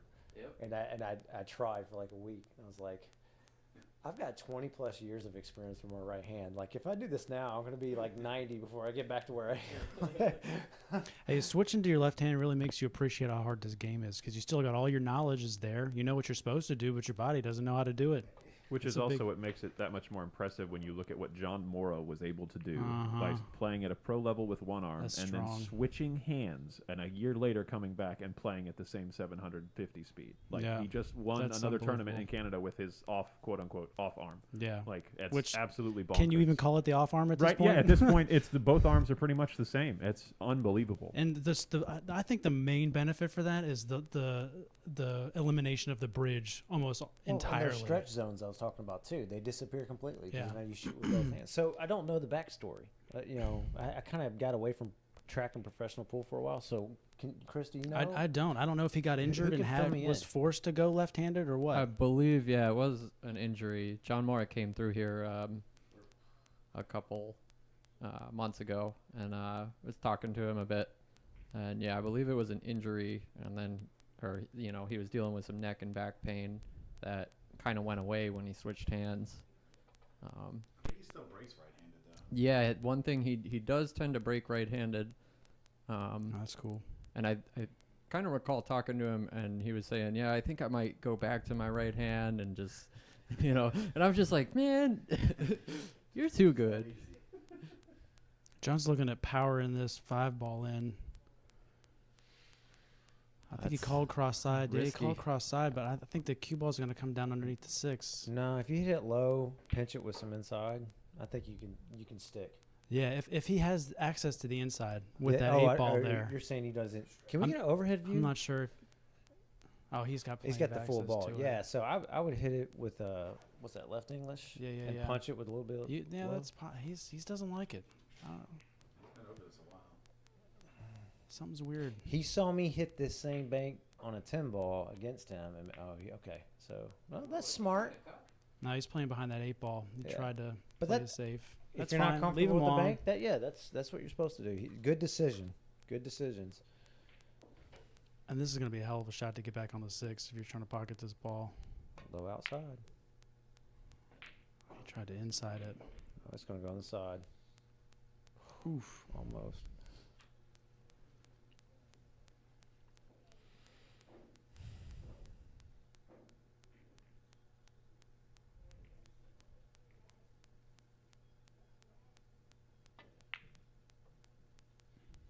Yeah. I guess these rails are really bouncy. I haven't seen They either are. player try to roll it in and come across one rail. It's all back and forth and back and forth. And straight from Bobby Chamberlain, yes, the Vector cushions, the best cushions made, used on all the World 3 cushion tournaments because they respond the best. The only reason the other pool table manufacturers don't use them yet is because they cost a lot more and they have deals with rubber suppliers companies in China and Germany. Well, now that I know you're listening, Bobby, I would love to have another session with you before I get out of town. Sponge some more knowledge off of you if you didn't hear that earlier. So, Adrian tried to take a swipe at it, hung it up in the pocket. But to that previous shot, Chris, I like rolling it with outside English, a good tip of 2 or Okay. outside English, and coming above the side pocket. Sure. and Yeah, going yeah. 6. Yeah, I mean, that's how I'm playing it on a diamond. I don't have a lot of experience on these Rassons, though, I will admit. So what was crazy to me is when I played those 4 sets with John the other night, I was really focused on speed. That was a good shot right That was there, a fantastic shot. But that 4th set, I was getting tired, and I stopped focusing. And then the problem I had last time I came to visit is the speed. My speed was all over the place. man. Like, because the rails are a little more live than on a diamond. I have a diamond at home. So, Okay. Yeah, and I don't like drawing below the 10 ball here. I like going in the middle of the table just like this. yep, Good, yeah, good, he's good got shot. a good angle to get back up Yeah. to the 9. So what's interesting, I've been focusing on shots like this that are near the corner within 1 diamond. Uh-huh. And if it's thin, you want to go 1 rail, is what I figured out. And Okay. if it's a half ball hit, you want to go 2 rails. Yeah. And if it's a 3/4 ball hit, typically you want to go one rail as well. It's just more natural that way. Yeah. I mean, 2 balls drawn underneath the 10 and back Right. out towards the 9. Right, like if he had a half ball hit here, Sure. it's super natural to Yeah, get yeah, low yeah. outside to go around 3 rails around to get on the 9. But if you try to do that with a thin hit like this, that ain't gonna work. You're gonna get close to the side. You might. Let's see what he does here, though. He's doing one railer. I like high outside. I like trying to come 1 diamond to the left of the 9. High outside. Or did I say inside? I said outside. Yeah. He's going low on the ball. Let's see what happens. I only like this if I can hit that 3rd long rail, honestly. Oh, he hit it good, though. It's pretty good. Yeah, he hit it good. I think he could hit it a little fuller than it looked. Yeah. Yeah. He actually got a lot of that ball. He did. Yeah, He got a lot of it. Well, that draw really took, Mhm. you know, and gave him the right angle off the first row.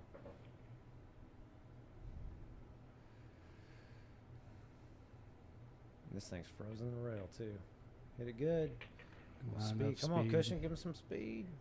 Whoa, that thing bounced like crazy. I gotta learn these See what rails. I'm talking man. about, Chris? On a diamond, that would have Dude, stopped like I'm like, parallel or under I'm the thinking I 10. gotta cut this in the side. Brought to you by Vector Cushions. All right, he needs to put this down. There you go. There you go. Closing the gap. What's the score now? Is it 9-10 or 10-10? 9-10. Okay, so you already updated. And then random rack generators popped up the.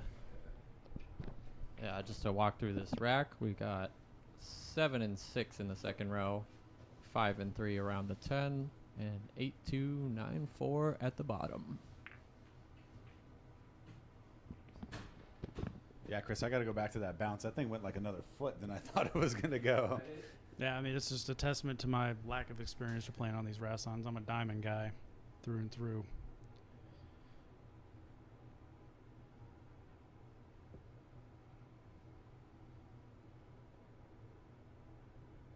How much time have you gotten on the Rassons here on the pros? Not a lot? Not much at all. I played one set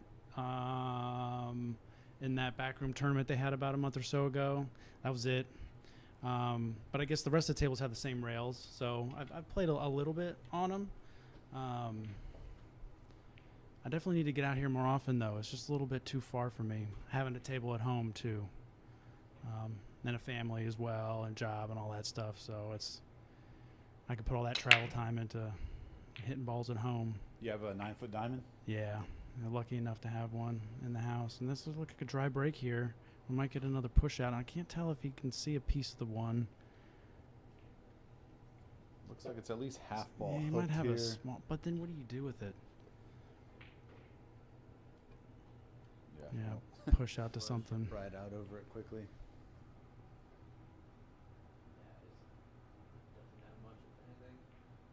I like banking this right past the 2, 6, 9 and putting the cue ball over by the 8 ball. And then you got a huge wall there. Yeah, he's got a lot of options for safeties here.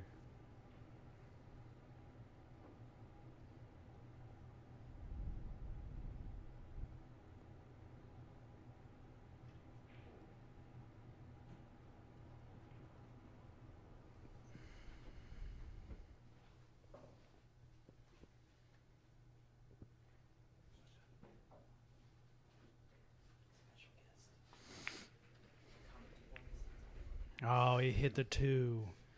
That was unfortunate. He's definitely trying to hit that one ball past the 2. I think you're going to see Adrian try to glue up on the 6 here.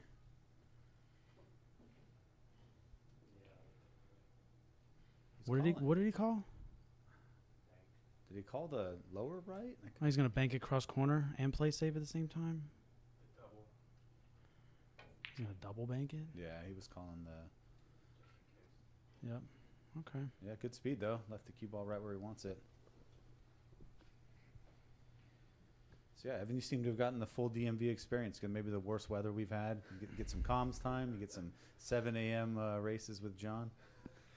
Yeah, this trip has been more eventful for sure. And remember, we're still halfway through what happened to me on Saturday.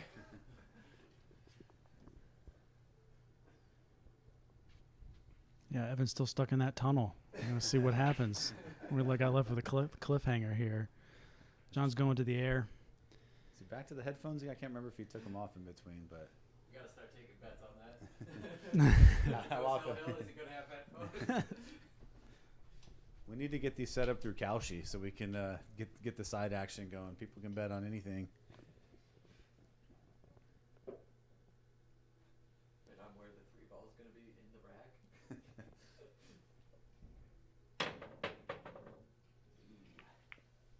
Yeah, so this is like, I feel like John's jumping. I haven't, it needs some improvement. I think he needs to put some time into it. From the other matches, yeah, he's a pretty good jumper, though. I'm surprised he's not hitting him as well as he normally does. I'd probably give him the edge on jumping over Adrian, honestly, from the matches I've seen them both play.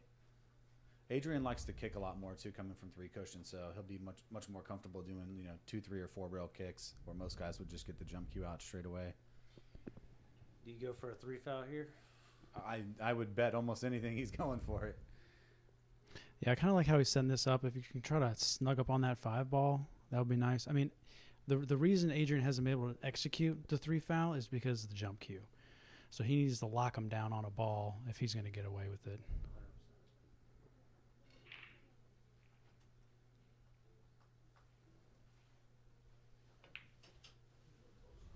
Like, that's not going to do it. Yeah. I thought he was going to try to draw onto the 5. I mean, that's just an open look right there. That's just a little poor speed. Was he going to get under the 6? I didn't. I don't think there was room to get under the 6 for to freeze him up. I don't think there was room for it. Yeah, to your point, Chris, when you're trying to do safes like that, you're trying to block off like a whole half of the table with a ball. Like you're trying to prevent you're having to go multiple rails to get to the ball. Yeah, and ideally take away the most obvious kick rail. Hit that pretty nice. Let's see if it's maybe the back cut. Yeah, I think he can. I think he can back cut this. He's over it immediately. Oh no, Adrian, what was not. that? I'm not sure what that was. That was that was a little bit careless, to be honest. Didn't take any time over that.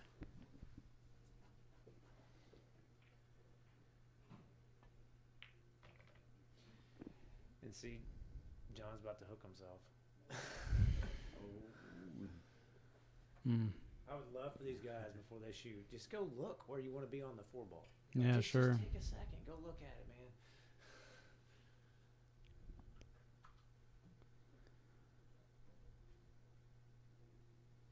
What do you see here, Chris? You think he's going to try to just get the cue ball up and down? I can't tell if he can catch a piece of the 4 and then come back down table. I really can't tell what that 9 ball is looking like from here. Yeah, but to your point, Evan, Tor Lowry from 0x Billiards has a really great drill as far as going and looking where you want to go next. He has you put a coin where you want the cue ball to go, essentially. So you have a visual reference in your peripheral, essentially, while you're shooting the shot, or while you're walking around, so you can see where you want it to go. That's excellent advice. What just happened there? So normally it wouldn't have been a foul except for the 9 ball got in the path and hit the cue ball. If you move the ball, it's fine as long as it doesn't obstruct. It crossed the path. It hit the 9. Hit the He 9. touched it with his cue stick, is what you're saying? Yeah, he moved the 9 with his cue, and then the cue ball came back and hit it. I see. I didn't see that cue stick moving the 9, but yeah, it was in the path of the cue ball, and that's a foul. Yep. So back to what David was saying, I love watching Justin Bergman for this because he'll literally go around, put his hand on the table as if the shot's already there. And I started doing that. Man, has it helped my game a lot. It's visualization. Yeah, and if you notice, if you go back and watch when Ko Ping Chung ran over Aloysius Yap and made every single ball, he did that exact same thing. He was taking the tip of his cue stick and putting it exactly where he wanted the cue ball to go, like perfect visualization each time, and it was consistent, and it landed within a ball or 2 of where that tip was. That's what Niels does too. I see him do that quite a bit. Man, I would love to see a smoother stroke on those type of shots, though. Yeah. Is that? I mean, he's got kind of a punch stroke. Adrian does. It seems like It almost seems like he hasn't gotten comfortable yet in this whole set. It still seems like he's just one for something that's easy to execute, something that he can get through and then catch a gear, you know? Adrian's definitely like a flow player. when he starts shooting, he'll be stroking nice, quick. But he shoots almost every shot as if he's in flow all the time, if that makes sense. So it doesn't change the routine. But sometimes I think he does need to take more time and focus on the shots more. All right, see what he does here. Looks like he's going to roll forward on it. I think he'll be okay.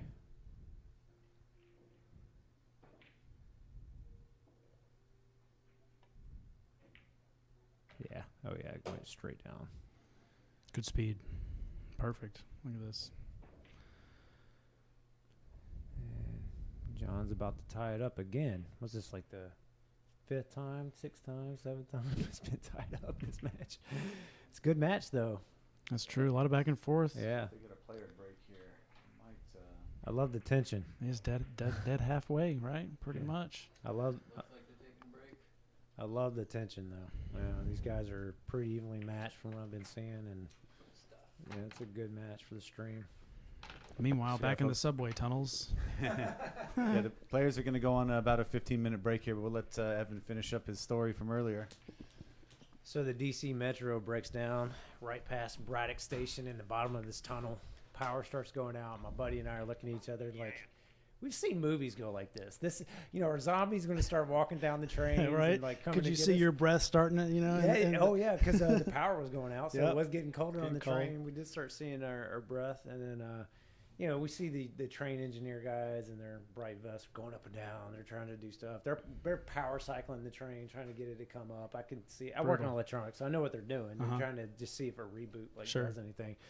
But eventually, nothing works. And then what's interesting too is there's I guess a pilot or a first officer. He's getting antsy because he's trying to get to Reagan Reagan Airport. Okay. Yeah, and he's like, "We gotta go. Like, I gotta make my flight and all this." No. And there was a flight attendant that was on there too, and he's like, "Can we walk up the ice to the pass station?" Like he's and then the engineer's like, "No, you can't do that. It's all iced over. You're gonna slip and fall." Oh, shit. But guess what? We ended up doing.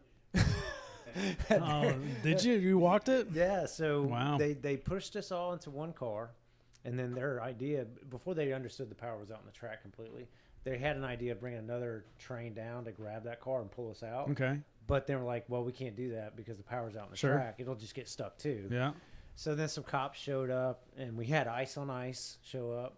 Right. kinda Right. interesting. Yeah. Timely joke for a culture at this time. But they helped us get down, and people are dragging luggage up the train tracks. On the ice is Wow. like 4, 5, 6 inches thick, and slippery. And How far did you have to walk? it was probably Like, could you see the light at the end of the tunnel when you got out? Or yeah, we could. And it was up a hill, so we couldn't see the station. all right. So, but as we got up to the top of the hill, we could see another train car with lights on it. So Okay. we must have power at that one. I Huh. didn't realize it was at the station, but it's probably almost a kilometer. That we Wow. walked. Yeah, it was pretty far. And I didn't realize the tracks were electrified. Like that, you see the thick cabling on the tracks as you walk on them. So I looked at my buddies like, "Don't slip and fall, touch those." Wow, You'd be brutal. toast. So, I mean.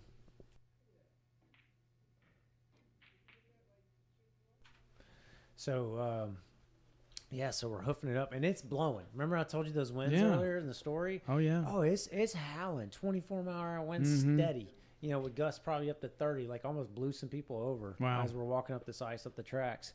So we get to the other train car, the police kind of help us up in it, get, to Braddock Station. And the way that station's set up, the tracks are above, like where you Okay. come in through the where you swipe your Metro card. Right, That's right. underneath.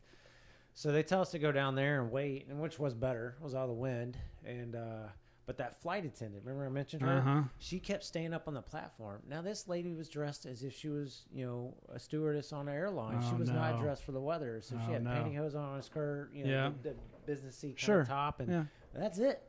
And she stayed up there, and she had to get taken by the paramedics because Really? her hands almost She's got got frostbite. hypothermic. Yeah. Wow. And I felt really bad for her. That's brutal. Yeah, it was really bad. Man, I had to piss so bad. we were, that's great. Like, we were waiting in the cars, and they were telling us we couldn't walk up the ice. And we're like, there's plenty of us in here. We could all take turns pissing up the ice and cutting the hole through. Oh god.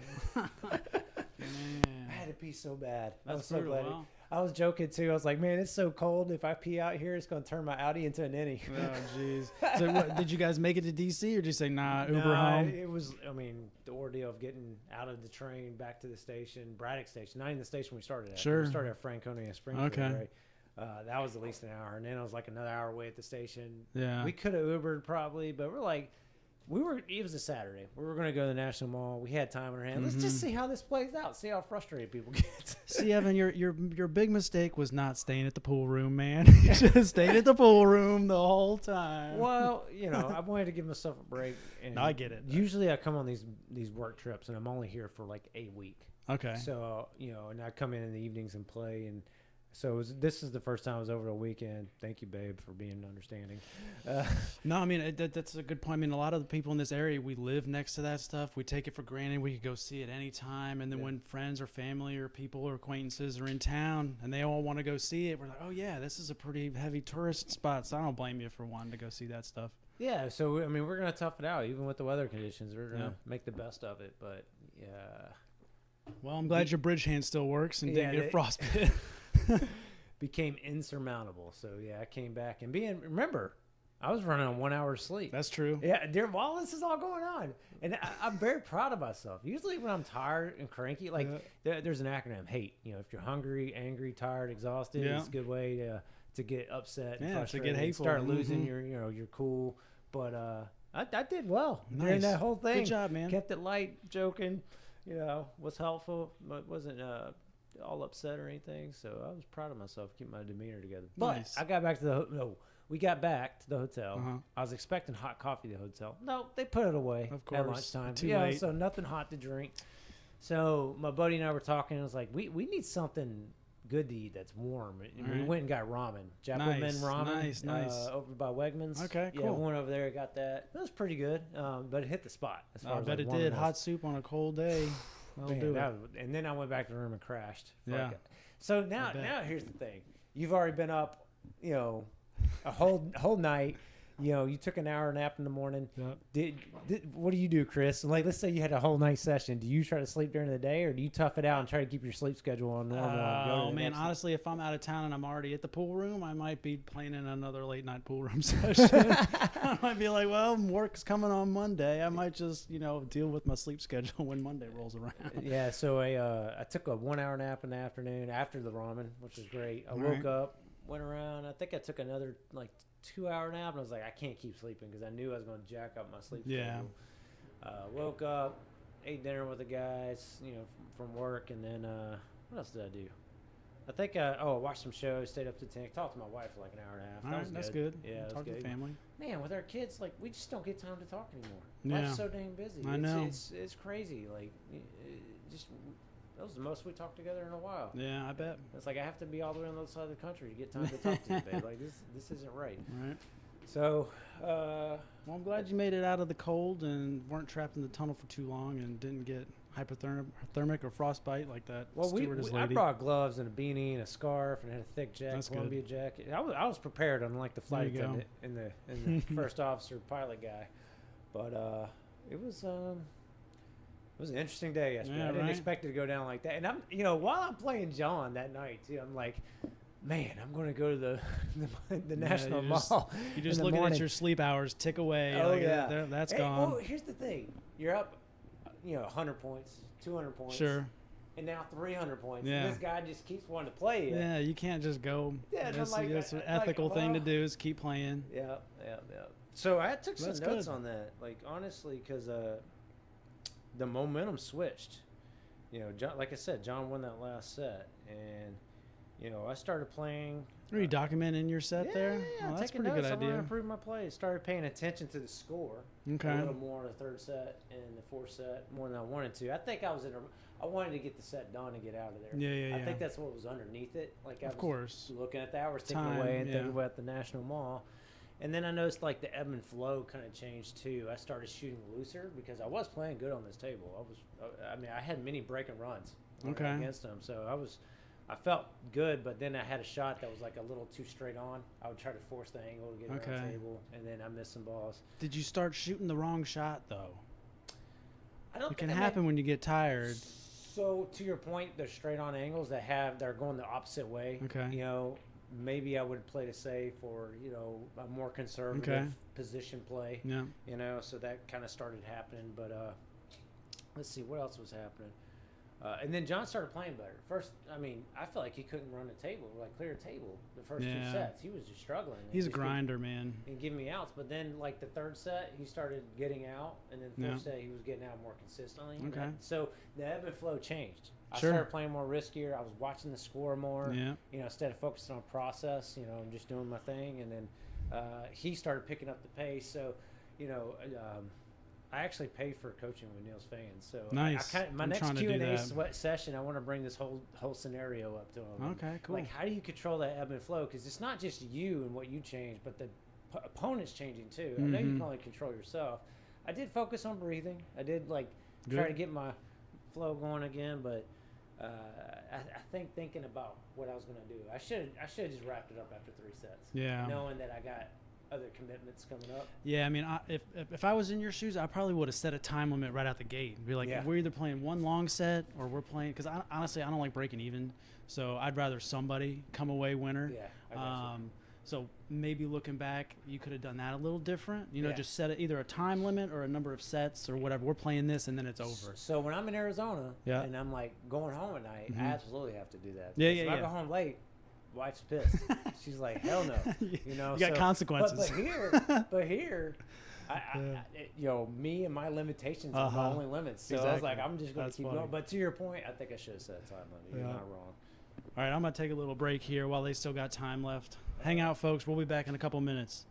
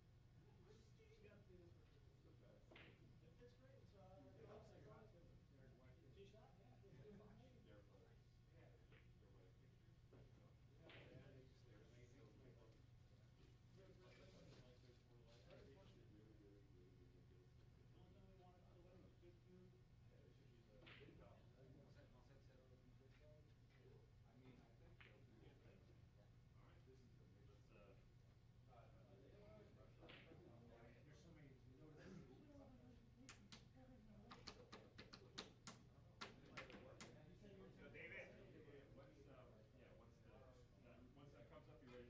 Y mi primer amor se llama Natalia. Tengo una colombiana que me tira todos los días. Una mexicana que ni yo sabía. Otra internacional que me tira todavía. Y la de PR que toditas son mías. Una dominicana que juega bombón. Juega bombón. La de Barcelona que llega en avión.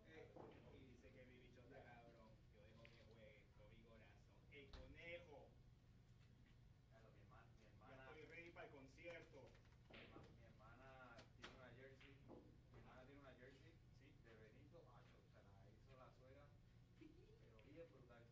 Por así que me manda una foto. Bueno, me la va a mandar, pero vaya como la semana.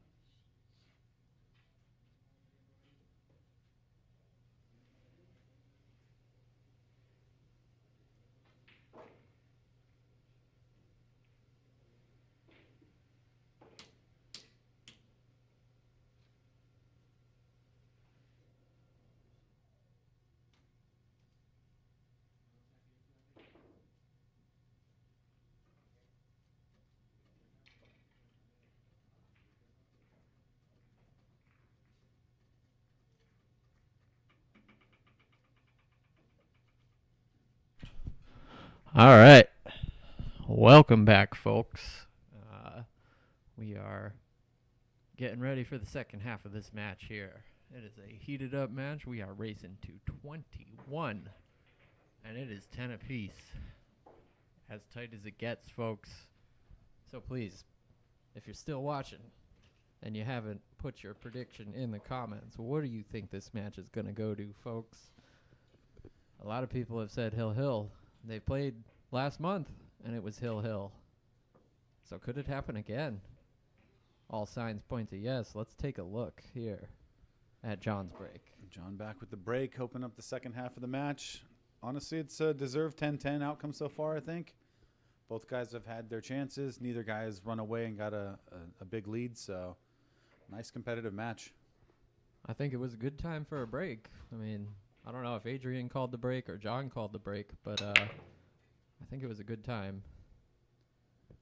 I've noticed it seems like some of the players on the challenge series we've commentated on tend to go maybe even 25, 26 racks before they call the break, but Yeah. this one kind of worked out perfectly at 10-10.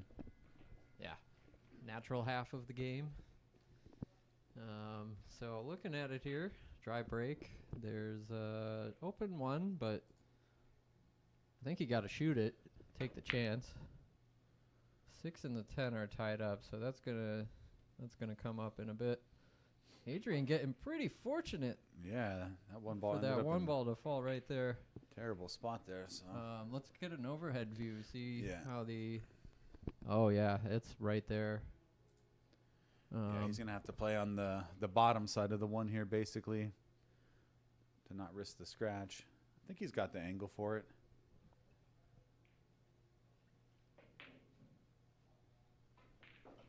Let's take a look back, see what he's looking at. Probably 2 rail. Try to call it in the side, yeah. It's not that bad to try to make. You talking about the cross side bank? No. A 2 rail kick where you kick down at the end rail, I got you. catch the long rail, and then the cue ball hits the one and comes back.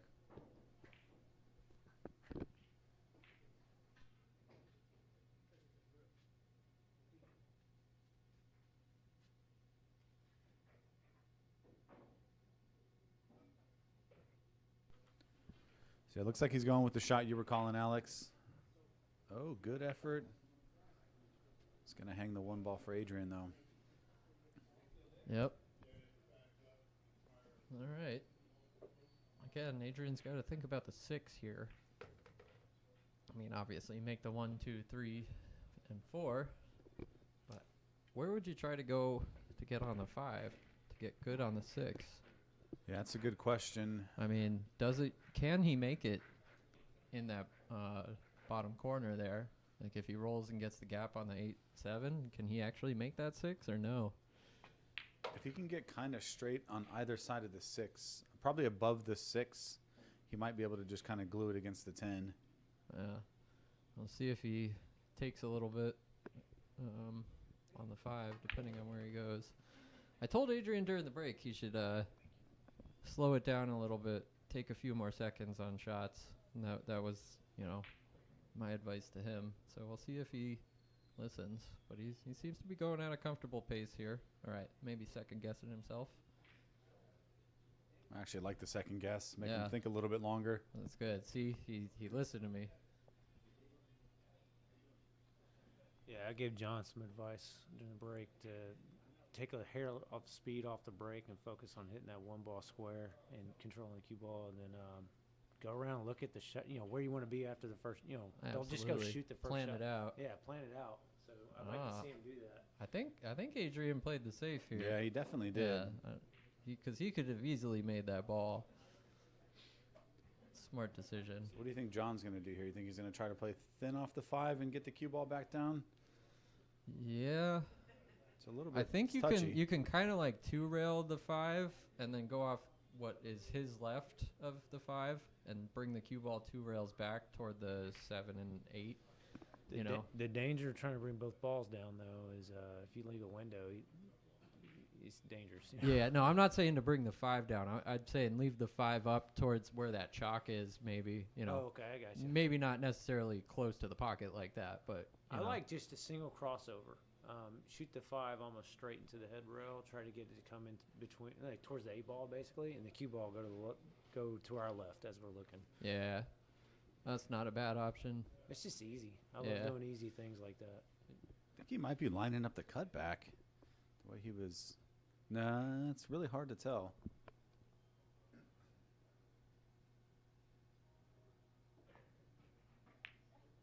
Yeah, kind of my option, but he hit it a little thicker than I was maybe suggesting. Still not a gimme here, Alex. Even if he makes 6. this to get it back down table. Can we pop the overhead view for a second just to see where that 6? Okay, so the 6. Oh, how did he get here? That goes. I think it goes. I think he got the one angle he can get it at. Yeah. Question is, you can't move the rack, so that was perfect position. You think that goes? I can't tell. Yeah, it's a close call. I'd have somebody watch this shot. It definitely goes. I know it goes. Watch. Yeah, perfect. Easy. No doubt in his mind. Control too. Cut the cue ball off the rail. It's got a good angle. Get down to the 8. Fantastic. This is awesome. They take a break and then you see the level of play kind of just jump a little notch. Like that's what I want to see. Yeah. Yes. Yep. First game back. Adrian's come with some shots. I mean, the 6 was tied up on the 10. It only could go in one way, and he played a great shot on the 5 to get to it. Yeah, both players know they're in the business end of this now. I got to play good from here on out, catch a lead in this midpoint, and then close it. So this is an important game.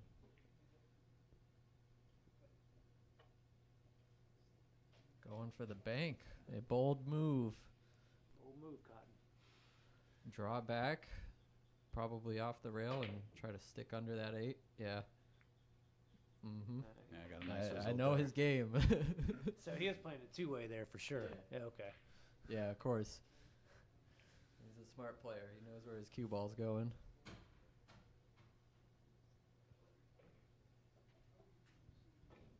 Yeah, so John back to the jump cue. Gotta say, John's probably had about 4 times as many jumps as Adrian's had in this match. Adrian hasn't had the jump cue out too many times. Yeah, I recall him hitting a couple. Hit him well. I mean, I'm looking at John to make a good jump shot here. Maybe not make it, but just good contact. Get over the 9, get over the 10.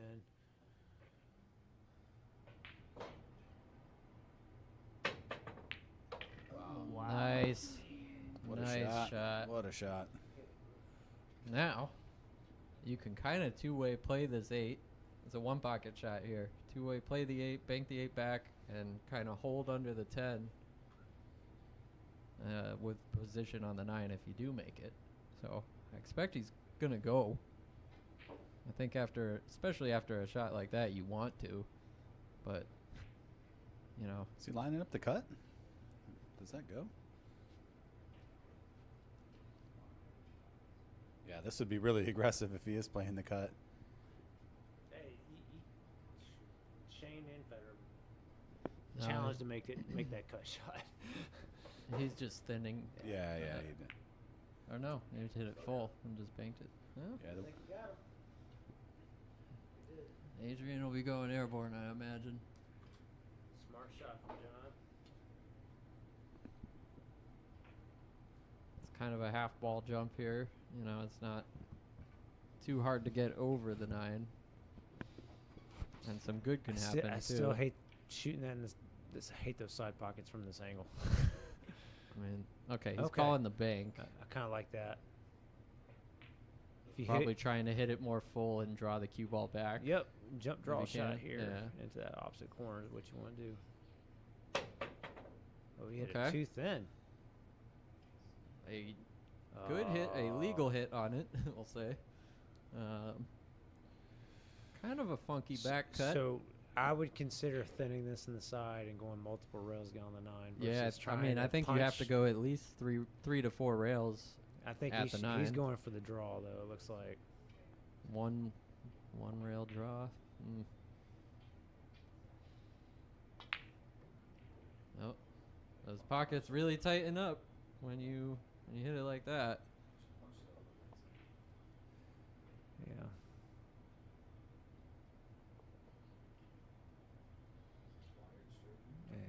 Yeah, John got kind of unlucky here. Yep. Yeah. Easy out from here.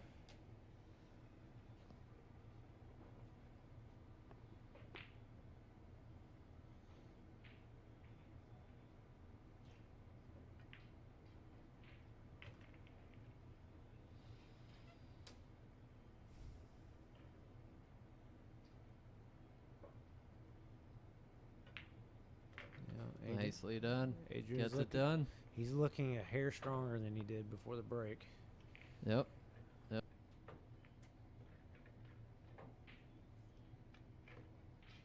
I think it was a good time for Adrian to take a break. I don't know who called it, as I said earlier, but I would imagine Adrian called the break. Just take a little breather after John catches back up. He was like, "Oh shit." Random rack generator. Apologies for the foul language, people, but I gotta put the rack up on the TV for these folks, and I was not paying attention as he was running that rack out. So apologies. So a little delay here as they rack the balls, but it is going to be the 5 and the 8 in the second row. The 7 and the 2 go around the 10, and then on the bottom row, 3, 9, 4, 6.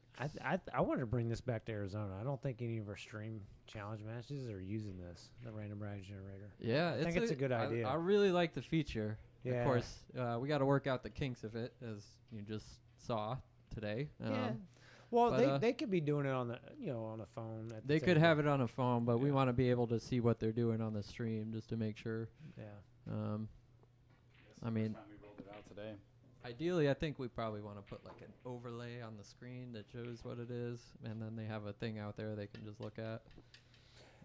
Yeah, I think David had an overlay set up when Jason Shaw ran his big run, right? He had like an overhead table view as well as Jason, like a view we have here. Yep. So I think he can do it. Streams are getting better and better. Let's see what Adrian's got for a break after the break. Three's Okay. down. So Got to look. none of the 2 second row balls dropped, which is interesting, as he's been hitting the breaks pretty square. But got a random kick, gets the ball down, and you can see the one. He caught it on the right side this time. Yeah, And, so maybe not hitting a square Yeah. as you need to be. See any obvious safe here, Evan? Obvious safe. I like 2 on the 1 towards the end of the table and scooting under that 6. Yep, it's a pretty natural one. Or you could do it in reverse and risk Scratching. Yeah. And if you hit it right, the one I was describing, the rail can actually slow the cue ball down just a hair as it gets under that 6. But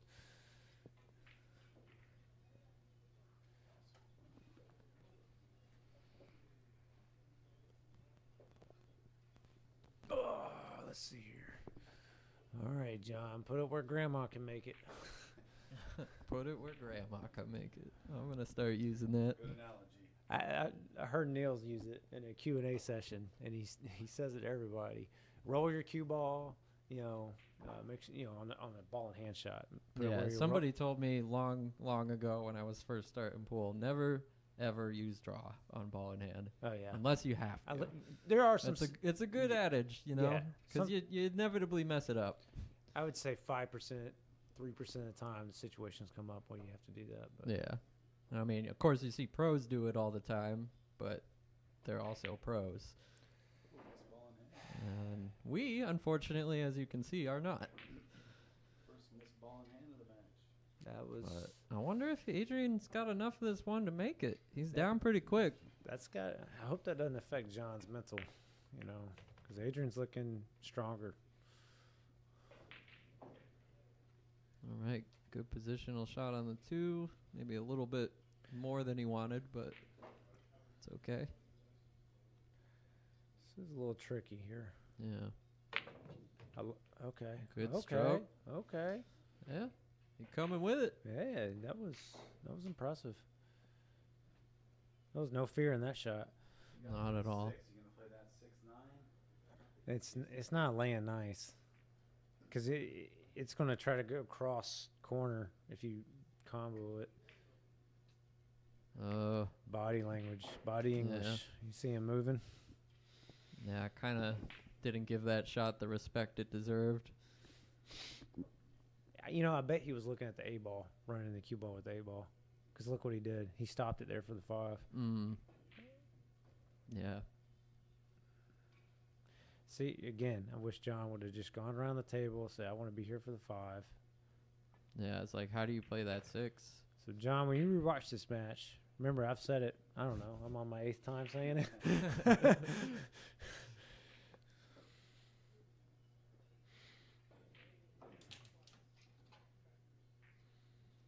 I think he's got an angle that favors going towards the 6-9.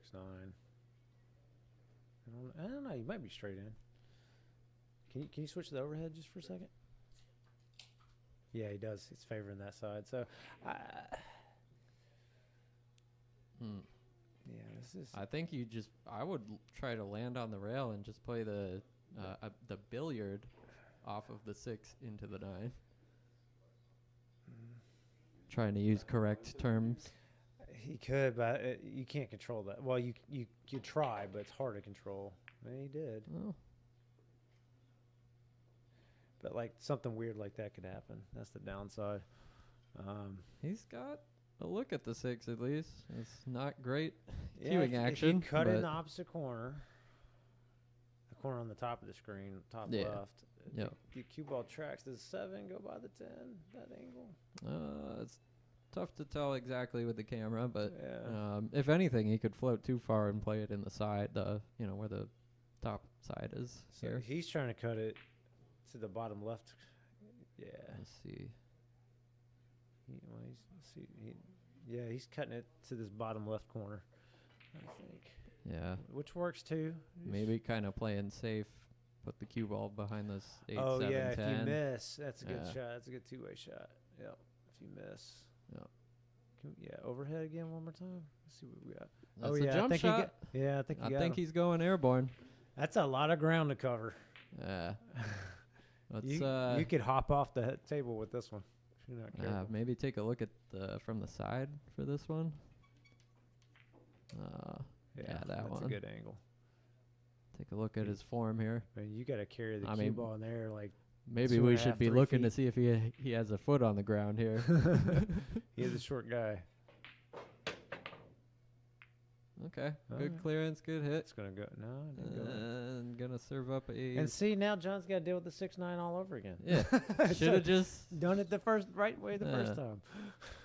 It's a little easier though, I think, this time. Certainly, yeah.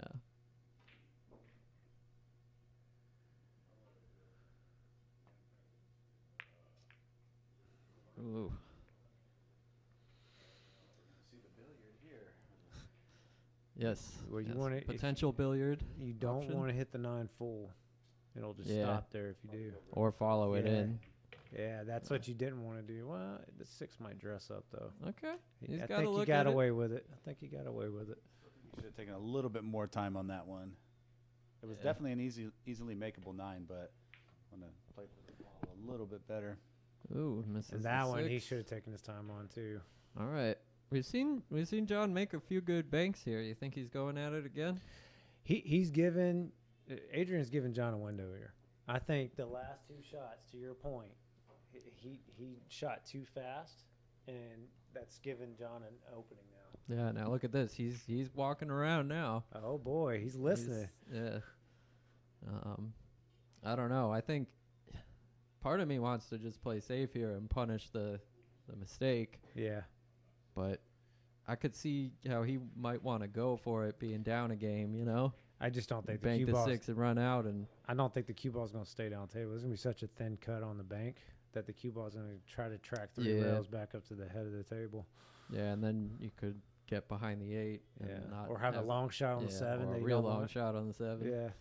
Think there's any chance he just tries to play a little bit thicker off the 6 and then leave the cue ball Oh yeah, I see. down there? Yeah, I mean he could just cross the 6 over, put it on the opposite side of the rail. You just speed's got to be good. Or stop the 6 in the middle of the table and use the 7/8 blockers. Is that what you're saying? Yeah, exactly. Yeah, just That It's is- hard to- almost full ball hard with to a little bit tell. of left. Yeah, Hey, going wait, for a yeah. safe Oh, option. okay. Slow down, slow down. It's gonna leak out. No, go in, leak out. It's a good idea. You just hit it about 3 rotations too far on the cue ball. Yeah. John's got to stop giving gifts away like this.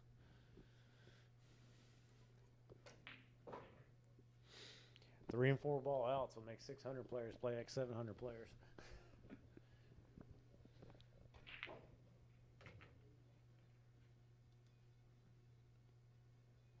Just play above the. Looks like he'll probably just play above the 10 here. It's virtually unmissable. Yeah, it's natural. You Yeah. just stun over.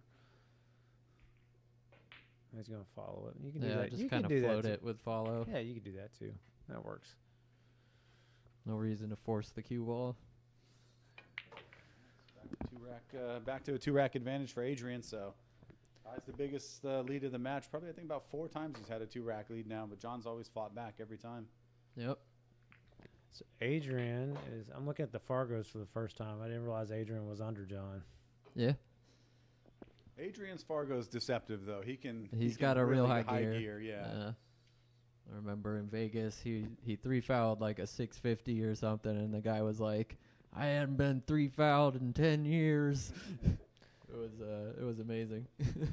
Take your medicine, man. Move on. But I mean, have y'all seen him break and run a few consecutive racks before? These tables, it's going to be rare. Yeah. It's tough around here.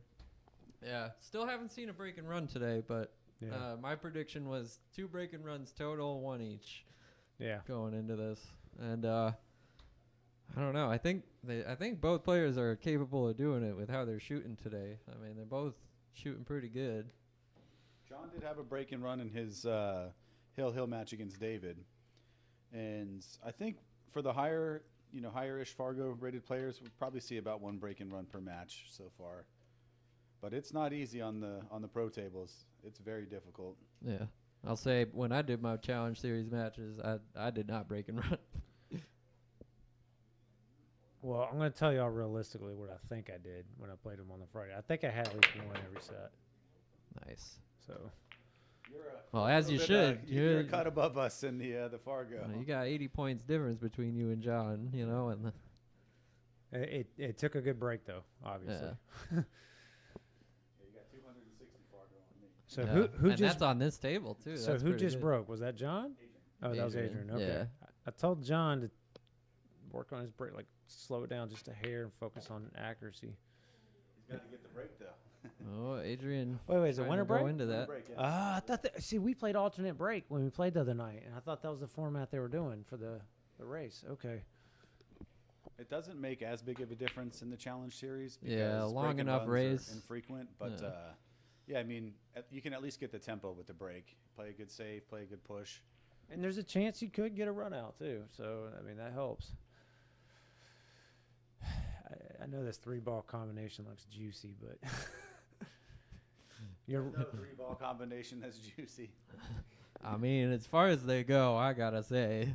I mean, when I say juicy, they all look on the line. It looks like, but to your Yeah. point, They're a that's little when bit your off. common sense needs to come in and say, "This is a 3-ball combination. What am I doing?" Well, they say when you're doing like, you know, a combo that's like 7 feet long, say it's more like 14 foot of shooting an actual Yeah, straight that's shot. a good So- way to think about and it. then you add another ball, then it probably doubles or triples again. So that's probably like a 40-foot shot. you Yeah, know, like that's- looking at it. I've never thought of it that way. It's smart shot, John. Smart Yeah. shot. Get up, cue ball. That was a smart shot. Even though I think he hit it a little too soft, but that was the right decision. But to your point, I've never thought about that. Like yeah, it's just like because of the angles and yeah, I like math, but it's like an exponential difficulty. Yeah, because his balls are round, and if you hit a little bit off center, then it translates to the next ball, Mhm. and you know. I've hit some in straight pull though. I've hit like 5-ball combinations, straight pull, 6-ball combinations in straight pull. Oh yeah, well one pocket. I mean, I've shot balls out of the stack that you wouldn't even see. You know, That was a good, smart shot. I don't know. he threw his hand up, so I don't think Yeah, maybe he okay. wasn't exactly going for this I as a think he save. was trying to get the 2 by the 4-5. I think that's what he's going Mm. for, and it just nipped the 10. I mean, Now we can go for a jump 3-ball combo here. Oh, he all can see right. the edge. I of like the creativity shot. it. No, I think he can see the edge. He's going to try to cut it in. So the ball will have Yeah, speed. just go break out these It- balls. it's natural. rearrange. Oh. And now he made the rack much easier for Adrian too. That was detrimental. Yeah. Adrian, I think he should follow here. Last time he opted to play the draw, but it looks like he's going to play the draw again. He likes grandpa shots, not grandma shots.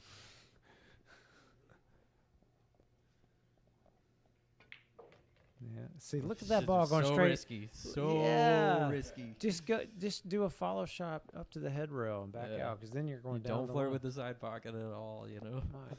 And if he plays the follow, he can play above the 2-ball and get a lot closer to the 3-ball here as well. So I think that's a little bit of a mistake. Yeah. I completely agree. See how he navigates this 3. He might be straight on. Yeah. No, he had an angle. All right.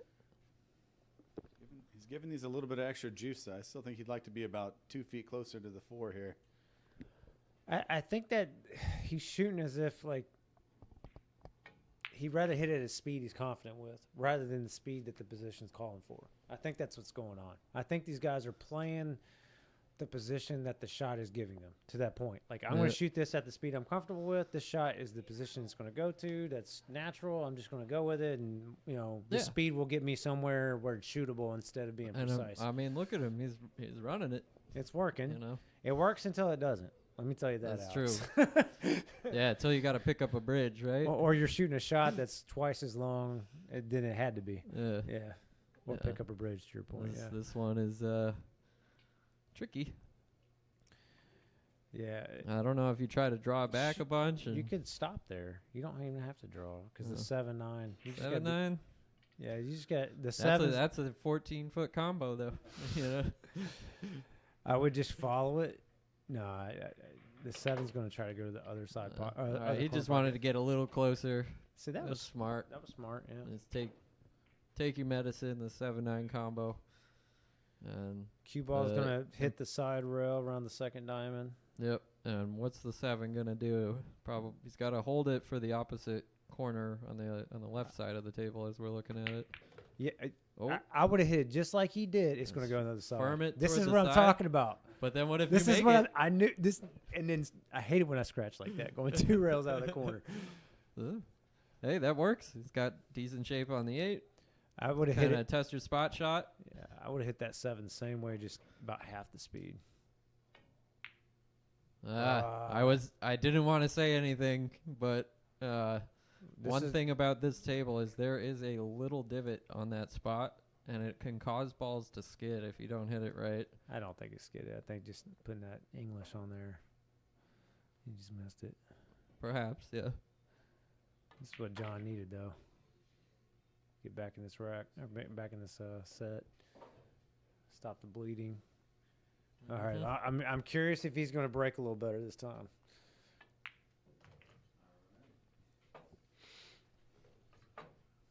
All right. Rack generator before they yell at you. Yep, got the new rack all set here. Looks like they'll be having the 4 and the 8 in the second row, and the 6, 7 around the 10, and 3, 9, 2, and 5 in the back. Yeah. But to your point earlier, I am getting the full back room, DMV, DC experience. I just wish I had gotten to the. Well, it's nice to meet you, man. It's been having a pleasure. It's been a pleasure having you up here. Excuse me. You know, thanks to me, I helped get someone else in the tournament on Friday night. Oh yeah? Do you remember that? Yeah. You sponsored Hung Guy. He was supposed to Shout go out deep. Hung Guy. He was supposed to pay me. We're gonna whack it up. No, I felt bad for the guy. He's like, I don't have any money. I was like, well, here, man, here's $20. Go get in the tournament. I have sponsored him too at some point. Yeah. So, all right, let's see what he does. Take a little off. Focus on accuracy. Nope. He hit it just as hard as he always does. Now 8-ball found the pocket. Yeah. So. And he's straight on the 1. Okay. All right, so he's made one of the second row balls. Oh, it was the 8? Yeah, 8 was in the second row in this one. Yeah, if you follow all the way down, you can get sort of straight on the 2. You don't want to get it dead straight. So you might follow and. Can you change camera angle? Yeah. I want to see if he's looking where he wants to be after making the 1. Yeah. Perhaps you could almost follow the cue ball down and play the 2 in the side. He's just doing his thing. All right. I don't blame him, though. You don't want to be doing a bunch of new stuff during a challenge match. Yeah, it can mess you got to up. get it in rhythm and just roll with it, you know. He did like a stun follow, like a punch follow. Yeah, I'm really interesting choice there. Yeah. I wonder if he was trying to get on the side. Yeah, I would have just followed it with a roll shot. Okay. No. Nope. Did not think about that one enough. I think he was thinking that if the miss happened, the 2 would get safe like it did.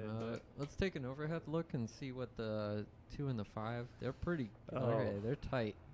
3 foul territory. I don't know. There's not a good way to get a good foul here or guarantee it. Yeah.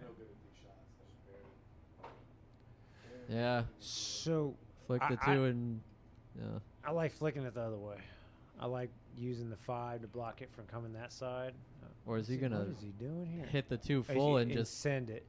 Send the 2 out. Or is he banking it? The 5 might help him. The 5's gonna help him. Oh my goodness. Oh my goodness. Yeah, we'll say he played that shot. Yeah. I mean, the idea had to be there. He was playing that. He was playing make. Look what a cue ball is for the 3. He was playing the make. You think? Oh yeah, 100%. Why would he have John just called the side pocket here. Let's see. Spin the cue ball off the rail and interesting. Look at this. All right. Yeah, so Adrian was playing the make. He was playing the carom bank, and then getting the cue ball against the side rail. That was pretty smart. Part of me wonders if he was trying to get the cue ball up on the 6, or maybe even under the 3 somehow. Ooh. Yeah. Interesting. Good kick. Unfortunate. Stuck right there. Let's take a side view. Or no. All right, John. Where are you going to be after you make the 2?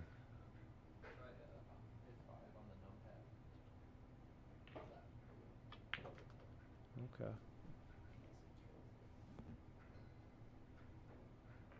Okay, so he touched the table where he wants to be, I think. Or is he looking at his line? I think he was looking at his line.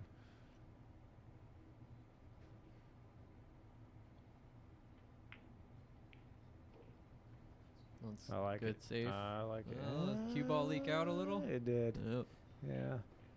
Good view on the camera there that you can see. Not down an the easy alley. combo.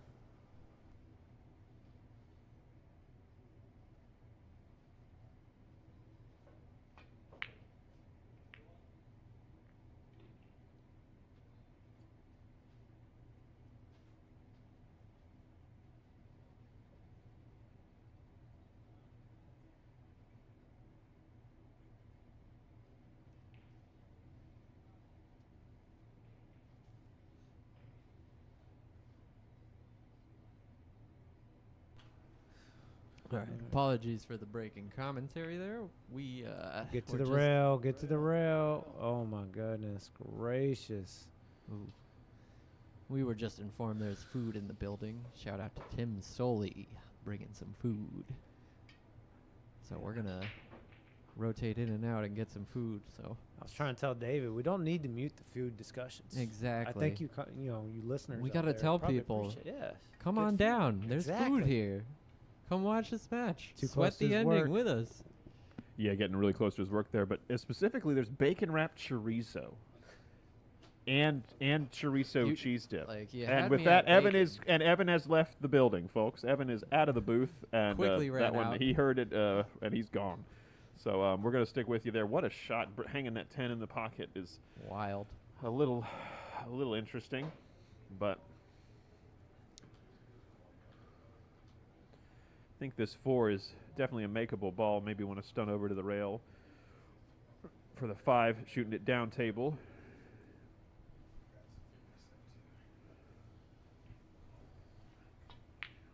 Taking a little bit more time with his swing there. That looked really good.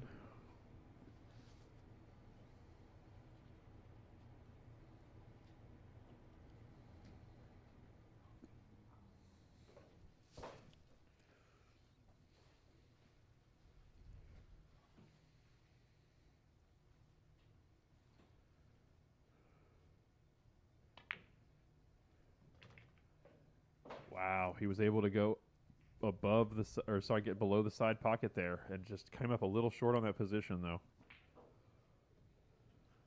Yeah, that was a well struck ball. That's for sure. Yeah, it's really hard to miss that side pocket going back and forth. It plays so big on that position route. Using the 7 as a big ball here, trying to maybe send the 6 to the middle diamond on the top rail, Yeah. or maybe thinning it and going going above the 9. Yeah, I wish the 9 was a little further off the rail, and that would be a much Yeah. more tempting shot. It's a tough one when the 9's that close to the rail. And you're hitting the 3 towards the pocket, or the 6 towards that pocket, so you might sell it out. I kind Yeah. of liked your first suggestion. Because at least if you sell it out, you're going to leave a bank. It's going to have to come with something.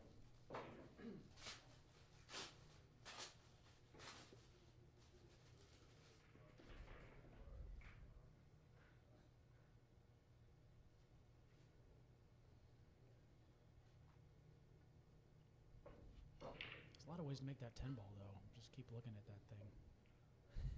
You can reach the bank. I don't know. That's super aggressive, but yeah, if he's trying. I think he's doing the second shot we were talking about, trying to go up behind that 9 ball. He played it the other direction. Tried to use the 7, but the other way. I think he could have done the cue ball and 6 ball on the opposite sides of the table and reached it better, but maybe not. Yeah, going for a little container safety here. I think Adrian's going to try for. Wow, he was really aggressive and went for the bank there. That's the kind of stroke that can get him back in this match, at least taken off, I think. Yeah, for sure. As long as you really execute this 7 ball, that's a confidence booster. Yeah, getting out from here, if he's able to make that shot and then get out from here, I'm definitely liking his chances of getting maybe 3 ahead. What a beautifully struck ball that was. Wow. He hit that great. Nothing else to say about that. That's just facts right there.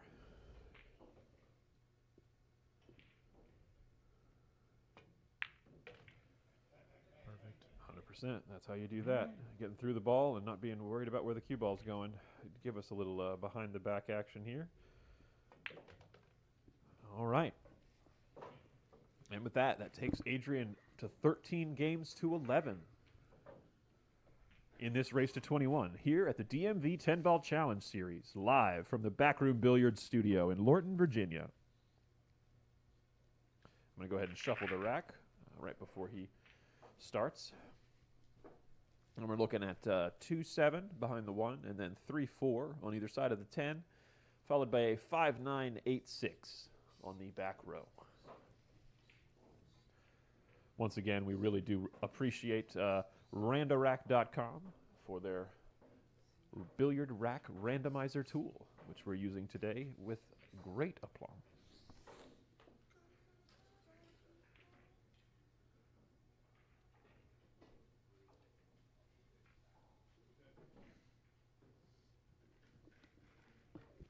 All right, definitely feeling confident about how Adrian's probably going to hit this this break here.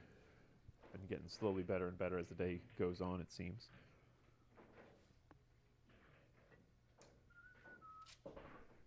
Oh yeah, I'd be really focused about keeping that up.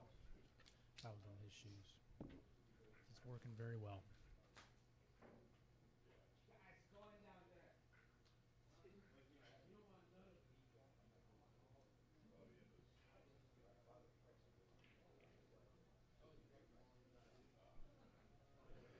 Seems Adrian has popped to the restroom for just a moment. So we will be sticking here. In the meantime, should only be a minute or two until he's back to break in, what is this going to be, game 25?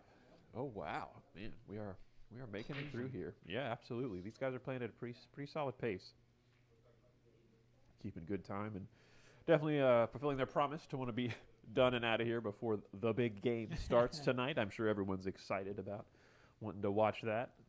So we moved the start time back from our usual 2 p.m. to 11 a.m. this morning, and gents were kind enough to get here a little early to start. So I think that it's working well, though. The BAK Room Billiards Studio is starting to fill up for the festivities. There's a lot of folks on the other tables starting to watch and play themselves. So it's started off as a quiet day here when they for the first like 14 games, when they got up to 7-7, and then people started showing up, and now there's about 15 people here now. So they're having to deal with maybe a few more distractions after the break than before, and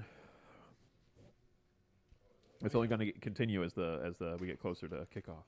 Yeah, I feel like that's how a good pool room should be. Not a whole lot of action in the morning time, but it's all reserved for evening and late night. I like it. This is a 24-hour pool room. That's correct. Can't even think of another one in the area. So if you're a night owl, come on down and join. It's a great place. Can't say enough about it. All right, Adrian back and ready to break. Breaking from that, maybe even closer to center than before. Maybe by like a half ball. Hit the one perfect. And oh, both balls. Wow. So you got to keep doing that. That's a big deal. That's so good. Really, really solid break there from Adrian. Yeah, a little unfortunate on the placement of the one, but I think he might back bank this. He could. I just don't like. You don't really want to argue with playing the break that.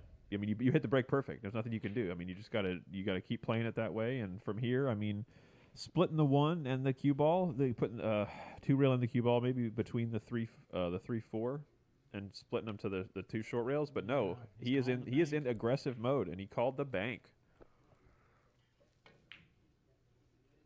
Shortened it just a little too much.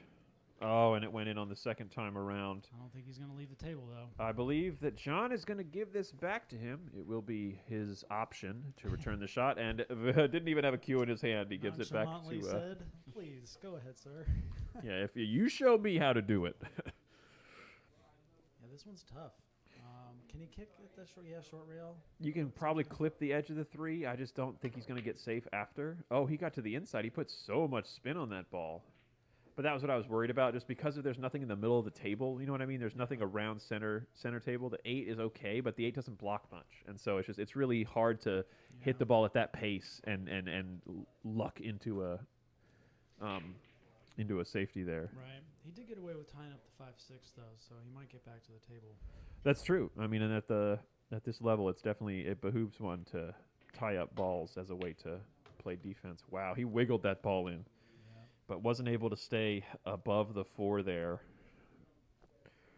So now he's going to have to get creative with this 4 ball. I mean, I don't necessarily like. Yeah, he's crossing it, and he might go towards the 5-6 at the same time. That's super aggressive. Yeah, this also might scratch. That's true. If you hit it funny enough.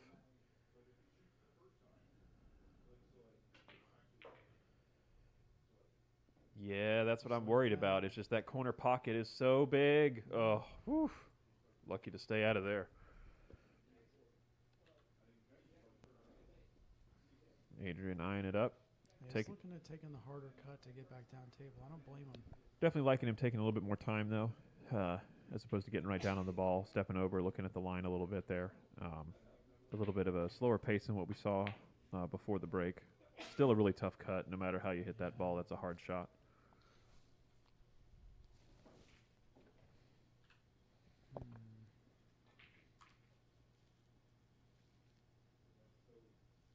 Yeah, you can't even get on that short rail and make that 5, it looks like. I think it's just not playable. Yeah, I think this safety city for that 5 whenever you get there, or however you tend to approach it. I mean, I don't even think I like getting below it. I mean, it looks like you can hit it full enough with low outside to stay below the 6. But even this camera at angle can be deceiving, so it might be tough to get that. Like you might not be able to jack up enough because you have to be too close to the rail. I like this play here. But yeah, that was really smart. Knowing that 9's already blocking that pocket, you can slightly overhit this and not worry about the cut. You're kind of depending on them for the bank. Oh my lord, that food that Tim brought. That was amazing. It's something else, isn't it, Alex? That was life-changing almost. Yeah, it's incredible stuff. He always brings the best food. And man, I was watching the ending of the last track while I was out there. What an ending. Oh, my heavens. That bank right? on that 6 to run out. Yeah, we were saying that was like, I felt like Adrian could get a little bit of momentum off of that kind of out. That might propel him to finally getting 3 ahead. Yeah. And he broke really well, too, but he got unlucky on the placement of the 1. Like, he broke really well this rack, but the 1 just didn't settle up. Man, Adrian got really unfortunate that he banked that ball in and then scratched because he was primed to get down for this safety play. Looks like John's going to hit him with.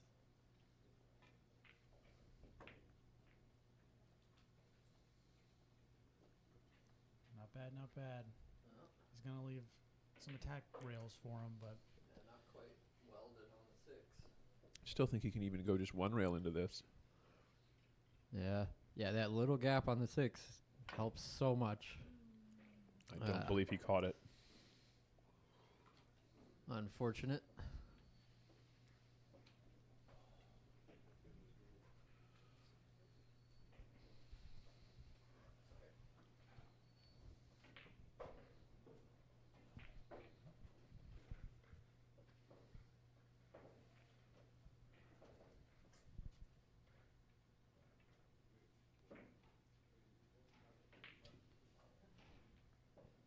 All right, just got to be mindful here. That's all. Not a very hard run out, but an important run out. Yeah, I think the key thing is getting angles. Just because you do have to do a little bit of movement here from the 6 to the 8. I think he would have liked a little bit more. Yeah, it looks like he felt kind of straighter, I imagine, than he wanted to be. He's drawing out of this, looks like. Yeah, he's going to try to pull back towards the middle of the table area. Yep. Probably just saying I'll settle for a little bit longer shot on the 8. Yeah, because I like this because you can play this with top, and you got a big landing zone. You're going to miss the 9 off the side rail and come into the line. It all starts with that ball in hand on the 5, though. If you would have taken a second to look at the angle on the 6, he wouldn't be here right now. The 100%. Yeah, he just, and that was him trying to make sure he missed hitting the 9 because that angle on the 8 was still a little goofier than what I thought. Exactly. Adrian, quick to call the bank there. I think he says, I'll just bank the last one and run out, so I'm going to do it again. I like the pace he just now hit he's that with. leaning into the 1 pocket. Oh, go ball. See? That was a 1 pocket speed for sure. Great in 1 pocket. horrible for rotation. We really don't like dangling balls in the jaws nearly as much in rotation. That's for sure. Because now John has. But did he get him funny on this? Does he have to like go into the 9? Like I think he can make the 8, right? He's out far enough. But how do you guarantee position on the 9 here? Can we get a top view? Yeah, it's tight. I think he kind of. You gotta hit that fan because you hit it full at all, it's gonna bobble. Yeah, but you don't Side want pocket you don't is want to so go big. outside because of that. I almost had a heart attack. Yeah, that was a scary shot there. When the tiny pockets look huge. That was a Yep. scary moment. I preferred inside English on that one. Yeah. You could have even kicked that ball in. What do you think, Chris? On the 8 ball? Like You- gone you- in the rail with inside English Yeah, you and might hit have been the 8? in. Yeah, you probably Yeah. plan on running into the 9 ball. Honestly, this shot's way harder. Than Yeah, that last absolutely. shot. I do this not shot want to be is shooting tough. this. Well, that's what I'm getting at. Like the shot on the 8 could have been done different and you wouldn't be in this position. Yeah. Yeah. I mean, I think from here, you can try to go bottom outside and go 1 rail or 2 rails back, but I think it's better to just go commit to the forward motion and try to wrap around 3 rails. What about the 1 pocket there? That's The cross corner. It's a small window for position if you play that, because you're kind of traveling up on the hugging that rail. I'm a fan of Naturally. taking your medicine on the 10 ball, getting the cue ball on the opposite rail. Yeah, see, I like that path for the cue ball, but you really have to hit it pure to get good on the 10. Now this one I like digging in and drawing 2 rails, possibly 3 on this one. So hit it good. Yeah, that's it's what kinda- I prefer on this shot. Yeah, Looks like he's going top though, which is of course doable. some unnecessary inside. But you coming on the wrong angle. Yeah, I definitely like digging in that with inside And he's short. or so outside. Excuse me. Bridge time. Yeah, and now I think he's thinking about kicking this thing in. Which is a horrible idea. Bad idea, folks, if you're listening and you're wondering. There's also a bank back to what is the bottom left or upper left corner or right corner in that view. But yeah, just thin it. You got to hit it way thinner than that. It's a tester. That's true. You got to ease this one in. Yep. You ease this one in, the pocket opens up a little bit. If he tries to like punch it with draw, it's not going, Yeah. He knows. Ooh. Little off angle. He's gonna serve up a side pocket to Adrian. Yep. An unfortunate turn of events for John there, but 3 game up lead now. yeah, first time we're seeing a little bit of a breakaway here, and this is usually where it happens. Coming in off of the break, somebody starts shooting a little hotter. It can change things. I think we'll definitely see some more back and forth. John is not giving up, and in fact, he may play a little harder now. That's kind of one of those unfortunate situations for John because he has to take on the pot. It's pretty difficult, and if he misses, it's almost certainly going to sell out. So one of those ones that you just have to make it 100%. Yeah, you definitely saw it in his backswing. That quick take back and that rush transition, like he just accelerated way too fast on that, and that got him hitting across the cue ball, and he completely. And that's what I saw. I felt like he Yep. put a little inside on that. And Mhm. didn't, it was unintentional. Yeah, it definitely came. The rushing that backswing, and it causes you to like end up pushing your stick across your initial aim line because you're moving that hand too fast. So yeah, big gift to Adrian there to be able to get that third game ahead, especially in this part of the match. It's huge to be able to be 14-11. Even just looking at it, it feels heavier. You know what I mean? Than like 10-7. Take a look at Adrian's break again. He is a little bit closer to center like we saw the last couple times here. Popping that ball, getting that second row. Yeah, you can kind of see the 2 marks on either side of center there. Those are sort of the optimal placements for the cue ball on this table. Another fantastic break. Yeah, got a nice look at the rewarded after that last break of his. Didn't turn out very well. Getting a nice look here at the one in the pocket. He's got a lot of work to do in the latter half of this rack, though, if he's going to try to make this all disappear in one inning at the table, which is a tall order given the way that the 7-9 sits. Come on, I want to see one break and run apiece. Let's have it be this one. There might be some betting public that are happy to see Adrian pull out to a little lead here. Yeah, a lot of folks favoring Adrian. I know some people are favoring John out there. I personally do not have any money in on this. I'm just here for the commentary. Beautiful stroke there from Adrian, getting that cue ball all the way down there past that 8, and just in the right spot for the 5 is really nice. But he is a little closer to the rail than I think he wanted to be.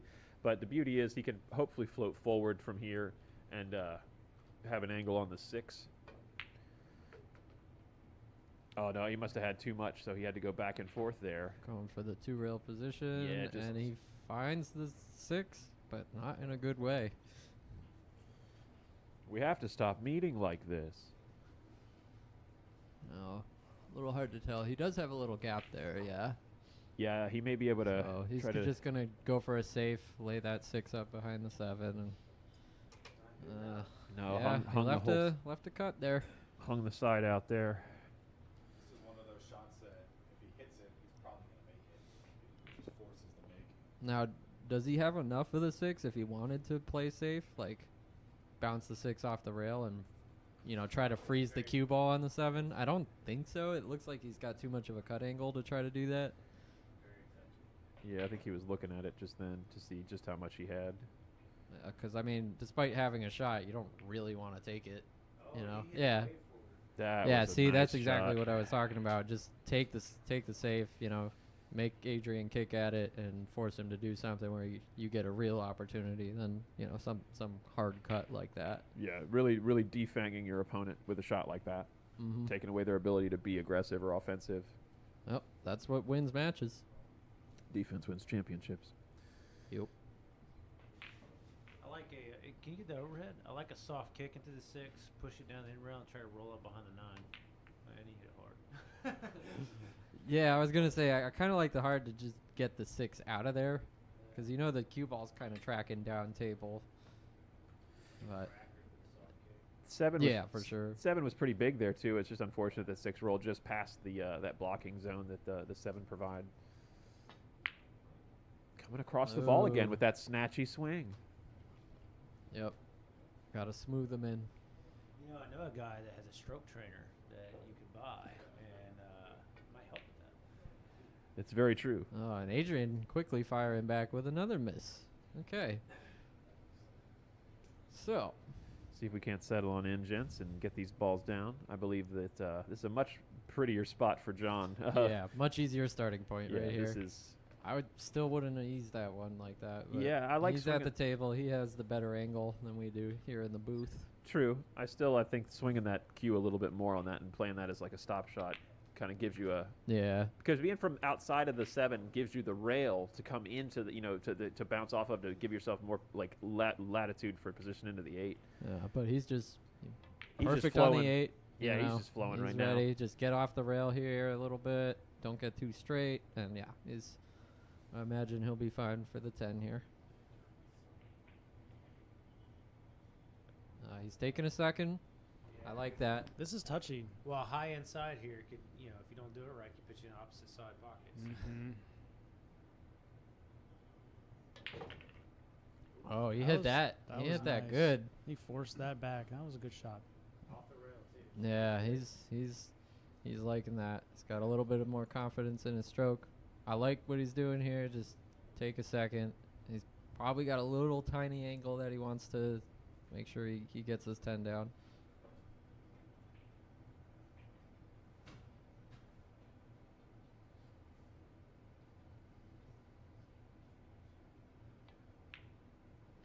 All right. That was big game for John there. It's a big That was 10 huge. ball right there. Yeah.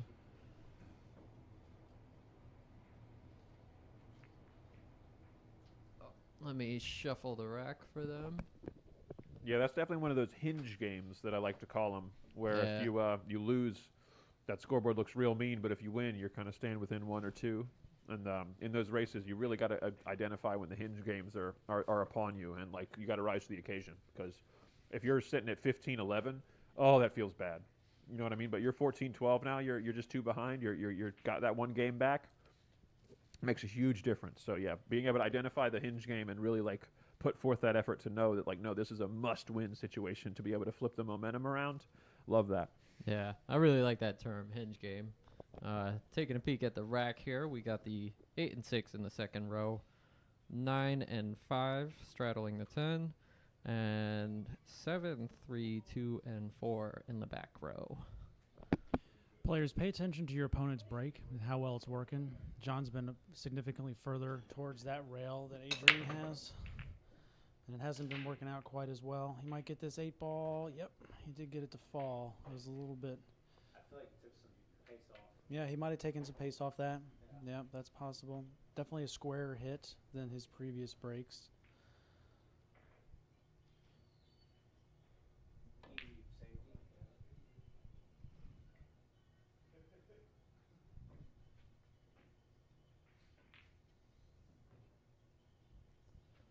All right, well, he can jump, but that 7's pretty big too. You know, let any bit off, and you could hit the 7 first. He's called a 1 rail kick into the corner. Well, I like that he's calling it at least Yeah, now. right? You know, we Well, you talked about that earlier read my where he wasn't mind. calling it, and it, you know, I think he made one of them.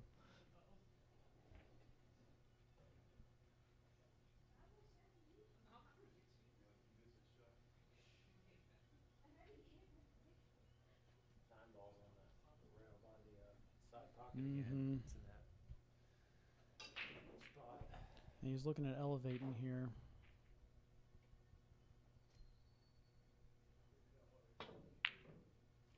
Ooh, little firm. Pockets tighten up. Fortunately, he didn't really leave anything. Yeah, got away with it a bit. I think Adrian's going to jump here, yeah. I don't know. I mean, what do you call here if you're calling something? I I mean, you mean- called a 4 just in case, or, you know. Or you just go for the hit and hope you get safe, you know. Yeah, I didn't like You obviously call the 4 on the side. Oh, yeah, yeah. Sorry, I didn't see that one. As long as he didn't move the 9, that was good. He can Yeah, that 9 balls, it all comes down to that. yep. What was the overhead on that? Is it like a little bit past the side Might pocket? try to attack the 9 here. It's a little bit too overcut.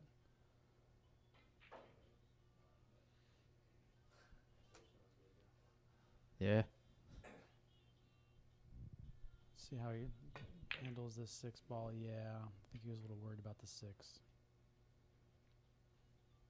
1 second shot time. Adrian pretty quick to the stroke there. Okay, so 9, if you get pretty straight on it, you can make it at least. Yeah, it's Yeah. enough off the rail that it's you can play shape for the short side. Or Yeah, or play a bank maybe, you know. Oh, he's gonna move the 4 off the point. All right. Just move it to the other point.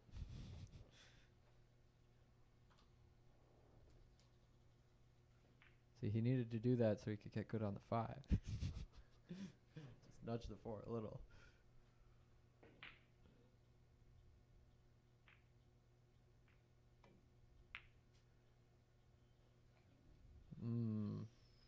Not sure what happened there. Yeah, those rail shots when you're trying to follow are tough. You really got to bear down and stroke it straight. Yeah, sometimes you can have an optical illusion where you think you got lined up right, and it's actually off. Adrian makes pretty quick work of the 2. Probably back cut in the 3. I mean, anywhere down on that side of the table, you got the 4. Oh. Well, and even from right there, you're still fine. Just don't get stuck behind the 7, and you're good. Yeah. Not a problem with that, holding I think he's got an okay angle. The 5's not like past the side, so yeah. I kind of like the 2-rail position there. You know, That's really good. a little scarier He was for sure, but it's yeah. Yeah, it's touchy. I'm glad he didn't put any spin on that ball. A lot of players will put spin on that naturally. Just use straight top, which is how you hold that cue ball there. He's not overcutting these balls. Many balls that he's missed has been an undercut this set. Yeah, I mean that 6. I feel like he hit with good speed, you know, and everything. It's just a little bit off. So some shot in this position, if you feel like the cut's really tough, believe it or not, 1-rail inside spin kick shot can one make the ball if you hit it right, or it can bank it back into the middle of the short rail. Yeah, let's see the overhead. How far off the rail is that 6? This is one I've practiced quite a bit. Okay. Yeah, I can make that. You just got to aim off a little bit more than you think when it's frozen just on the rail. Just don't scratch in that corner. Sometimes the cue ball wants to get sucked right in that opposite corner pocket. But if you hit it thick, it'll bounce off the side rail and go. Sure. Yeah. Yep. Then leave it along.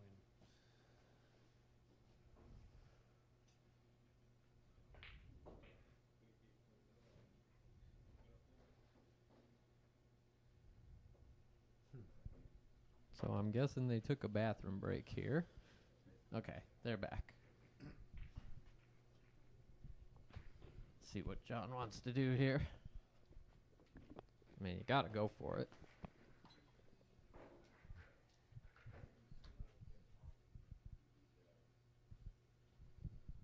I don't like trying to make it like the kick cut, like, but not trying to cut it in pure because you hit it off at all. It's bobbling and staying right there. So you're saying rail first? It's a good point. That's what I'm saying. The left hand Yeah. side. And then you also get the cue ball way out of the way if you do it like that. Wow. Oh. Never mind. Oh, hey. I mean, you got when you hit it that perfect. Yeah. It's hard to Yeah. argue with it. You hit that Alright. ball really, really well. Fuller than it looked to us. Yeah, maybe. Looks like kind of steep on the 7. Can we get a side view of that? Yeah, that's. Double kiss I mean, on it's pocket bank? it's. You can make the 9 up here and not scratch on that side. No, I think yeah. You Good just feet. you cut the 7 and just let the cue ball go back and forth. Yeah. Try to get it's- as straight as you can on the 9. It's tough, but stay below the side pocket here. Don't try to come around. I mean, there is a you could 3-rail bank it into the side. Just hold the cue ball right there. This is 9 ball, sir. Hey. I love bank pool. If anyone wants to play a challenge series in bank pool, hit me up. We got a bank pool player in the booth, folks.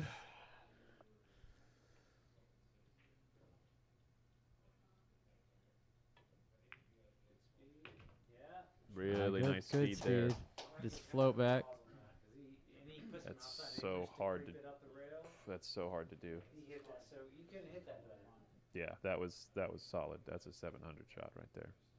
All right, Chris, do you follow forward, go 2 rails? Or do you stop? And just roll this. Just bop. Yep. Nope, just take what you get on 10. As long as you didn't roll way too far, you're fine. I haven't seen one of these easy 10s in this. So Not yet. That's true. I say easy, but nothing's. Nothing's easy. And nothing is easy, especially on the 4-inch pocket Rasson here at the BAK Room Billiards Studio. He's moving. He's thinking about it. Yeah, he took a little bit more time. Doesn't like his initial angle there, I don't think. Just put the ball down, John. It's quarter ball hit. See if he snatches his backswing. No, a little bit more No, it's controlled good. that time, but still Just hits it overcut- thick. So notice how when he got up off the shot, he didn't reset his feet. His feet Yeah. were still placed. If you're going to come up off the shot, you got to start your entire pre-shot routine over. Yep. That's my philosophy. I completely agree. I think he would have been much more successful if he had done that complete reset instead of a partial reset. Yep. Readdress the ball completely. Yep. Yep. And it might have been the right call to come up off the shot if he wasn't seeing it right, but you got to start completely over. I still think following the 9 2 rails, get off. Me and you can play Y'all think I'm some then, crazy. sir. Y'all think I'm crazy? Honestly, it looked like to me like he could just shot a stop shot and just Yeah, poked he right off the almost- rail just a little bit and then been perfect. I didn't think he had to do nothing. They crazy. do things different there in Arizona, huh? Well, in drier conditions. but I was Yeah, gonna drier say, conditions. You got more rolls. Bobby Chamberlain would have called that it's a great shot if you hate your money. Shot if you hate your money. I love that one. That's good. That's good. That's the old, oh man, the old thank you the old Accustats tapes for some of the best one-liners from the pool the pool booth, the pool commentary booth. So what are we at here? 15-12? 15-12 in favor of Adrián Villena here from the DMV 10-ball challenge series live at the BAK Room Billiards Studio. Like, subscribe, share. Tell us where you're watching from. Also, hit us with your predictions for the final score in the chat.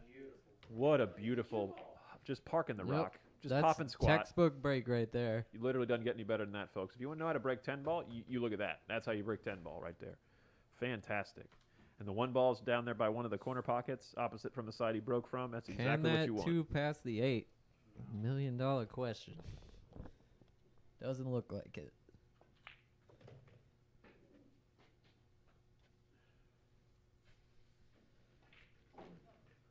I don't believe so. I think I'm trying to draw below the opposite side pocket to play shape for a safety.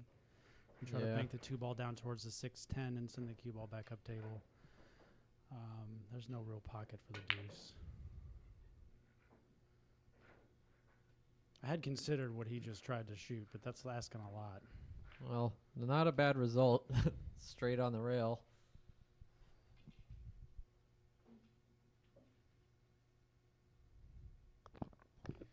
Do you follow these 2 rails, Evan? No, I jack up and I jump it off the edge. There you go. Yeah, Create that's that what I do angle. on 4-inch pockets. Yeah. All day long. Create the angle. Yeah, just took his medicine there and rolled to the space between the 6-10 where he had access to the 2. This is just tough, no matter how you slice it. I almost like just not trying to shoot at this ball. No, I like making. You're gonna get good on the 3. I mean, it's automatic. Are you talking about cutting up the rail or shooting the cross cut it- bank? No, cut it all the way up the rail. Okay. Probably sell out if you don't make it, though. That's why you make it. Nice. Yeah. Yeah. Just make it. I don't know. Maybe I think a lot of people make aiming shots harder than it needs to be. I'm surprised if he was going to attack the 2 that he didn't draw back below the 6. I thought And the try to same get thing. straighter. It's Like a if you're pretty gonna, standard draw shot. yeah. Yeah. I don't think he's feeling comfortable.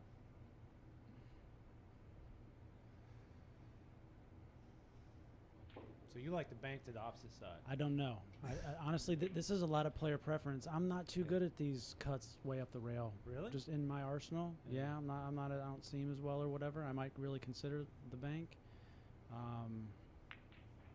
I did think I about like this shot too. I do love this. This is a really smart shot. He hit that perfect, He man. hit it perfect. Hey, your spin him in shot might be on from here. Yeah. It might be on. Especially if you catch the back of the 9, the whole jig.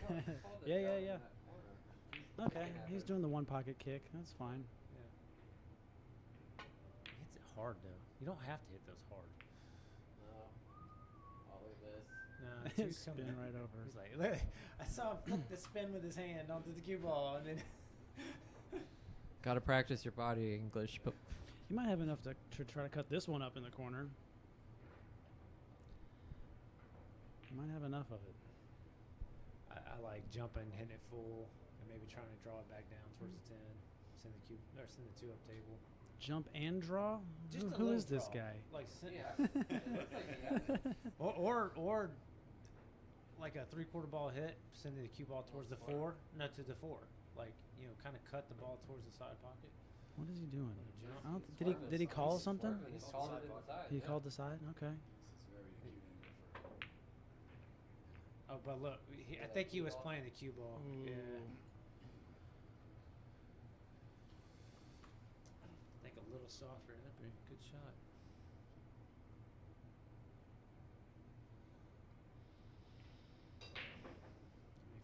drops this, he's going to be in good shape. Okay. That's going to kiss it. No. That was a good idea. Open up something. He's got to hit it a little bit better. But it was a good idea. Still left him on the rail.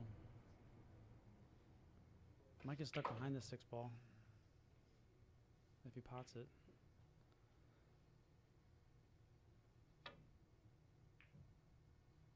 Super That's gonna overcut come it. back down and get behind the 6.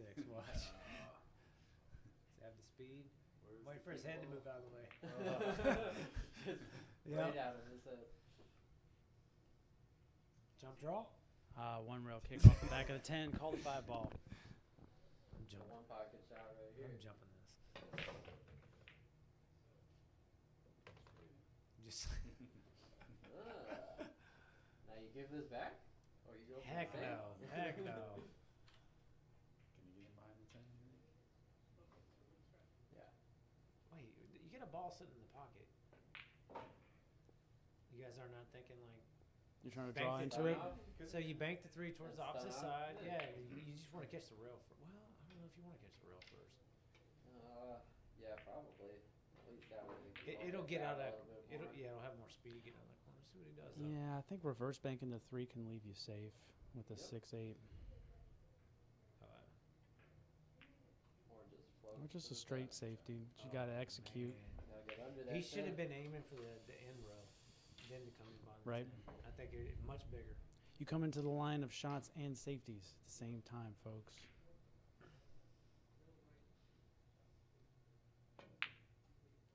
That was a pretty good shot That was a right very there. good shot. I think John's in trouble here, man. It's going to be tough to fade if Adrian can get out from here. I mean, it's stop. You know, you don't have to stop. You can roll forward, but a stop could work too. Yeah, I think John's a bit more consistent of a player, but Adrian's got a really high gear when he finds it. He found the 6. He Yeah. just kissed it. I almost got in trouble.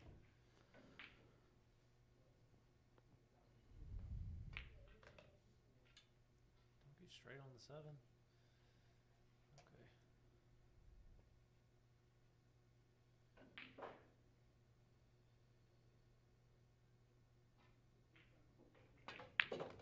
Oh man, dangerous.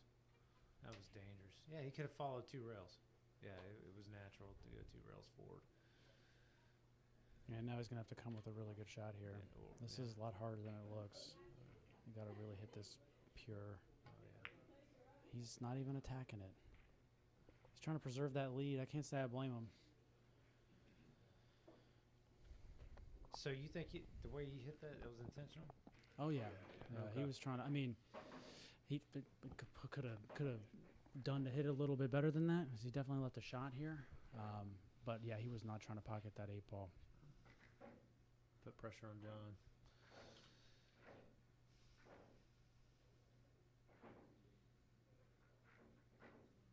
All right, John, stay down, focus, follow through.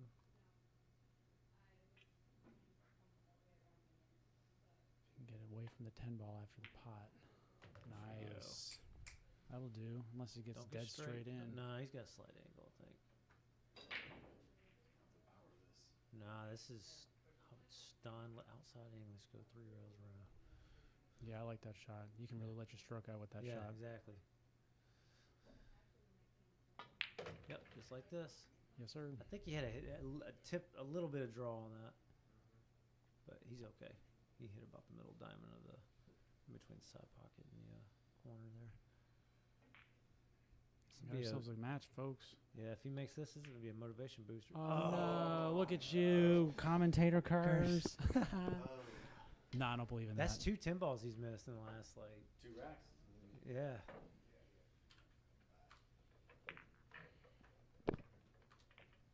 Yeah, those are those gifts in the mid-teens you can't be giving away. Nope.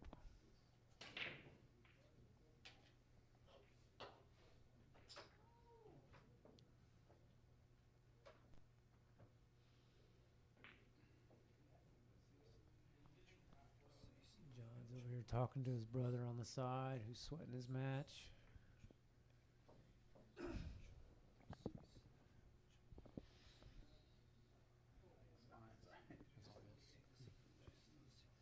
So this, I mean, this pool, it wasn't even a pool club. Yeah. Billiard club Yeah. is amazing. It really is.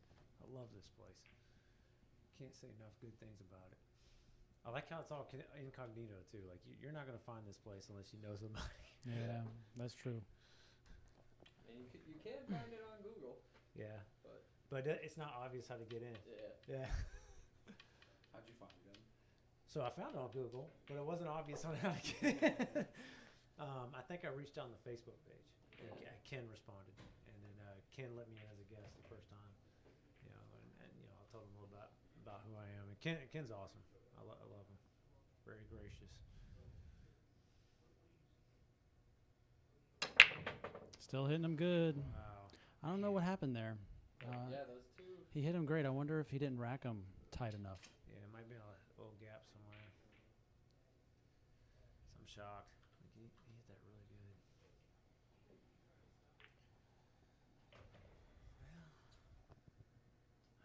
I think the bank is 2 on for a double kiss. I'm playing safe here. And folks, we have crossed into the final 7 for Adrian. He is, once you cross 15 in these races to 21, there is something about that on the score when you look at it, and you know that you've got to get 9, and they only need 5. Yep. That's Sort of the end is in sight. Yeah, yeah. Well, knowing that he's within 5, that definitely is going to put the screws to John a little bit, and I think we're going to see John tighten his game up even more from what we've seen so far. Yep. Playing a smart shot there. I don't. Does it pass the 2? It kind of Adrian's looks like pretty it quick does. down on it, so Yeah, it does. yeah. I like splitting that safety the other direction. Yeah, Adrian is trying to preserve that lead. Smart. He's being very conservative in the end of this set. It's the same strategy in one pocket. Yeah, but if you're doing it, you got to execute. You know, this is Yes, this you is do. a sellout here. Yes, you like do. You gotta. You can't just play safe for the hell of it. Yeah, he hit that pretty good. Gonna fall in. Yeah. Okay. A little unfortunate he clipped the 2 ball there. Yeah, I thought he was going to have automatic shape there. The 2's on.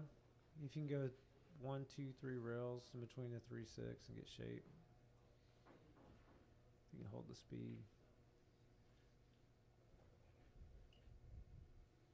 And if you don't like it, you can go back towards the 7, 8 with the cue ball, play safe. Yeah, I kind of like the safety tried with the 1 ball here. Yeah, sort of. This one's a little bit easier to execute, I think, because you got the 9, 5, 4, 6, 3. All those balls will get in the way. He's going for the back. Oh, he's going for the cross corner. The cue ball's going away from the 3. What are you doing? Maybe he's probably calling it and playing two-way. safe. He's playing it 2-way.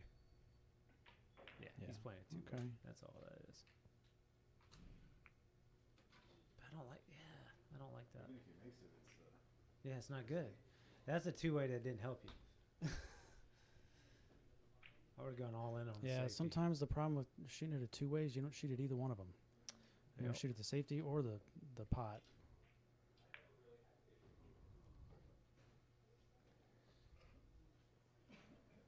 Well, good safety choice by John. It worked out. I guess. Yeah, there we go. He's got a good angle on That the was an 3. interesting route choice. It was interesting.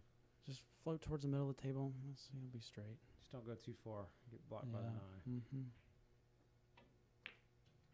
Or, I don't know if this is going to make it. yeah. I don't think so. Yeah. Oh, nope. I would have never tried to go that second rail. Same. He's trying to see if he can get clearance before switching to the jump cue. I think his last 2 jumps have been unsuccessful in making the clearance. So that might be playing in his head a little bit. This is a little bit more distance, though. I think he's jumping These are the more most comfortable. of the 9 ball. Yeah, this is a more comfortable jump shot. isn't it? Uh-huh. Yeah. He's really looking at the kick.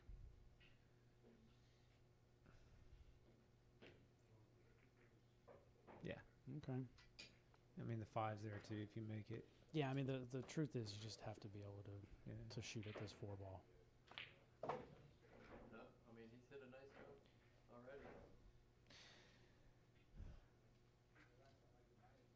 So this might sound funny.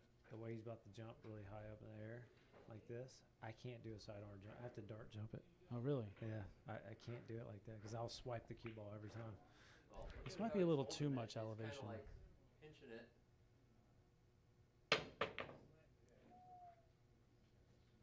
We'll go to the side. No.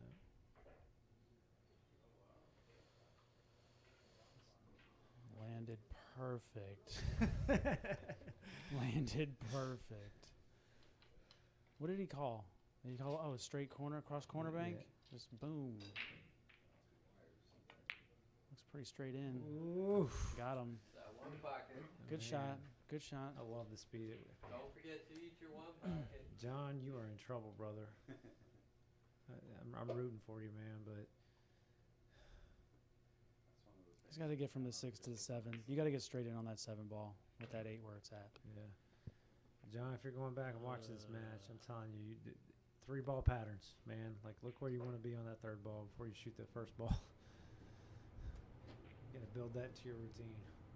This is not automatic here. He's going to have to come with something. So, yep, I like the way you hit it, though. That's exactly what I was thinking. Maybe with a little more outside English, though.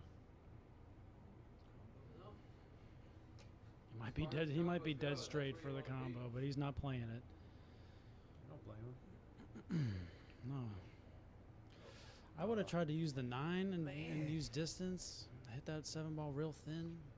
What happened? Oh, he gave it to him. What happened? Why was that a foul? He hit a rail. Yeah, why was that a foul? Did he not hit a rail?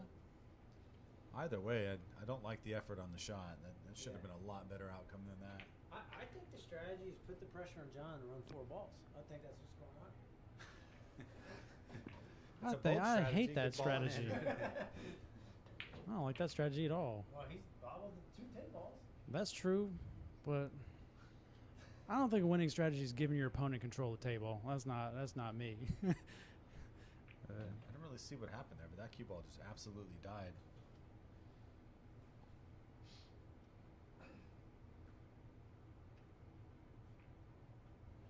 Is the side pocket messing with the middle here? I don't think he can pocket it and then hold for the 10 ball. He's going to have to go up and back. What about shooting in the corner?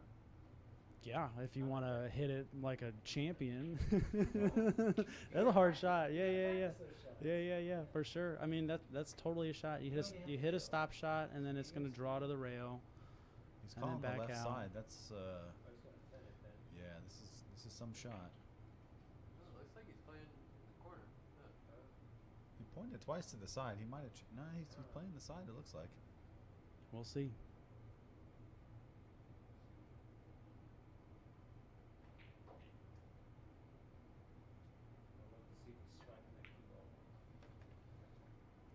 Watch Yeah, the corner, see, watch the that's- corner. He's not gonna- Man. It's 3 in a row. Yeah. Fade that. Somebody random generate the rack. Adrian's got to be feeling wonderful right about now. Everything seems to be going his way late in the racks. But honestly, John's giving him the chances. Well, Evan, I guess your strategy's paying off, man. John was definitely not making these mistakes when he and I played our race to 21. I know that much. He was getting out from those positions. Good heavens. Yeah, he's definitely offering a lot of opportunities here for Adrian. Adrian's going to be at 17-12 now. This is a 5-point swing within the home stretch. You know, he's within 4. That's massive. I think it was just crucial giving him ball in hand. You know, let him run those 4 balls and see what happens. I know Chris is smacking himself. one person that's real happy right now is Ross Nerona, I believe, took a bet that John doesn't get to 17. He told me when I was playing with him that I think his wife or ex-wife is betting that he wouldn't get to a certain number too. That's wild. I would not take that bet, I'm rooting for you, John, but especially when they Come just on, went man. hill. you got to make those 10 balls, brother. Evan, you've created an emotional attachment with John from your 7 a.m. You're session. battling. Perfect breaks. Kind of bond man. with the These guy breaks when are you go so that good. long. Yeah, absolutely. Get to know him a little bit. These breaks are perfect. And I don't even like the chat. He's a chatty guy. Is that the 1 or the 9 down there, blocked by the 6? That's the 1 That's ball. the 1, I think. Yes. Oh, that's unfortunate. I thought he was on the shape on the 2 ball. Thought we were going to see our first break and run. It was looking juicy, Chris. Yeah. Oh, he's pushing. Smart. Very smart. Man, push out strategies. That could be a whole topic on itself That because is the whole game. it really is, because leaving a shot that opponent goes for, maybe they don't look, like John, for example. I keep harping on looking on the three ball runs. Mm-hmm. I know that he's never going to check where his cue ball is going to be for the next shot. I'm going to leave you a push out shot that looks like an easy shot, but then the position goes away from where you want to be, and then you just shoot it in thinking it's an easy shot, and you're left, long on your next shot or something like that. Yeah, but there's nothing like taking somebody's push and running the balls out. That's really it can be demoralizing for your It can. opponent. Like, oh man, I tempted him, he took it and got away with it. So we've got some folks in the chat. Mick saying Adrian needs to keep doing what he's doing. His opponent is flailing. Keep the pressure on. I definitely agree with that. And then we have someone else saying that's not true. His wife did not bet against him. So we've had a correction from the comments. That was John's own words to me. Hey, man, I'm just reading what the comments say. I read them as they come in, unfiltered, as best I can. That's so funny. Right. Oh, You man. passed it back. Okay. Bathroom break. Bathroom break. Think about it. So what do you like here, Chris? You like kicking behind the one? Man, you like kicking at balls that are wide open, don't you? This is like the third time you suggested a kick at a ball that's wide open. It's a bold strategy. I think you can play the bank shot with pocket speed and then maybe get lucky with a 6-7. Oh yeah, just cross Safety? the face of the one. Yeah. Yeah, you could do that and put the one by the 4. Damn. What are we doing? 6-7 here? Stupid kids, killing me. But yeah, no, that's I don't know what it definitely- means either. That's definitely what I'm shooting at. Crossing the face of the one. Yeah. Yeah. That's. But you got to hit it with enough speed to where the 6 and the 7 come into play. So this is that drill. You ever heard the drill, big brother, little brother? Oh yeah. So you're trying to move the one ball to the other side of the table and leave the cue ball kind of on that end of the table where the one's at now, and you just do that over and over again. Oh, okay. Yeah, and you try to. Are they crossed? Like, would Yeah, you cross the the cue one, ball. The or- cue ball has to cross the middle of the table every shot. So, but the okay. idea is that one ball's on one end rail, the other ball's on the other end rail within a show me- diamond. You want to them show me within that a one. You'll get your touch and feel down for a table. The only quick. problem with the bank is you have to shoot a 2-10 combination, and So that's if going to spot up, and the 7's right there, so they're going to be tied up afterwards. I just like to kick behind it because if you do it right, you You stick got to to hit the a rail. little better than that, but you got away with it. Not exactly. Thank wide you. I was open wondering here. about that 10 because sometimes the 10 near the pocket can make a pocket play huge. Yeah, that does. It's a little not bit in this trickier. case. It needed to be about a quarter ball more up table to the right. All right, so easy. Bank the one back up towards the 8. Use the 4 to stop the cue ball. I like that. Yeah, Under the 6. crossing it. Yeah. Mhm. Or do it the opposite way. Use the 4 to stop the 1 and ride the cue ball. This is probably the better way, actually. Yeah.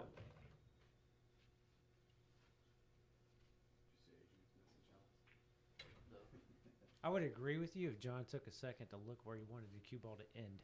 Kick and stick. Yeah. I thought you didn't like kicking. This guy. Oh, yeah. Okay. I don't So think that he's was going to Adrian get that that kicked back. that, right? No. Okay, so John kicked that. All right, now Adrian's at the table. No, I mean, he's sitting pretty to go right at that 4 ball.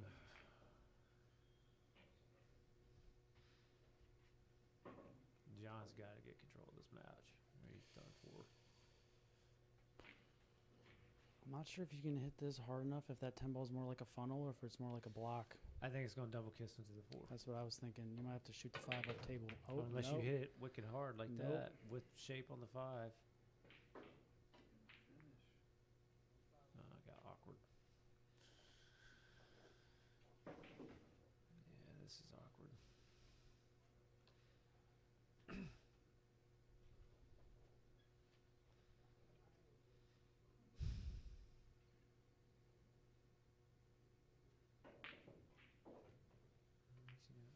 Oh, that's not going to hit a rail. Here's your strategy coming into play. Yeah. Just you sell out the last 5 balls, and I'm telling you, this is what he this keeps is doing. terrible He strategy. keeps giving John the last 4 or 5 balls, and John But gets this to is the 10. this is and how you let an opponent that's down get back into set. I'm just gonna say that.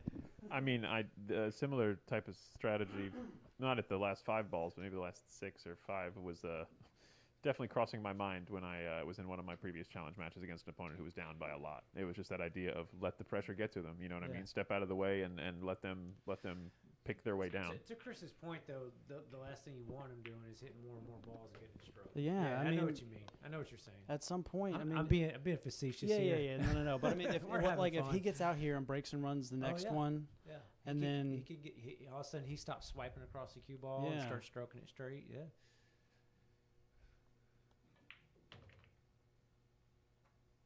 You got good there.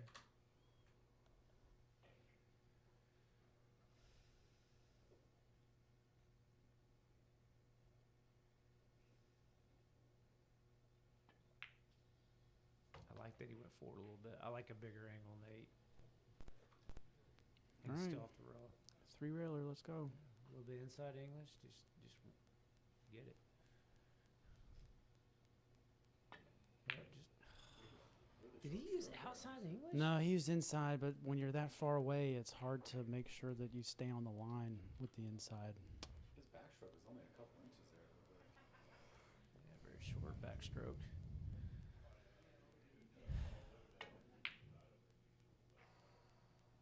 Cue ball's tracking towards the corner. No. All right, you got a follow shot. I guess he was trying to come up and down. I didn't think he needed to do all that. I thought I could just roll it in. But I'm not the one in the box. I'm in the booth. Yeah, we shoot great from the booth, don't we, Shoot Chris? fantastic. Yeah, we shoot all kinds of crazy shots too, Oh. don't we? Oh, come back up middle table or middle of the end rail. I mean, if you're gonna miss it, that's the way to miss it right there. Great speed. Great speed. Wow, he hit that. That was really You good. got to hit the long. Oh, he got a little my bump. Goodness, That was a lucky bump. he hit that. But you can cut really this good. ball in and get out. You can. You can You cut this can- ball you- in and get out. You can even overcut this ball. That's true. It's easy to do. You just assume the cut angle and don't look at it. You'll overcut it. I've done it so many times. Yeah, I think if you overcut it though, your cue ball is coming back up enough to where it's still going to sell out. Yeah. I like that he's looking at it, checking his angle before just getting down on it.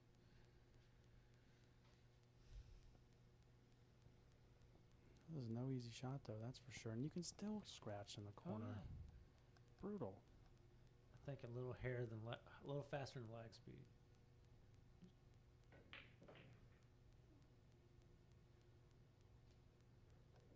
Lag speed. That's a good call. Yeah. I mean, it's so thin. Yep. That looks pretty good. Oh man. Yeah, I was gonna say one thing you got to worry about. This table does have a very slight roll right now Now you tell toward us. toward the left. So he may have actually hit that right, and it could have just rolled out very slightly on him. Adrian, wow. Before I could say anything. What was the table roll there?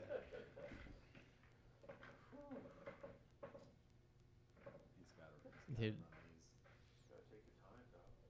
you float this cue ball up, or you try to go a little outside, catch the long rail, then maybe the short rail? I might really consider doing a little inside and catching the long rail. Just Just a little inside? inside. Maybe not even Yeah, that much. it looks like he's going inside.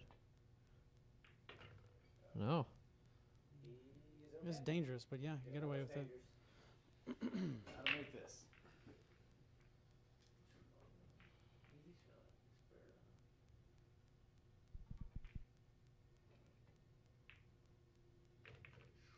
All right. I think everybody in the booth just went. Yep, he needed that. He needed that. And the next 5. That stroke Adrian's looked a little strategy scary. of giving ball in hand on the last 4 or 5 is not starting to work out. This is terrible strategy. This is terrible.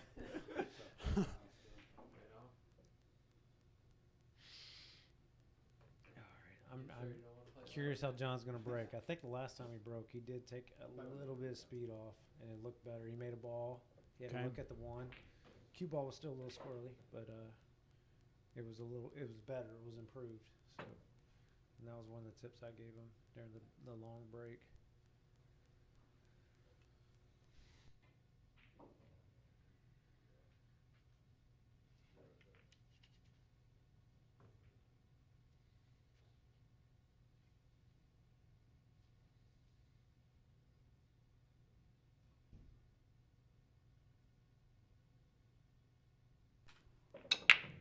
He's closer to the middle of the table. Didn't strike the one properly, but got away with it. It was almost like an intentional cut break. That's what that looked like. He's got to look at the two, but he's shooting over a ball. That three, yeah. Oh, I'm going safety here. There's no point in making the two. Or push. Where do you play safe from here? No, you just thin. Well, I don't want to say thin it. I would say quarter ball hit. You see the full ball? Yeah, I think you can. And I'm trying to put the two underneath the 6-9. Kind of like that. Yeah. He had too full though, but same concept. He did it the other way than the way I was thinking.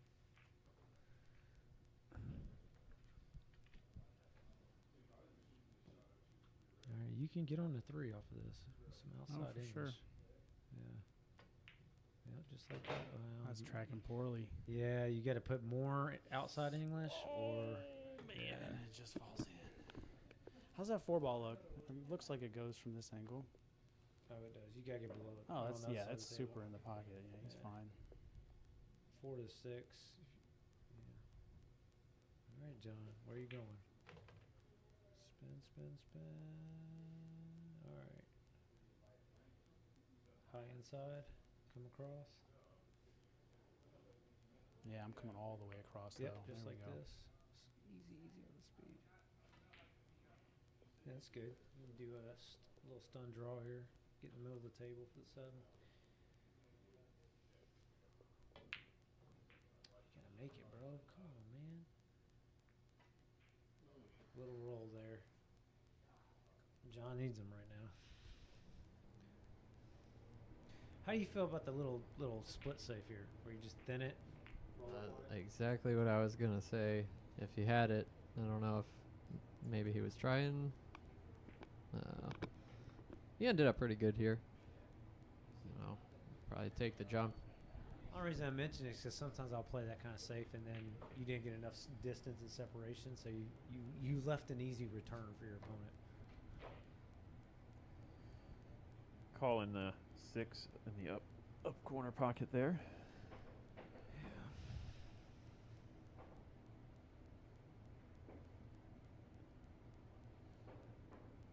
Probably going to hit that 6 on the second bounce on the way down.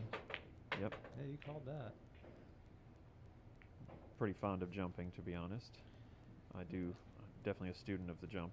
That when those are tough because at that angle and the speed you have to use to get over the center ball, a lot of times you end up hitting that object ball on the way down of that second jump. Full or too thin Just because of the power you need to get over the ball, because it's the middle ball's so far away. So you either want to add some draw to like stunt that first hop so that it lowers the second bounce a little bit, or just hop it higher and try to get that second bounce to happen a little bit sooner. Because you watch Federer Gorst, he's incredible at timing the second bounce. I need to put more thought in my jump shots because I don't think about any of that. Well, I watched Federer, and I did notice like a pattern where he consistently on those medium length shots like we just saw, he's constantly using the second bounce to land right at the ball on the second bounce.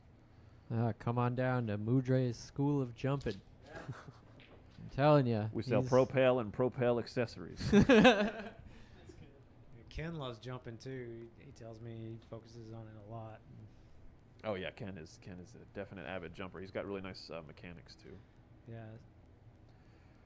What are we thinking about this Pentagon sitting on the table here? This Pentagon? Interesting, Oh, yeah. interesting layout, Yeah. like a drill almost. Oh, yeah, it A does. little wildflower drill. He just needs to check the side rail here and come off the rail by like a diamond. And Middle like of the hiding table. behind the 7. Oh yeah, or you you could can cut go all it. the way and hook yourself behind the 8. I don't know what he was I thinking. mean, there. that's hooking yourself behind the 8 is always an option. Unfortunately. Oh my goodness, that's so tough. Let's switch around to the other 600 side. players, high 500s, low 600s. 2-ball runs, man. Just go look where you want to be for the second shot before you shoot. You can avoid stuff like this easily. Because now the 8-ball is in such a way that like it's so hard to jump this ball. It's past the midline. You'd have to land on the 7. Then the kick is weird because the side pocket's where the natural cue ball wants to go. So you have to spin it off the side rail to try to get past the 8. But then, He's jumping again. yeah, this is tough.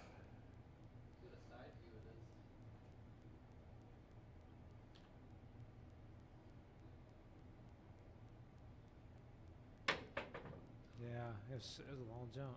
Hopped Bounced right- over it on the second hop. Yeah, it hopped over it that second time. Yep, that's so hard to All right, do. he's trying Adrian's strategy. Give him the ball hand on the last 4. Let's see how it works for him. Man, Adrian gets to 18 here. I don't see John getting to 15.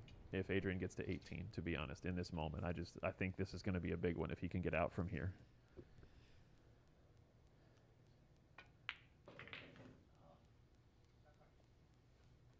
What time is it?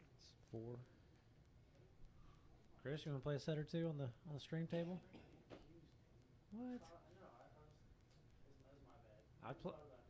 Yeah, I'd play off the wall if they had Oh, house my cues here, goodness. but they don't. It's such a prestigious pool room. There's no house cues.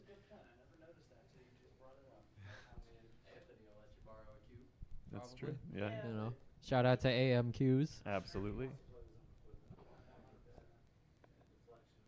Yeah.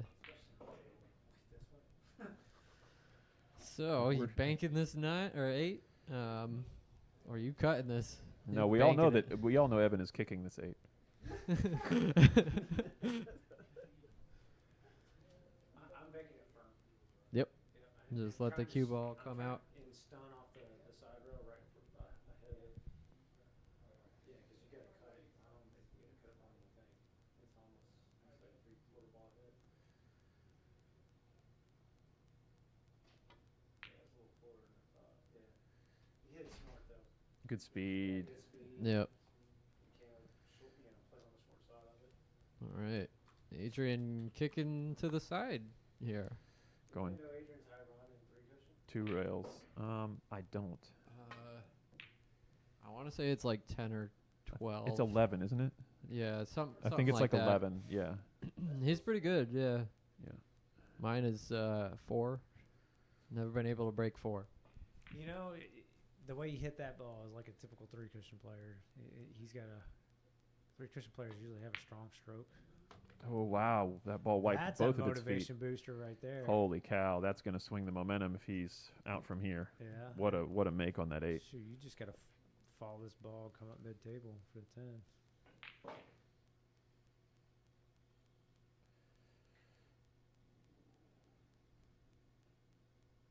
Like a punch follow. Yeah, like that. You Yeah. put a little outside on it too, just to be safe. Wow. Okay, we have a game, folks. Yeah, there we go.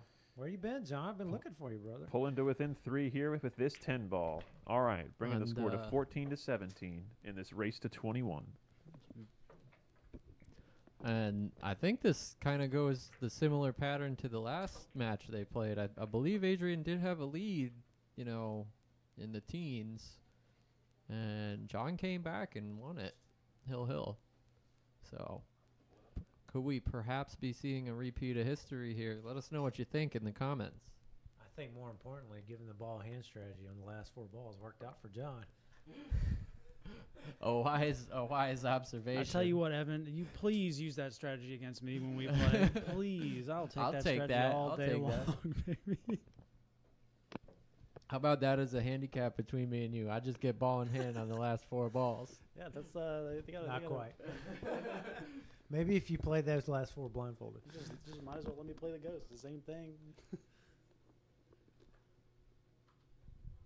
He moved his cue ball back closer to the rail. He did take Kind of Adrian's going for a spot. cut break. Yeah. Oh, he hit that pretty good. Unfortunate the one didn't fall there. Want to give a shout out to Ken Tran in the chat. What's up, brother? Thank you for tuning in. Nice pool room you got here. Yeah, not too shabby. Ken's a great guy. Come on down and meet him. This is good speed. Yep. Just playing Alright, it well executed. safety. I'm going to leave a fairly easy one rail. Might have to spin it though. Maybe even a little masse. Oh, is he going? He's going to the end rail? No. Oh, you're thinking long rail one railer. Okay. Yeah, I was thinking just follow Just the like path this? that the one banked.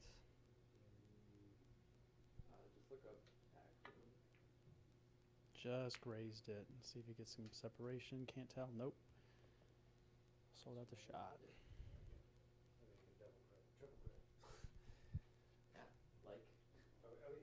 You should be able to do one rail right between the 10-4. No problems. Oh. All right, it's got to look at the 2.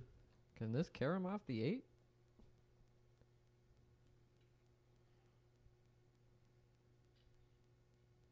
Might. I don't know if I'm sure. Oh, it might Yeah. not even pass the 8. Just trying to get the cue ball down table, get some distance, and he's got the 5 blocking, it looks like.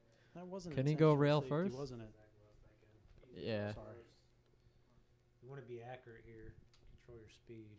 The tendency is to underhit this ball. Yeah. Because you're scared of just whiffing the 2 completely. But you got to compensate a little Looks bit. like he's jacked. No, he's spinning it. All right, Yeah. he hit the other side. Oh, look at that. Might get away with Look it. at this. Let's go. It's a long jump, too. He's not going to jump it. He's got the one railer. Kick it in. It ain't going to go by the 3, though. It almost did, and maybe I was wrong. Wowzers. All right, John. Here's your chance, man. Oh, that doesn't pass, does it? That's It doesn't unfortunate. look like it. A little too elevated over the 7 to try to pinch it in the side, too.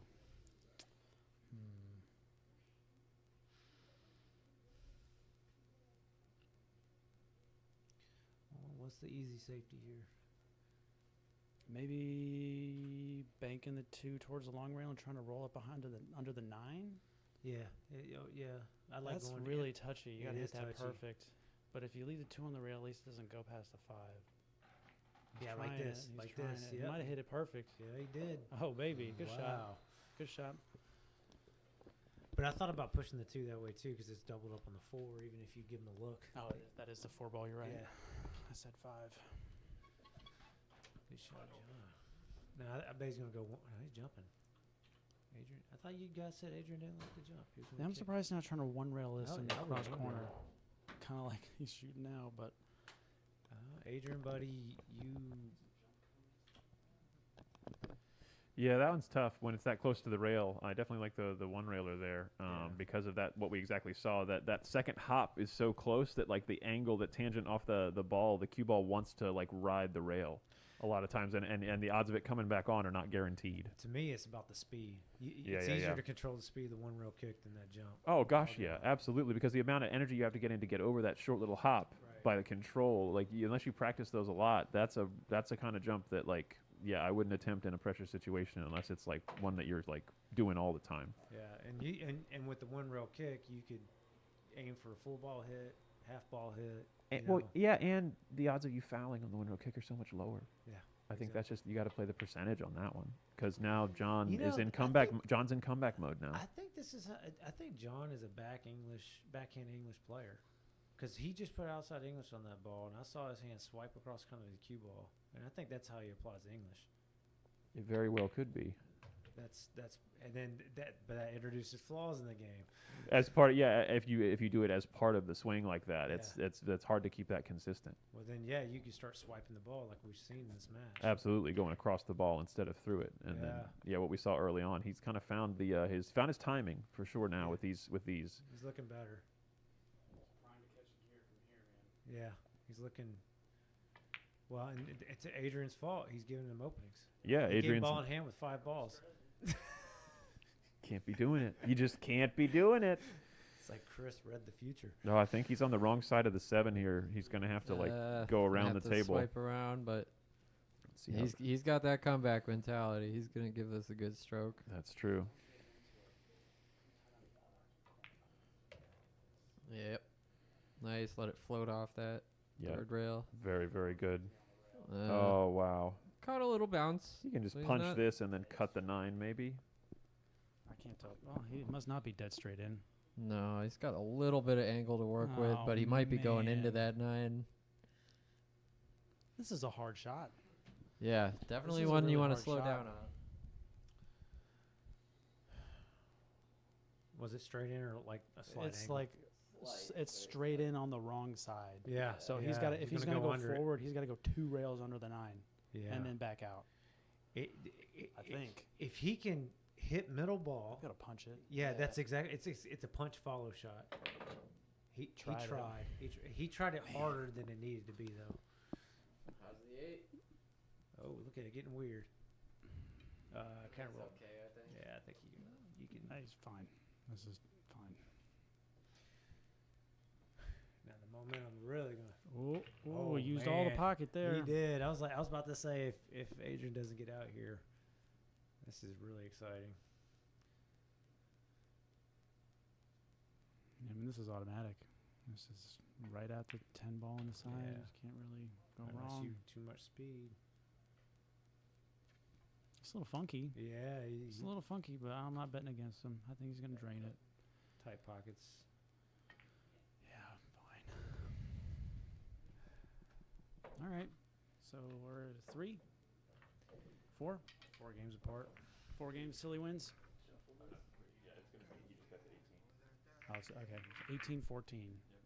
Man, that was a big 8 ball for John. Oh, 17-15 is way different. Yeah. It's way different.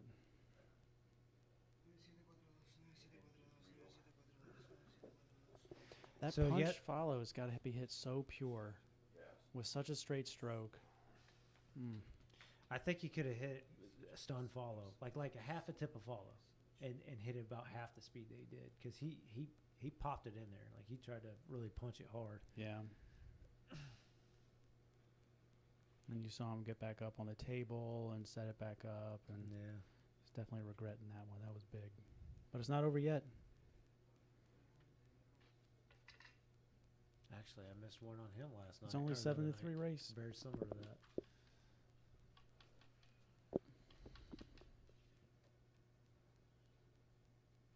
See if Adrian can keep that Let's keep almost on. picture perfect break that he's been having. Mhm.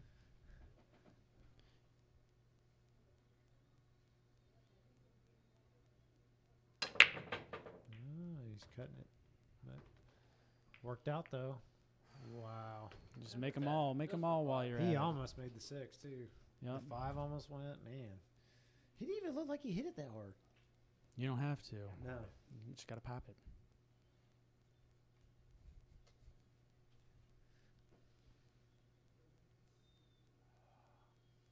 Break and run here would be huge for Adrian. Oh man. Ooh, he very confident. I don't like that he got on the back cut side of it though. I mean, he's going to have to draw Yeah. and then not have enough English on it to come underneath it. Like, wow, he's just going to come Big super stroke. underneath it. What a That'll do. he did that earlier in the match and I saw it. I was wondering if that's what he's about to do again. That'll do. Good angle to float out for the 4.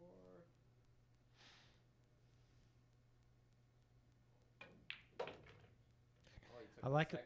I like what he's doing because he can hit it with. better shot. Yeah, he's hitting at a speed he likes and using more rails. He's using that 3 cushion stroke. Yeah, See that yeah, front hand, exactly. that turning that front hand a little more, getting Yeah, yeah. that kind of 3 cushion Yeah. style swing to it. He was really confident those last 3. I like that.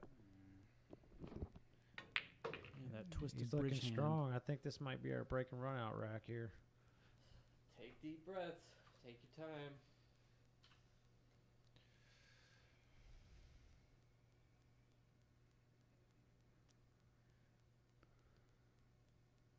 I was wondering if he was gonna do that. If he misses it, He he's got it. fine. Oh, he he- could still be fine. This is fine. Yeah. I thought I was gonna marry against the rail and get more awkward than this.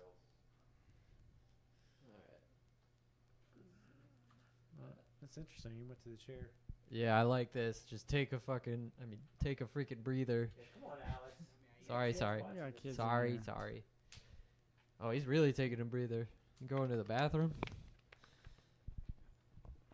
It just I wanna have a soundboard for this so bad, so that when you do that, I can hit the sound from from Demolition Man, where it's like, you have been fined 1 credit for violation of the public morality statute. Oh my goodness! Again, apologies to our listeners. Gotten really excited down here towards the final stretch, folks. This is four games apart, and he's taking a mid-game restroom break. This is almost unprecedented, but This can hurt him too. this could absolutely. I don't either. He very well may have to go. Yeah. That it happens to us sometimes. Yeah. I have had to do this before in a tournament. It's sometimes you have to do it, but you know what I mean. It's all about how you can bring your full attention to the moment when you get back to the table. Can you cue sound effects like the flush toilet sound? Or We're gonna expand everything. With every one of these we do, we try to add more features. So yeah, the soundboard and a bigger controller kind of thing is next on the list. But yeah, I would love to. I listen to so many podcasts, and I'm just so jealous of all the drops that they have from different things that they can go to. This has been fun. I appreciate you guys letting me come and sit with you all. Of course, man. Happy to have you, dude. It's fun. All right, he's back. Let's see if see what he chooses here. Is he going to go all the way up table with this 6 and just park the cue ball with like a little low, like a draw shot? Yeah, definitely the shot. And just keep the cue ball movement to a minimum.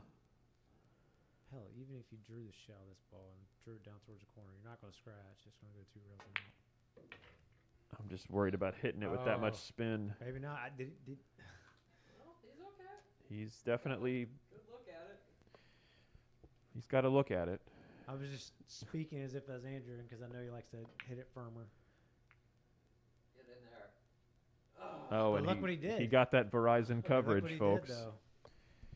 Oh but my you know goodness. he wanted that break and run. He wanted it really so bad. wanted it. I don't believe we've. Or have we had one break and run? I don't think we've had a break and run on this table in a match. Like a string match? On a challenge match yet. Yeah. Because we had some on cue, but those are 4.5 inch pockets. So yeah, it's way different.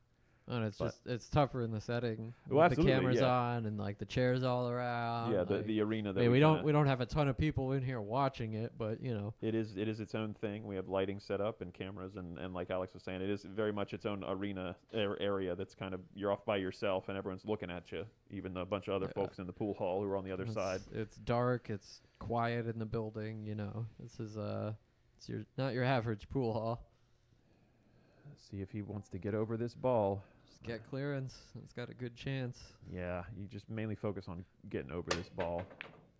Really good. No way. No, that is the nail in the coffin. Oh, almost. If they had frozen up in a goofy way, yeah, it was moments from being what? Side. Yeah. I would never shoot at that side pocket like that. If I have ball in hand. I'm shooting the corner pocket all day long. Okay. He just said it there for heard a placeholder. I appreciate you hearing me. Yeah, it wasn't for always. It was only for just a second. He might be. Yeah. Or other corner, yeah. I don't know about that, Chris. Terrifying. I mean, I get stunning along that line. Just draw back and play it in the same pocket. We play one pocket all the time. That's yeah. Or roll forward, yeah. In the side pocket, yeah, it's literally like an inch or two forward, yeah. That's tough, man. But when you're on 18 is a big hill to be standing on. I can speak from experience. I've missed a lot of 10 balls at 18. Yep. And now he gets to 19. Within 2. And John is at 14. Adrian is within 2, folks. And 7-2 race from here. Yep. It's a tall order for Mr. Oliveras, but he does love to come back. From being down, so we'll see if he can put something together here. But he's got to keep. It's Operation Keep Adrian off the hill. Oh, I already did it. Yeah. Sorry. So he's gonna. It'd be funny if he started racking and we accidentally hit it in the middle of his thing, and he has to double question himself. But more so worried we don't have 2 same racks. Right back to back. That would yeah. defeat the whole purpose of having it be random. Yeah. I can't believe it. All right. I think John may have stepped away for a moment, but Adrian is going to be stepping up to break here momentarily. I think I can see him through the window here. Gotcha. Go ahead and switch cameras. We do have a window out to the playing area, but it is heavily tinted, so we can't really see what's going on out there.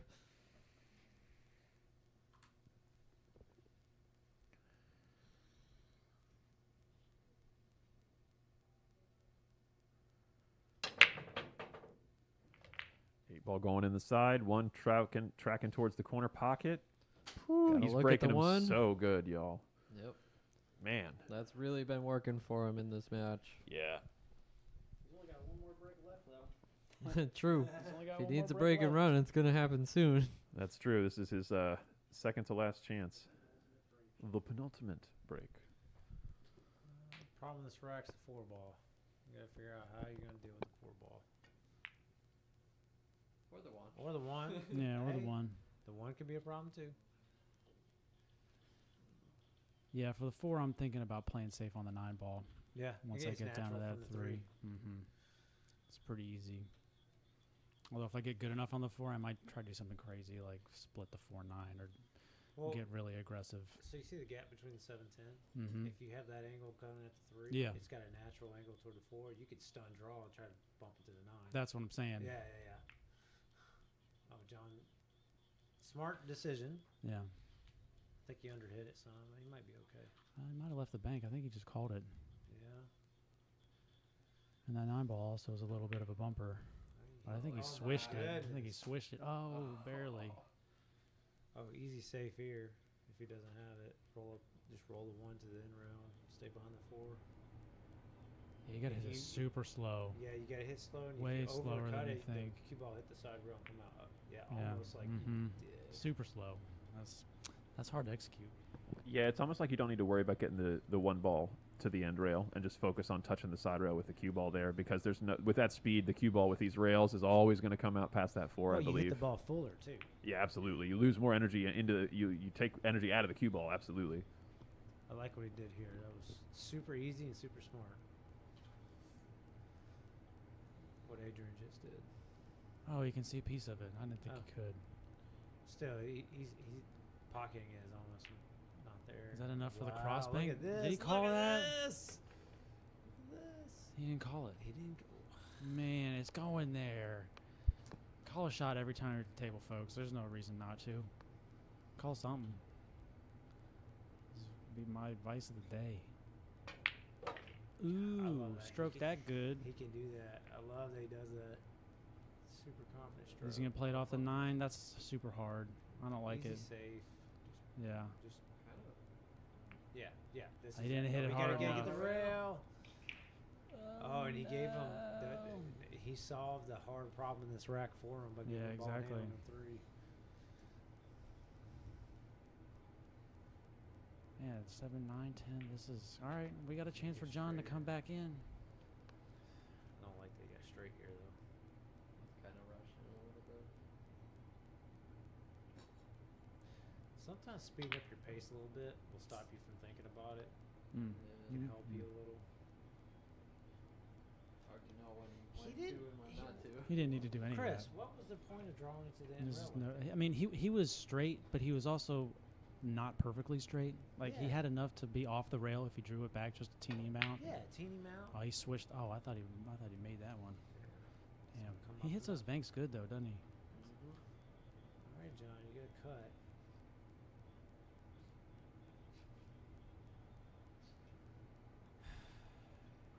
He might bang too.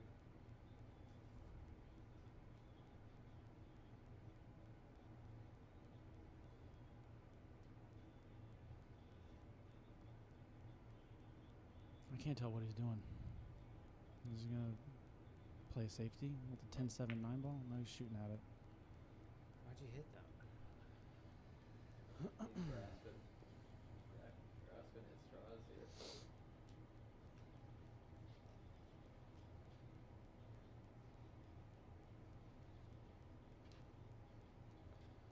Have they played here on this table before? This is the first time they've played on this table for a challenge match. They both have been.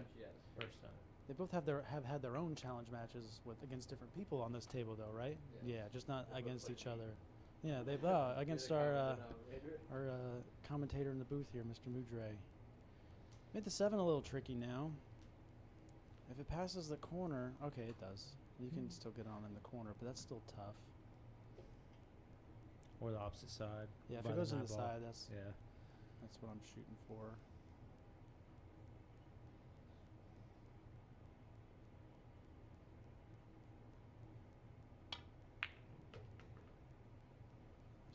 A little too It worked. steep.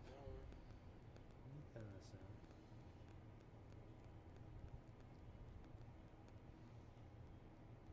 Might be able to use a 9 ball as a break.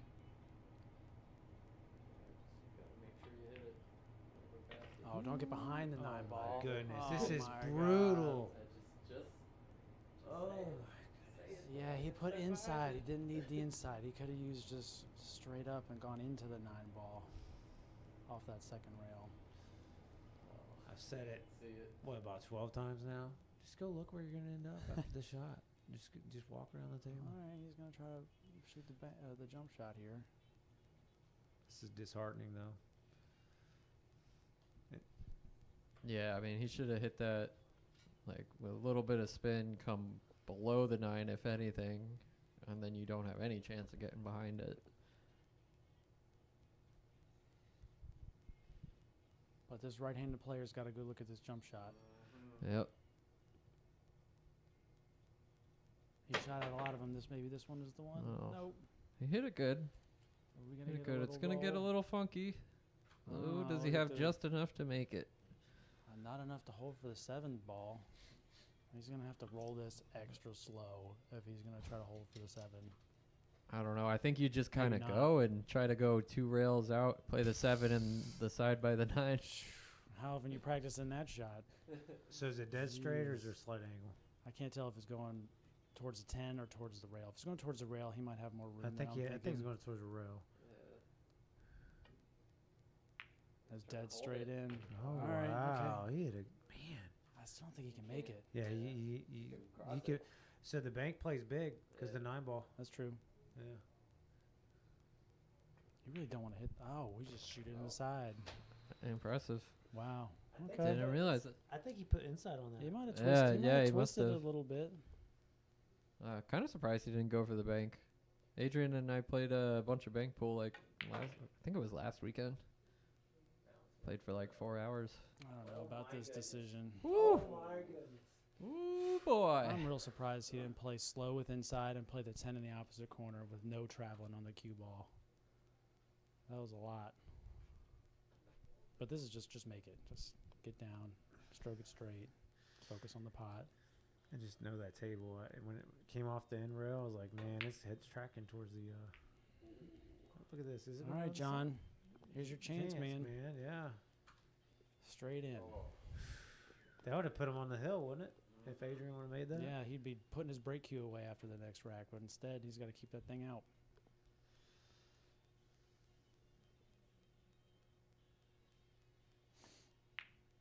Oh, no. There's no reason to roll forward. Shoot a stop shot.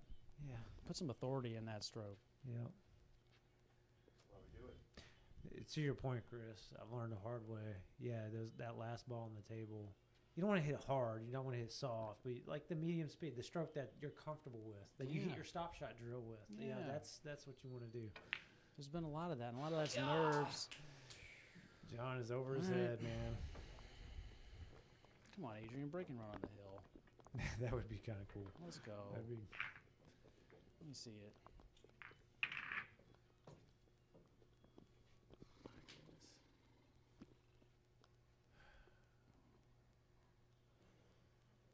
On pace to be a full 7 ahead. Let me ask y'all. I've never commentated on almost in a full match like this. Do you feel like your nerves are a little frazzled after doing this? Honestly, I think it's almost more tiring than playing because you're so focused on every single shot. Whereas like when you're at the table, you're only focused on half the shots really because you know you're not shooting half of them. You're never gonna. Yeah. And I mean, that's the difference. You're having to activate the performance part of your mind. And it's like, in order to do that, you're only focusing on what's important. Whereas us, we're back here sitting and we're not performing. So we can be completely analytical with our brains and like looking at Like, every single if one because this, there's if no that, taxation on yeah. our performance by us over analyzing and doing kind of looking at every possibility. So Backseat much pool harder in the playing chair. is more fun. I'll ask Scott Frost that next time I see him. God. It's like, Scott, would you rather be beating someone I out just- 10 grand or would you rather be commentating? I, mean, I don't know if one of the paydays guaranteed. You know, if one of them's work, the other one's action. But last break. Yeah, I don't know One anything ball's about down. that. Oh, trickle in. Oh, the 8 went too. 3 went. 3 balls down. Wow, what do those all just? You trickle know, in at if the he end? shoots this too, like he's been shooting other balls with some authority, he can get on the 4, and this could be a run out. I was just looking at the rack. The 8 and the 3 were both in the back, and the 1 obviously was in the front. So, kind of odd balls to fall. Yeah. Wow. You get it? Oh, he might have a look.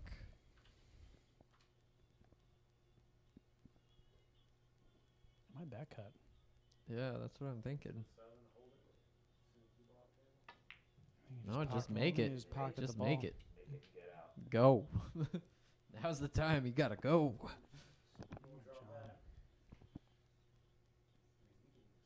I like stopping and bumping the 9. Well, the problem with bumping the 9, you are kind of moving it towards the 6 if you're not careful. I'm looking real hard about coming 2 rails underneath the 5 ball. I'm gonna look real hard at that. The pinch draw. If I was closer to the 4, I might think about the pinch shot. I think it's pretty cool. I really can't tell. Yeah, This is the problem with the freaking commentator's chair. Oh, I don't think that holds. Yeah, that's a little scary. Yeah. I mean, Follow this with a looking outside. Come Yeah. rail out. yeah. Just play the 5 up. Yeah. Yeah. Be in between the 5 and the 7. It's definitely the more surefire way to you get something good. I mean, as long as you're under the 5, you can either shoot the shot or shoot the Shoot the the safe. safety on the 9 ball. I mean, it's a much easier. Yeah, you got place to be in. options. Yeah. I like if he can't hold there. I like going forward, touching the side rail, coming out. If you hit it, you can shoot the 5 in the opposite corner where you're standing at now. If you overhit it and get really weird, you can stick behind the 9. But if you get good, you can run out. Yeah. No doubt he wants to run this out. He's pinching it. Going in. You shoot on that side. It could be, yeah. A little bit outside still helping. Nervy shot. Well, this was the Oh. route I wanted him to take anyway. That was your route, right? That was my route. That's the one I thought he should have taken to begin with. Good. As long as he's not frozen on that 7 ball, I don't think he is. Yeah, he's fine. He can stop right there and shoot the 6. Yeah, that's the whole reason I wanted to be underneath that. I didn't sucker. like the 2 route because the 7. Yeah, I don't yeah, wanna yeah. even play with the 7. Just no spin. That's the key. There's no spin. But you got to be able to make that ball. I mean, that's just all there is to it. This is nerves and Yeah, he's thinking about can't it. catch a gear. Had a lot of unfortunate rolls in this set. Yeah. You know, made a lot of great shots that ended up scratching. But it's not over yet. you It's know? not.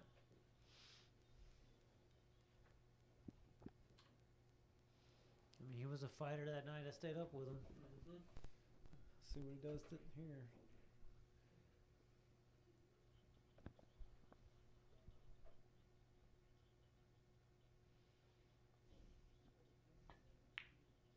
That was a good shot. Wow, that was a good shot.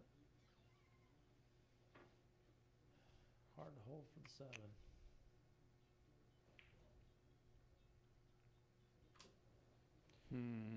I think just draw. It'll check on the lower rail and kill the speed. And if you want to get 2 rails out of there or not.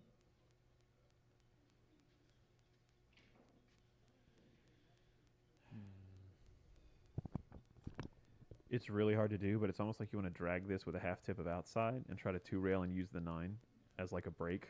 it's hard as hell to do because you have to put so much drag, like so much I don't- on I this don't- ball. You can put enough low where the low stays on it past the 6.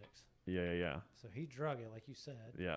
and he got it. So this is what I was Wow. concerned about, going 2 rails and getting behind the 10. Yeah, I see you. That was my concern. But yeah, Whoa, what are you in a hurry for, John? He's down on the table in seconds. That was really quick. He's in a hurry. All right. Let's get this over with. Didn't we talk about stretch zones earlier? Yeah, this is. It could have been prevented though. If you'd taken a second to go around the table more. All right. Okay. Not over yet, folks. I don't want to jinx him, but I think he's going to be fine here.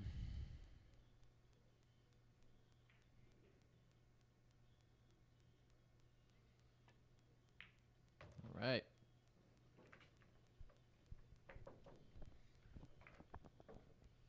Tighten it a little bit. One game at a time, John.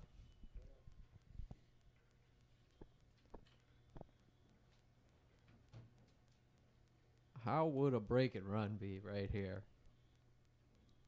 That would just make his day right now. It'd be bittersweet. He still got a lot of work. He got a lot of work to do, but Now, if he did it 6 times in a row, that would be something. yeah. I got a feeling we won't be seeing a 6-pack here. I think what he really needs is just to control the table the entire time. If he can keep him Yeah, locked down, if he can just keep Adrian at bay. doesn't need to break and run every rack, but if he can give up control to a terrible situation for Adrian, he might just not be able to keep his gear up enough. One thing, he's got to make a ball here. Can't leave a wide open Let's get table to top down. Adrian. Straight on. Okay. 4 and 6. 4 and the top. 6. He needs more top on the ball next time, but All right, so he's he's in his square though. you got both the second row balls. This could be a run out rack. Yeah, 1, where 2, he- 3. Oh, he does have the one. I Yeah. keep missing the one ball. Yep. 7, 8, but 8 can get to the 9 pretty easily. 7 can get to the 8. Yeah, I mean, you could even on the 3, you could like rail first the 3 and kind of just scoot the cue ball underneath the 5 maybe. Yeah. Yeah, because if you're anywhere on this side of the table shooting 5 and obviously for an answer with the 7. Yep. Yeah. But let's see what he does.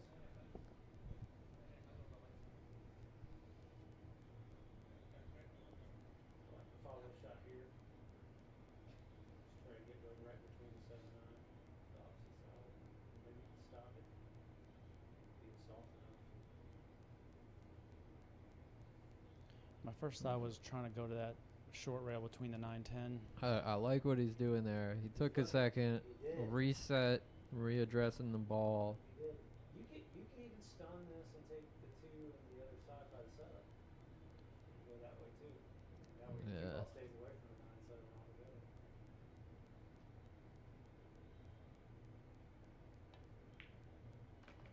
Okay, Yeah, good. this He is misses what the exactly what 9. I He thought he misses should the do. 7. He drifts right into the alley for the 2. All right. Perfect shot He's gonna right have to there. shoot a combination on this 8 ball. He might be able to go rail first and get underneath the 5 in the same pocket. Yeah, that's what I was possible. saying earlier. Oh, Well, you gotta make. You the gotta make deuce that too. first. What was wrong with the stop shot there? I don't know. No idea. maybe he had a little angle. Yeah, it looked pretty straight. Okay, probably airborne. Call the combo. Just hope the 2 lands somewhere nice. Be great if you could shoot the 2 past the 8 and in that corner. Oh, I think I would have really considered the swerve shot. you think? Yeah. You think Yeah. the swerve? Yeah. Yeah, the 3 ball is huge. Yeah.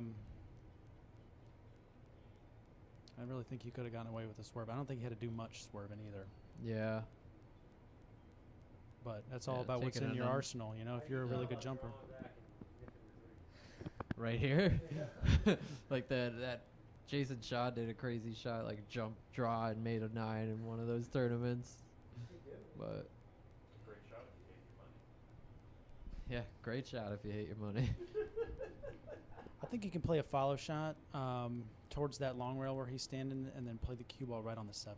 Yeah. I think you can. It might be a little too straight to hold the 2 ball down table. Might be with these bouncy rails. But to your point, what Dave was saying earlier, just focus on the cue ball touching the side rail. And hit Yeah. the 2 past the 7. It's going the other way though. This might be pretty good too. He's not cutting this in the side. It's just is he? the 3 ball is such a Okay. underneath the 10 ball. Can he make it there? Oh, Underneath the 10 ball. Perfect. That was great. That was a great shot. very nice. Well controlled. I mean, Still like the stop shot on the 2 to 3 better than that though. can Adrian jump and kick this too? I don't think he can hit it clean if he just jumps the 10. Oh no, he's just kicking. Yeah, Okay. looked good. Well done.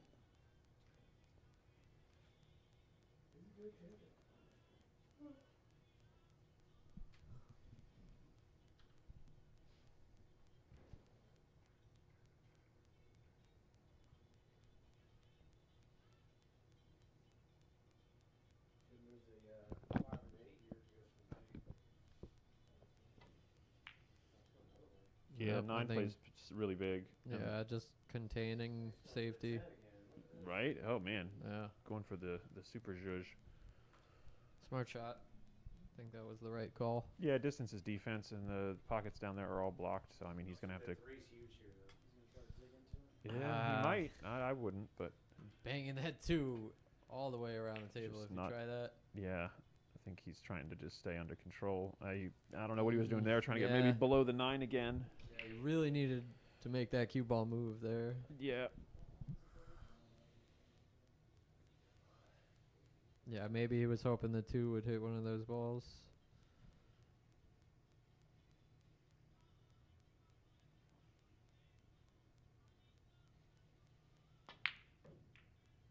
Ugh.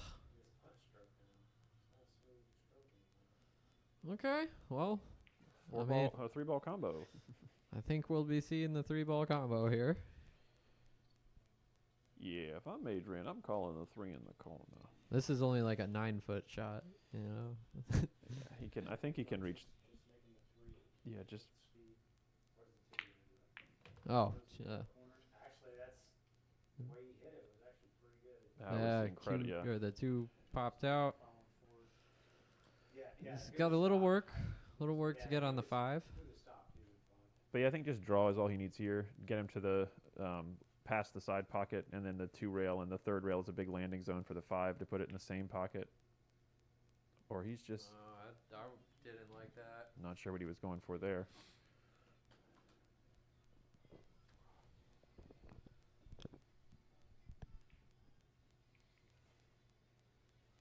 Okay, looking at the 5. Does it pass the 8?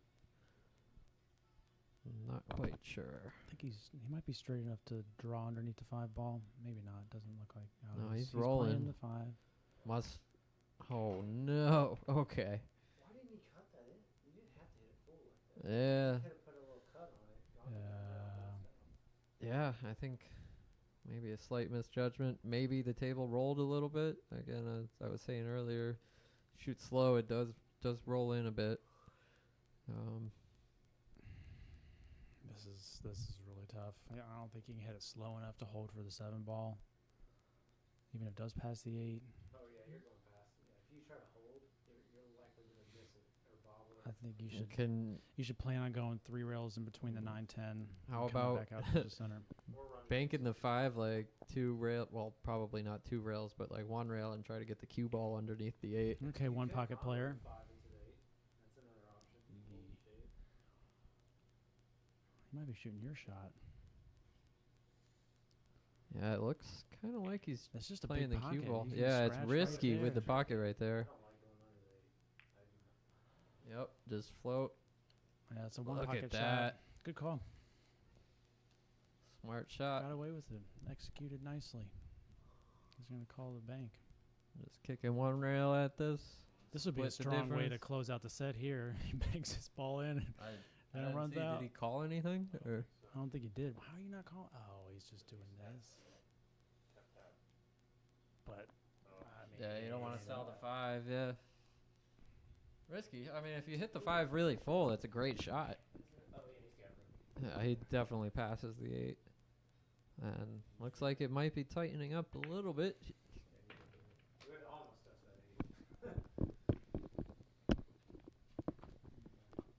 Could it be 2 on the spin?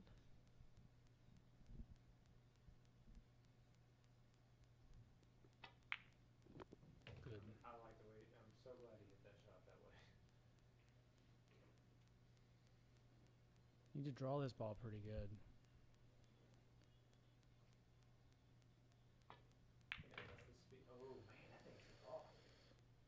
He's all right. Yeah, it's on the right. Oh, oh, it just kept going. Wow. Yeah, that outside English took off. Okay. First rail.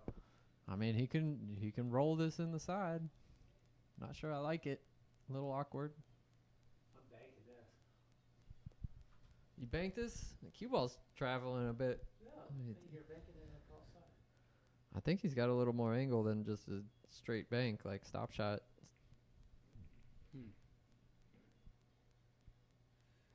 could even bank the miss on purpose and draw underneath the 10. Yeah. I don't want to let Adrian back to the table if I'm John, though. You know. Oh, he's jacked up. He's over the ball. A little awkward. You could fit it. Kind of like that one pocket shot you shot earlier. Mm.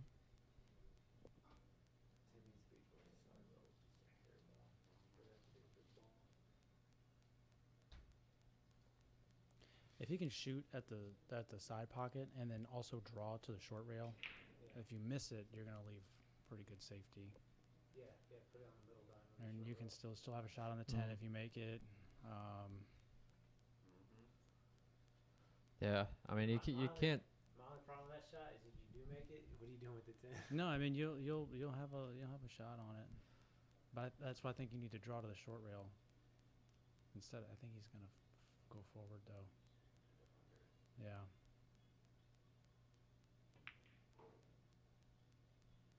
Oh, I thought I would. Oh, look Steve's at this still leaving though. him tough. I mean, you can kick it in. The drama continues. He's gonna try to kick it in, I would bet. You can see gravity try to pull that ball in. Uh huh. I hate these side pockets. How much is that 9 right on the point? I think Or- he can. I think he can make that ball. Okay, he's got a little gap there. That's That's a- a three cushion player's dream. Right Yeah. He'll What a way to he'll go be out. kicking at this and calling it. You got to touch the side rail. Yep. Straight for it. Yep, that'll never work. Oh, he hit it too pure. You got to touch the side rail. Yep. Yeah, man. That's why I like John. Yeah, and there's a cutting wide inside. margin too if you go off the side rail. I like John's strategy though. I like the strategy. All right. What are we going to be at? 16, 20? Believe so. 16, 20. Okay. Let's shuffle up a rack for these guys. John broke good last break. Yeah. Yeah. See if he keeps it going. And this rack will have the 8 and the 5 in the second row, 2 and 9 around the 10, and 6, 7, and 3, 4 at the bottom. And once again, folks, if you are just tuning in, where you been? It's been a heck of a match. We missed you. We're Yeah. almost at the end here, but we're glad to have you at the DMV 10 Ball Challenge Series here live from the BAK Room Billiards Studio in Lorton, Virginia. They're racing to 21, and Adrián Villena is on the hill, 20-16. John was down 20-14, but he has rounded a 2-game comeback. Let's see if he can keep that momentum going, or if Adrian is just too far ahead. We will find out here shortly. As Evan said, John had a good break last time, so we'll see if he's able to put the balls into their places as before.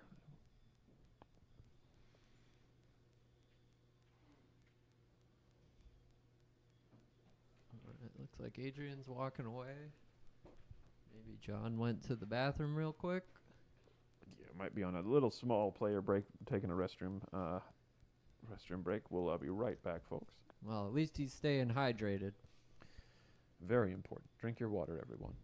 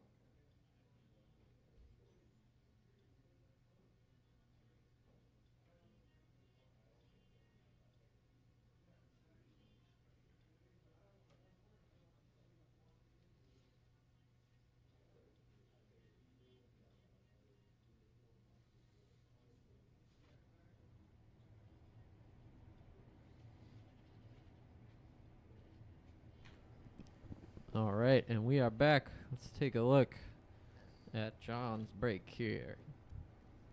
Hoping to bring it closer and closer. No pop on the cue ball that time. Kept everything No really pop, flat. no balls. And a look at the 1 for Adrian. The 4-7 is a nightmare, though. Yeah, not what you want to be seeing.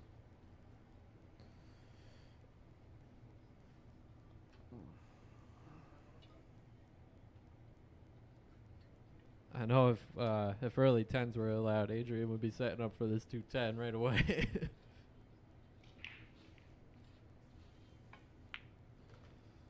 Yeah, definitely coming around that extra bit. Ooh, a little hot there. But, yeah, I like the way he played that coming around. And then you can just stay in the middle of the table here and then figure out the safe he's going to play on this 4 ball. Probably locking him on the 7, I'd imagine. Drew back a little more. He could have played the breakout shot. He might still attempt it. I can't tell how much angle he's got. And you have to go at it here. Well, he definitely shot at it. Bumped him. Oh, almost. Oh, that would have been something if the 3 found its way back. Made it in the intended pocket. All right, that 4-7's looking pretty for a safe zone. Yeah, I think it does pass the 7 now, or at least you could skim the rail and make it. Goes. I think he's gonna lock him right on that 7 ball. A little too. Oh, gotta get underneath it though. Now it doesn't go. Yeah.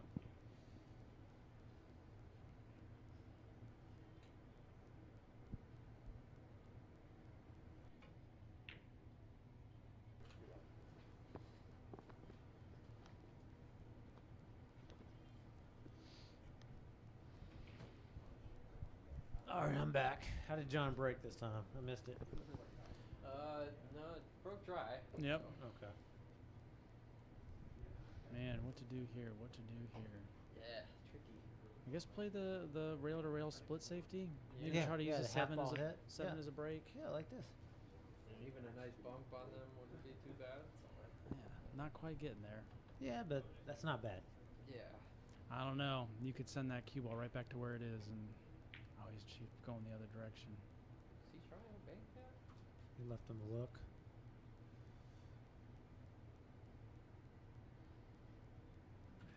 I'd be looking at 3 foul all day with the way the balls are laying.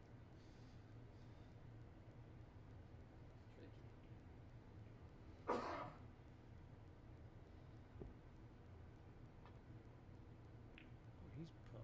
spin on that ball. Oh, let's just make it worse over there. Add to the mix.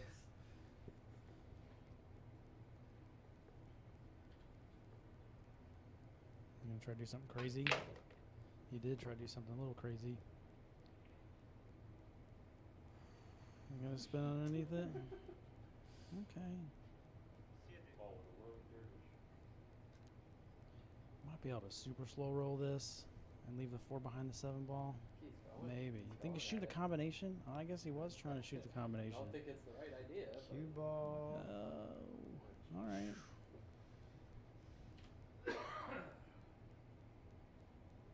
Hmm.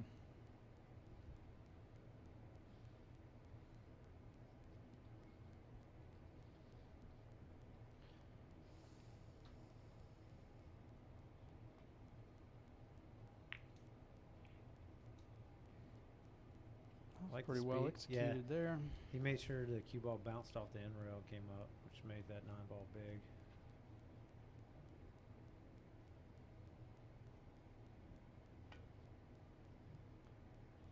Ooh, Wow, he almost made that. Mm-hmm. That was impressive. Wow. I want someone to watch that. Yeah, get somebody to watch the hit.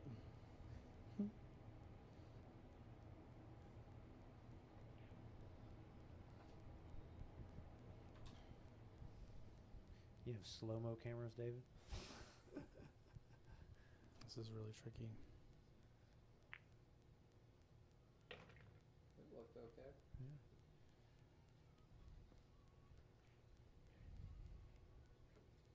That ball's almost frozen in the rail.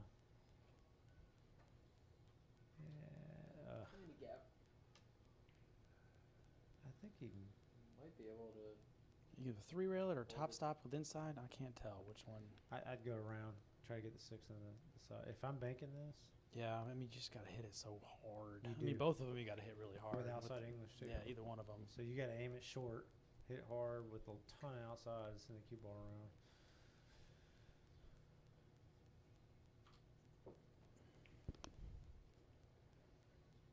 Or you could duck. You know, there's nothing wrong with banking it long of the side on purpose and making it come back across and leaving the cue ball near the 7.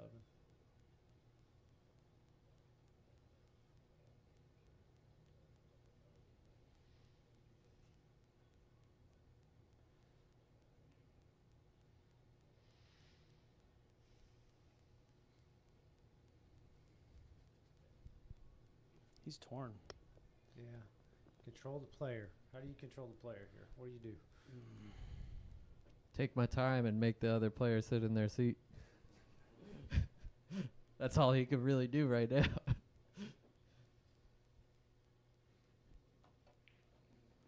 He's going to go for it. You know, if I'm banking at this, I might play it wide with inside instead.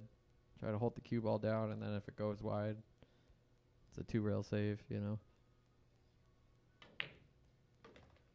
Or do that, just rifle it in. Yeah, that's the shot. I believe that's what I called it. Yep. Yeah. I can't. He hit it so Wide hard that he 680 got to my frozen right. onto the short rail. That's unbelievable. I mean, it's not terrible. I mean, Yeah, he's still sitting pretty for the run out. Yeah, you get anywhere on that foot side of the table, Yeah, you he's got a shot fine. at the 6. So as long as you're not behind the 10.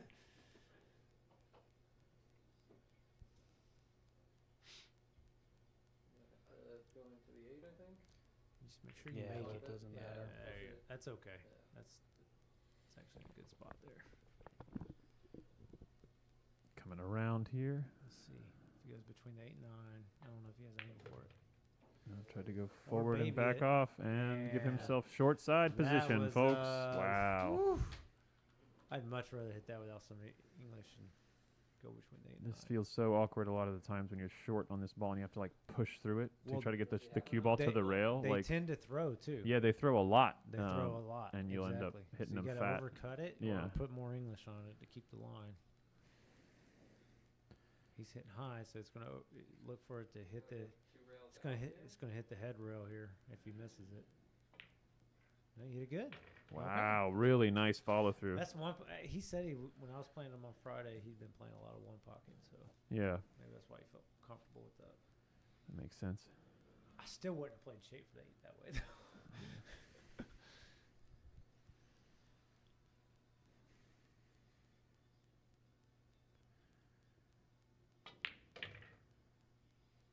Okay, if it, yeah. Wow. You see that? Yeah. Worked out. Yeah, this worked out great. 20-17. What was Ross's bet? I think it was 17 won't get past 17 or 217? yeah, I'm not sure. I think it was past 17, but I might be wrong on that. Yeah, that's. Whew. I was gonna say. We definitely got some action now. Yep. Bringing it to within 3 of tying it up and 4 of the victory. And if you're Adrian, you got to be getting a little nervous right now. John's pulled a couple back. Oh, sorry, I didn't put the rack up there. Give me a second. John is going to stand by. He knows it'll be up in just a moment.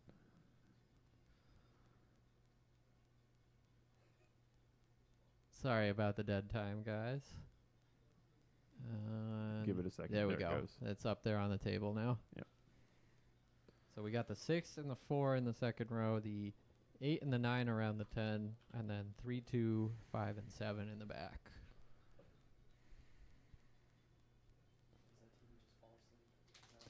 Yeah, it's with the Chromecast. If I gotta keep wiggling the screen for it to stay awake, or just keep recasting it if it does fall asleep. So it's you We'll know. hardwire it for next time. Yeah, we'll have a better setup next time. It was kind of a little bit of an afterthought, I'll say. You But we know, were it's- able to implement it. Like I said, just Yeah. glad to have the ability to have the randomized rack every time. We're just going Yeah. to make the implementation of it a little bit smoother in the future. That's all.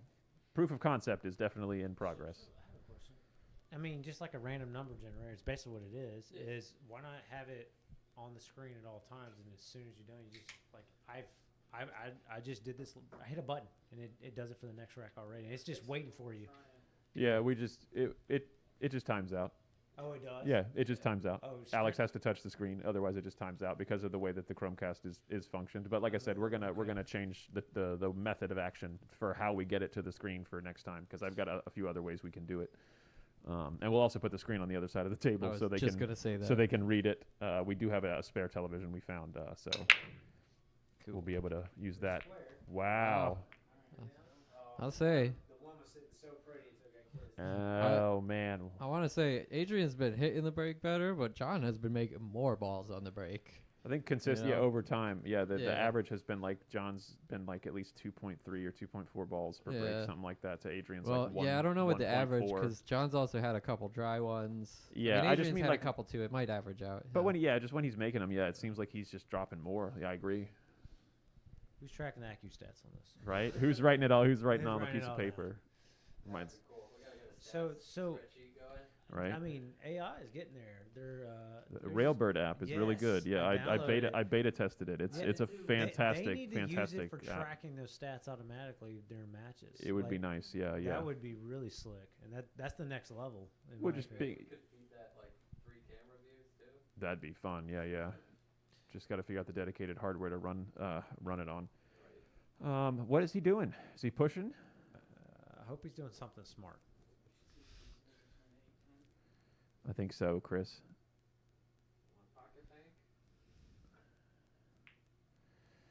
No, the safe. Just cross it to his side and use the stack kind of style from one pocket. Come up higher. Wrong game, David. Wrong game. his side. That's funny. The fans came to watch a 10-ball match, You're not right, you're one right, pocket commentary. You're right. I'm sorry. It's fun though. This bank might go. Yeah. Yeah. If you hit a good speed, you can control. Or Wop. or you can do that. Bump the 2 ball. All right. He's I don't know if it taking goes. control of the table. He Everything. needs to do that to close out the set. Yeah, maybe it doesn't go. He's looking at this pretty long, and his next ball is right No. there. No, the 5 is covering it.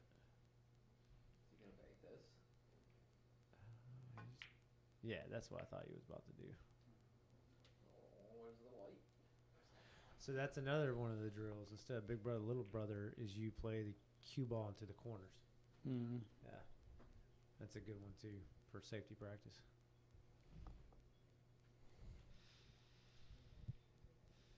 This is tough because you want to keep your cue ball down there where the 5 is. So what speed do you hit it at? Perfect speed. Oh man, I called the bank shot. Wait. What? What do you? Why did he call that corner pocket? What is he doing? Does it bank between the 7-9? Maybe. And then if he misses, the traffic's in the way. I mean, that's just It's- roll it that's- in. You got to roll this ball in. You can almost play this with pocket speed, and you might get lucky on a safety. Yeah, behind the 5. Yeah. Uh-huh. He's looking just at that corner again. Yeah. Just get your line right and focus on the speed of the cue ball. Well, he changed his called pocket, so that was a good move. I mean, Solid I do see the bank there between the 9-7. I'm But like, come I on, it's would have never way thought about harder that. than the That's, shot. Kissy. yeah, you'd have to pinch it with inside. Oh, slow ball. A little too much pocket Get up speed. high, get up high, get up high. But yeah, you don't necessarily. He just sell hit it too out. too full. I'm sorry. Yeah. He hit too full. All right, Adrian's got a lot of balls back down there to hide behind. Oh yeah, thin the 2 underneath the 5. And Did he call that? Or did he just? Yeah. Okay. Good. This is. line beneath the I 6. like this a Yeah, lot. He knows this. That's a 3 cushion shot all day. Oh, he gave him a window though. Crept out. Yep, crept out.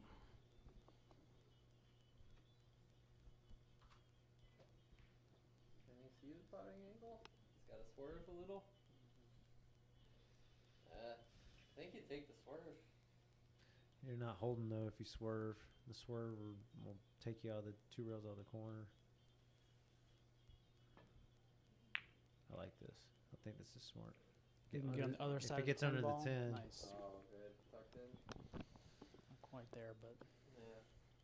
still didn't leave anything attack worthy. What do you say? What do you say? What do you call? Looks like you mark something.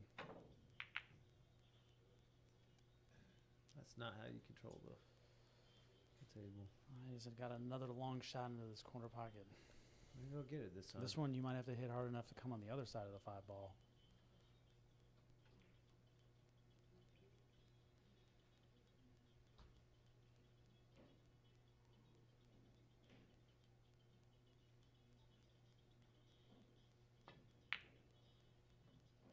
Man. No, that's how you had to hit it too. Boy. Well, if he gets on the 8 ball, it might be all she wrote. Golden opportunity right here. Seven ball's a little touchy. I don't know. Can you take the 7 in that same side pocket that's near? Don't rush it, Adrian. Get a little straight here. Is he going to draw back and go off the side? Yep. Little big bounce. Yeah, but the 6 goes to the other. And where he's at now leads to the 7 in the top left corner. Yeah. Yeah. He's going to have to maybe come across it just because of the speed. Just hit a little low. Just Yeah. hit it low. And yeah, something like that. Slow down, slow down. Side pocket. I don't know. Yep. This could very well be it. We'll see if he can I hate get on these this side 8 ball. pockets. This is the this is Anthony, I the hate these side pockets for the important same. shot. Wow. If I'd have done that, that would have never gone in. Not in a million years. Great shot by Adrian there. Just needs 3 more. Uh, Taking his sweet time here. Look around at that. Yep. Yeah, absolutely. Is he? Well, just can he draw straight back? Yeah. I mean, if you underdraw it, you shoot it down in the corner. Overdraw it, you still got it inside. You pretty much want the cue ball exactly where it's at. Is it cut? Is there a cut? Yeah, like that. Just stun draw Yeah, back. This is what I was thinking, like that. Very nice on that one, Adrian, and then a little bit of a So draw he had back more angle here. than I thought. I thought he was straight on. So. Draw back like a foot. Oh, Oh, this is nice all standing on shit. the center line there to give himself a little bit more speed. Now he's got the 10 for the win. John, I rooted for you, man. Can't miss all those 10 balls. And with that, Adrián Villena wins 21-17 And they're over hugging, John guys. Oliveras. They're hugging and shaking hands. They're good sports.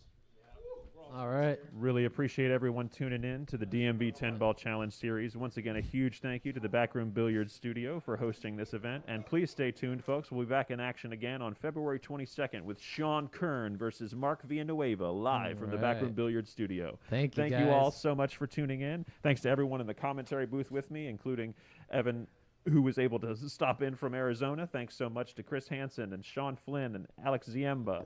Thanks, everybody. Appreciate it. Don't forget to share the stream. All right, folks. We'll see you next time.